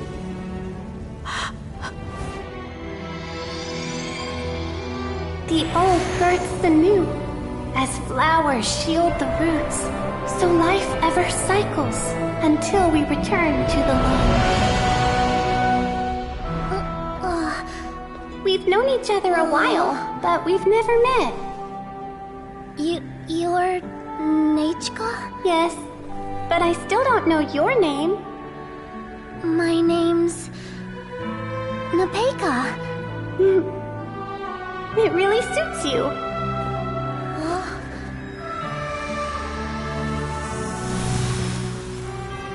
Nipeka, I bless you from the past and wish that every day of your future will be filled with peace and happiness.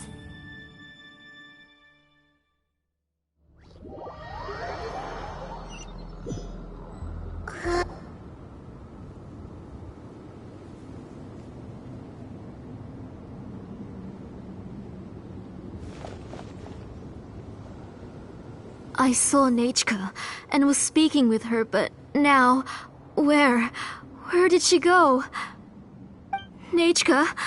Nechka? Where are you? Answer, Mummy. Please. Please. Shilonen, you saw her too, didn't you? You saw my little Nechka. I felt her hands and hugged her. I was right. I was right. Those gray shadows were just a minor mistake. I just need to restart the ritual again. Alright, I'll start it again and Nechka will... Have you still not come to your senses, Auntie? What senses? I was not wrong. Nothing about what happened was wrong. She's just a little upset and was trying to ignore me. That child sure knows how to throw a tantrum. But I understand. I can accept that. Enough, Tlisoli! The person you summoned with the Blaze Gem inscription wasn't the real Nechka at all. You collected memories of Nechka from countless people, but you forgot one thing. Among what you gathered were not only real memories, but also countless emotions. Didn't you realize what kind of emotions people would feel upon seeing Nechka's condition? When people held a dying child's hand, when they felt her faint breath and saw the helplessness in her eyes, when they sensed her body growing colder and colder, what could they feel but abject pain and sorrow? I took those emotions. You absorbed those emotions into the Blaze Gem inscriptions and solidified them as a piece of her past. Those gray figures were projections of that past. They could only reproduce the appearance of Nechka in her sickly state. What the real Nechka wished to say was drowned out by those twisted and painful thoughts. I didn't want things to turn out like this. All I wanted was to remember Nechka. To see her again. Nechka has always been with you, Auntie. Everything has long been recorded on your ancient name, the one you said was useless. You exhausted every option and sacrificed everything in the hopes of saving your daughter. That is undeniable. But have you forgotten the true meaning of your own ancient name? My ancient name is Undugu. The immovable love between you and Nechka has already been recorded in your ancient name, but you chose to ignore that. Names are blessings from the past to the future. You told me that, Auntie. You gave Nechka her name, her first blessing. But now, you've turned her name into a prison by taking an innocent child captive, and you've imprisoned yourself. Nechka is everything to me. Without her, I can't see any future for me. And as for blessings... what blessings have I had since the day she passed? I see her in my dreams every day, grasping my hand, telling me she's in pain, asking me to hold her.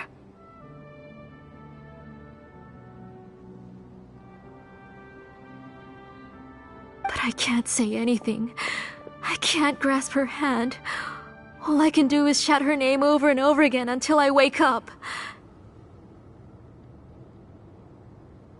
Every day, every single day, I've hated myself, and ancient names too. Who knows? Maybe hate would have been the only thing left to her too.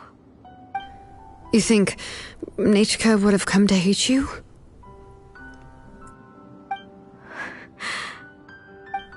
Auntie, do you still remember the last words Nechka ever said to you?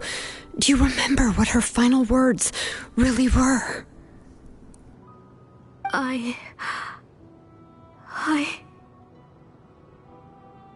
The reason you haven't felt blessed is because you've forgotten the true past. Auntie, you've been wallowing in memories of your imagination and refused to let go of them. A name without a past is nothing but a withered tree with no roots, rotting without a future. It's over, Auntie. It's all over now. Slowly now. Why don't you stay lying down? Oh, on second thought, this might not be the best place to rest. Shilonen, Nichka, Napecha can already stand now, so we made our way over. Thank you, Paimon and Miss Traveler. I'm fine, really. The real Nichka helped me just now, so it doesn't hurt much anymore. That's good. If you became Nichka, then this story would really become the To Kill the Brave. This isn't the place to chat. Come on, let's get out of here. But what about Tlasoli? Oh, don't worry. She won't be able to cause any more trouble now.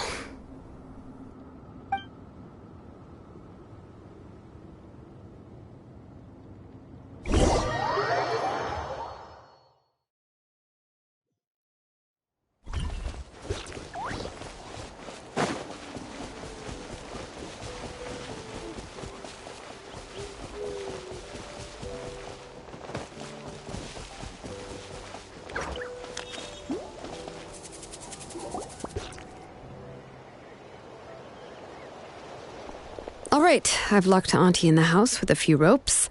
I'll take her to the tribe shortly to be punished for what she did. As for now, we can get away from the house and get some sun. After dealing with all of that, I'm completely out of energy. She's already planned out everything. Shilonen sure doesn't waste time. It's still so scary to imagine. Tlasoli wanted to turn her adopted child into Nichka, and she even nearly succeeded. Yeah, she was so cool in the final moments. She went right into action and took control of the situation instantly. Well, it's all thanks to Nempeka's resilience. She never gave up. If it weren't for her bravely trying to get help, then I wouldn't have noticed Auntie's plan so easily. It was thanks to all of you encouraging me. After all, this was already the last idea I could think of. I tried to get the attention of many others who visited before, but they were all either quickly whisked away by Tlasoli or simply refused to believe me. Even if I told them everything, Tlasoli would just blame my illness to cover it up. All she had to do was start to cry, and then the guest would try to comfort her, but completely forget about me. She would inspect all the letters I sent and any gifts I received. And then, if I didn't comply, she would force me to drink some strange medicine. It would put me to sleep for a few days, and it would be hard for me to remember anything. I would see a lot of weird things while I slept, and the walls around me would start talking. I would be so scared every day. If I wasn't able to get your help this time, I might have just given up. You have us now, Nepeka. If anyone dares to hurt you again, the Traveler and Shilonen will send them flying! Yeah. Sorry, I just can't help it. You are already super brave, and you even managed to call Shilonen for help. Oh, you definitely found the right person. Shilonen isn't the kind of person who gets distracted easily by crying. She pays attention when someone's talking and doesn't miss a beat. And it was because of your help that I was able to pick up on the details. Without you, it would have been extremely difficult for her to communicate that she needed help.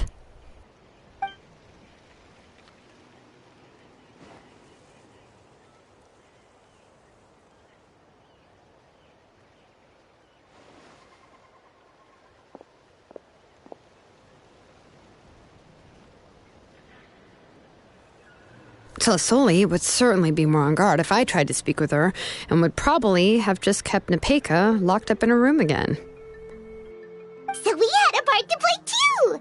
But where did Tlisoli even get the confidence to try this scheme?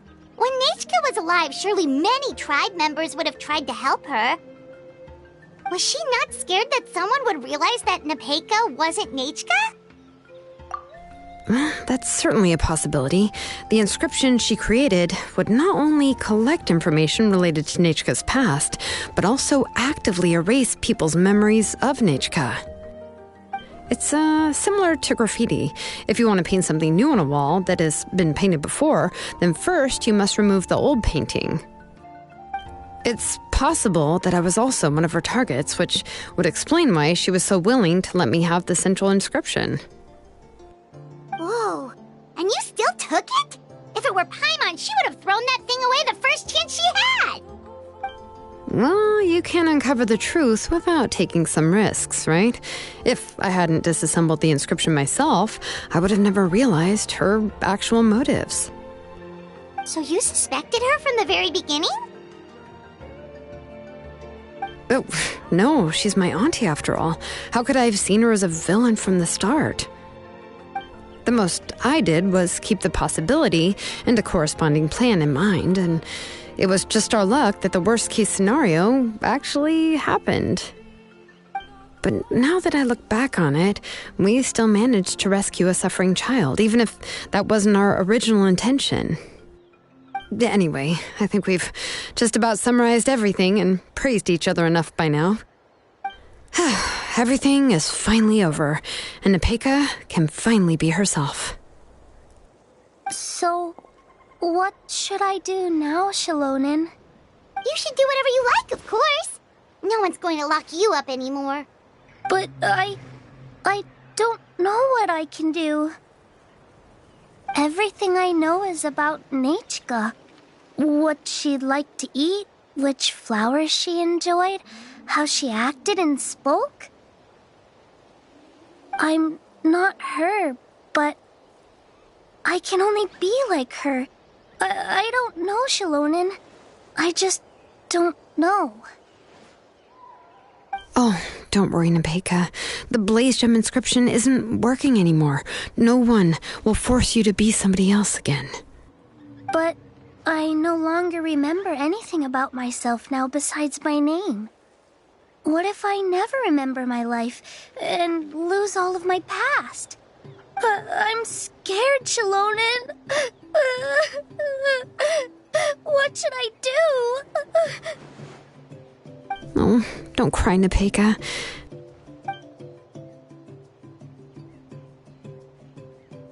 Here, take this. I took some ore from Tlisoli's collection and made this as a mold. A Blaze Gem inscription! You can make them too? Oh, of course not. It's just a pretty piece of stone. Take it. I've engraved your name, Nepeka, on the top. This is your first blessing, the one you received from a pair of people who loved you with all their hearts. It has always protected you and stood over you. For all of past, present, and future, it's never strayed far. But I don't even remember the names of my parents. I don't remember anything.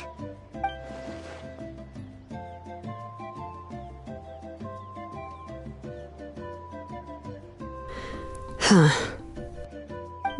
I won't make any big promises and say everything will return to normal. I'm not sure what kind of future you will face.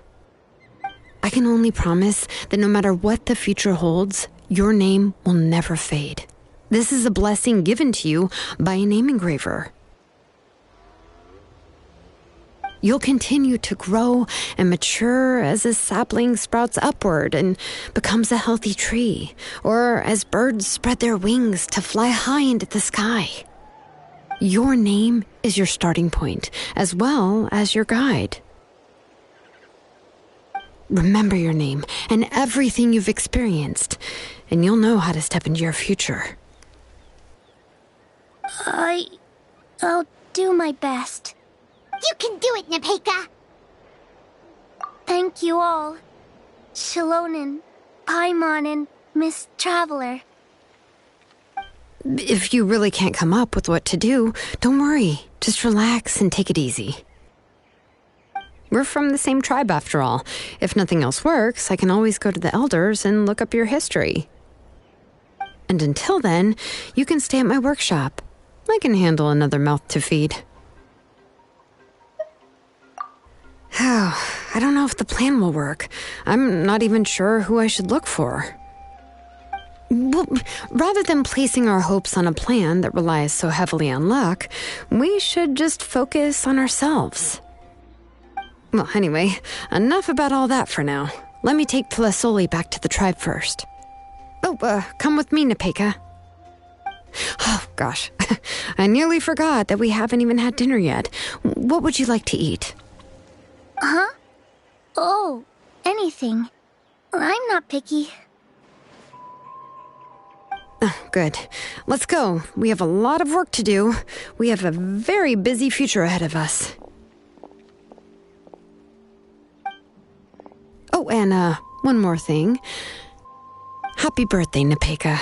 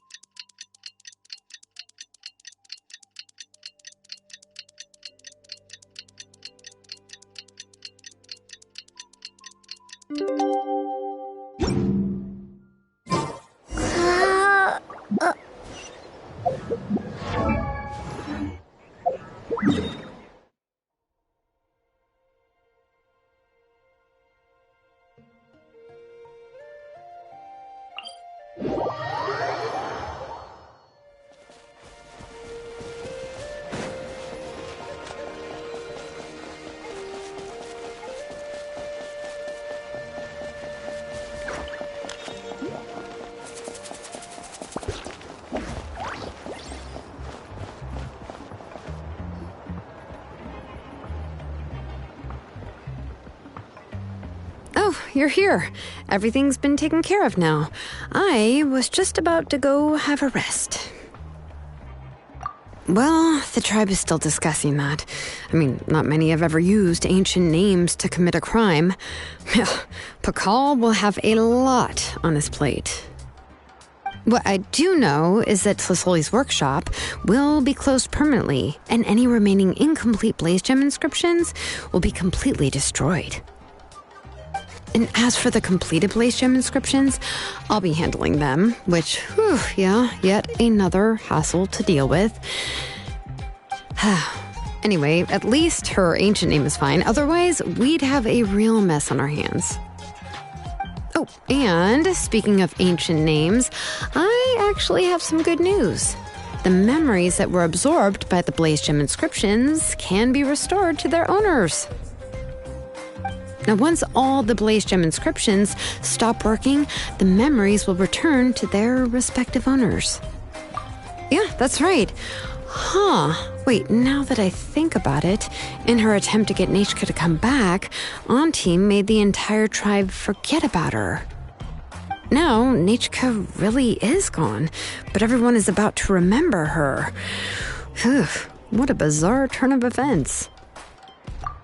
She's resting in my workshop. I contacted others from the tribe and told them about my plan to conduct an official investigation into her history. The tribe hasn't responded yet, so I'm planning to take her in for now and teach her some crafting skills. But that's for another time. For now, she should just rest and sleep. After all, she's got a busy future ahead of her.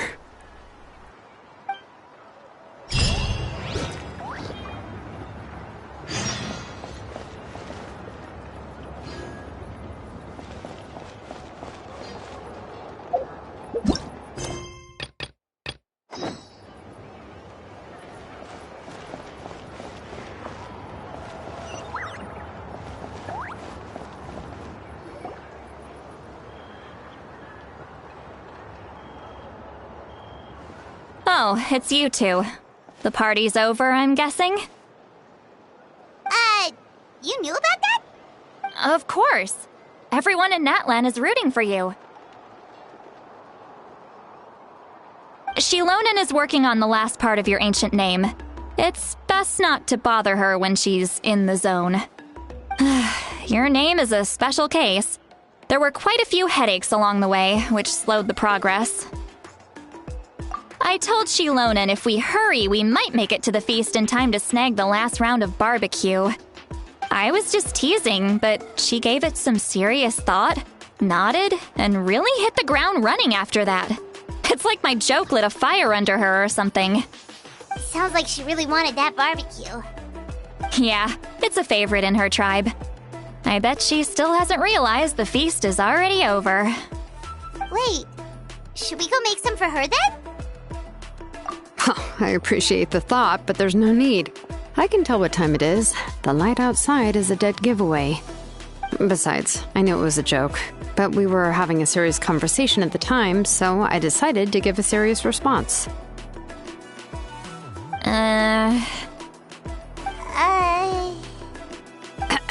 Well, anyway, I have something more important to show you. Here, take a look. Wow, it's your ancient name! Tumaini, a name surfaced from the very bottom of the River of Souls. It means hope. A light to guide us through the darkness, like the stars or the moon. It's a perfect fit. Amazing! Does this name come with a cool chant like the others? Of course, but that'll come later. The Traveler is the first bearer of this name. Those words will emerge naturally during her journey. Once you return triumphant from the battle, I'm sure you will have fully understood why the Lord of the Night chose this name for you. Well, getting this name turned out to be easier than Paimon was expecting. It all came down to the Lord of the Night's power. This situation is the first of its kind. Heck, I doubt we'll ever get a chance like this again. Imagine receiving that much help from the Lord of the Night only for our most trusted engraver to fail. That would have been so embarrassing for humanity. Well, success was never a question. You just like to make things seem dramatic. It's all those novels you read. Hey, it's not like I wanted you to fail. When you've been alive as long as me, you learn that anything can happen. Okay, it all worked out in the end. Your name was successfully forged, and it passed all my technical tests. But there's still one more step. We need to make sure the name has accepted you, and will function normally in your possession. An Outlander has never received an ancient name before. I wouldn't be surprised if something equally unprecedented happens when you connect to it. So you're saying it's still too early to celebrate? Well, when it comes to something this important, we can't leave anything to chance. Let's run this final test. Oh, don't worry, the process is simple. We can find a quiet place to test it out after dinner. Basically, I need to observe whether your soul can connect to the ley lines, and make sure there are no signs of rejection. Last time, you essentially barged into the Night Kingdom, but now we must make sure that it will truly accept you. Just leave it to me. I'm a professional. Oh, and you can have the Pilgrim's Chronicle back. Huh? It wasn't destroyed? If forging an ancient name consumed the memories used to create it, the first person to bear the name would never be remembered. The Pilgrim's Chronicle is still the most significant proof of your adventures in Natlan. No need to make a fuss. Let's go eat. I'm starving. Come on, I'll take you to my favorite barbecue place. Barbecue. See? I knew you couldn't resist.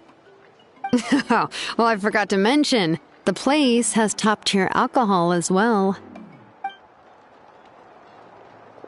Well, what are we waiting for? Hop to it, people!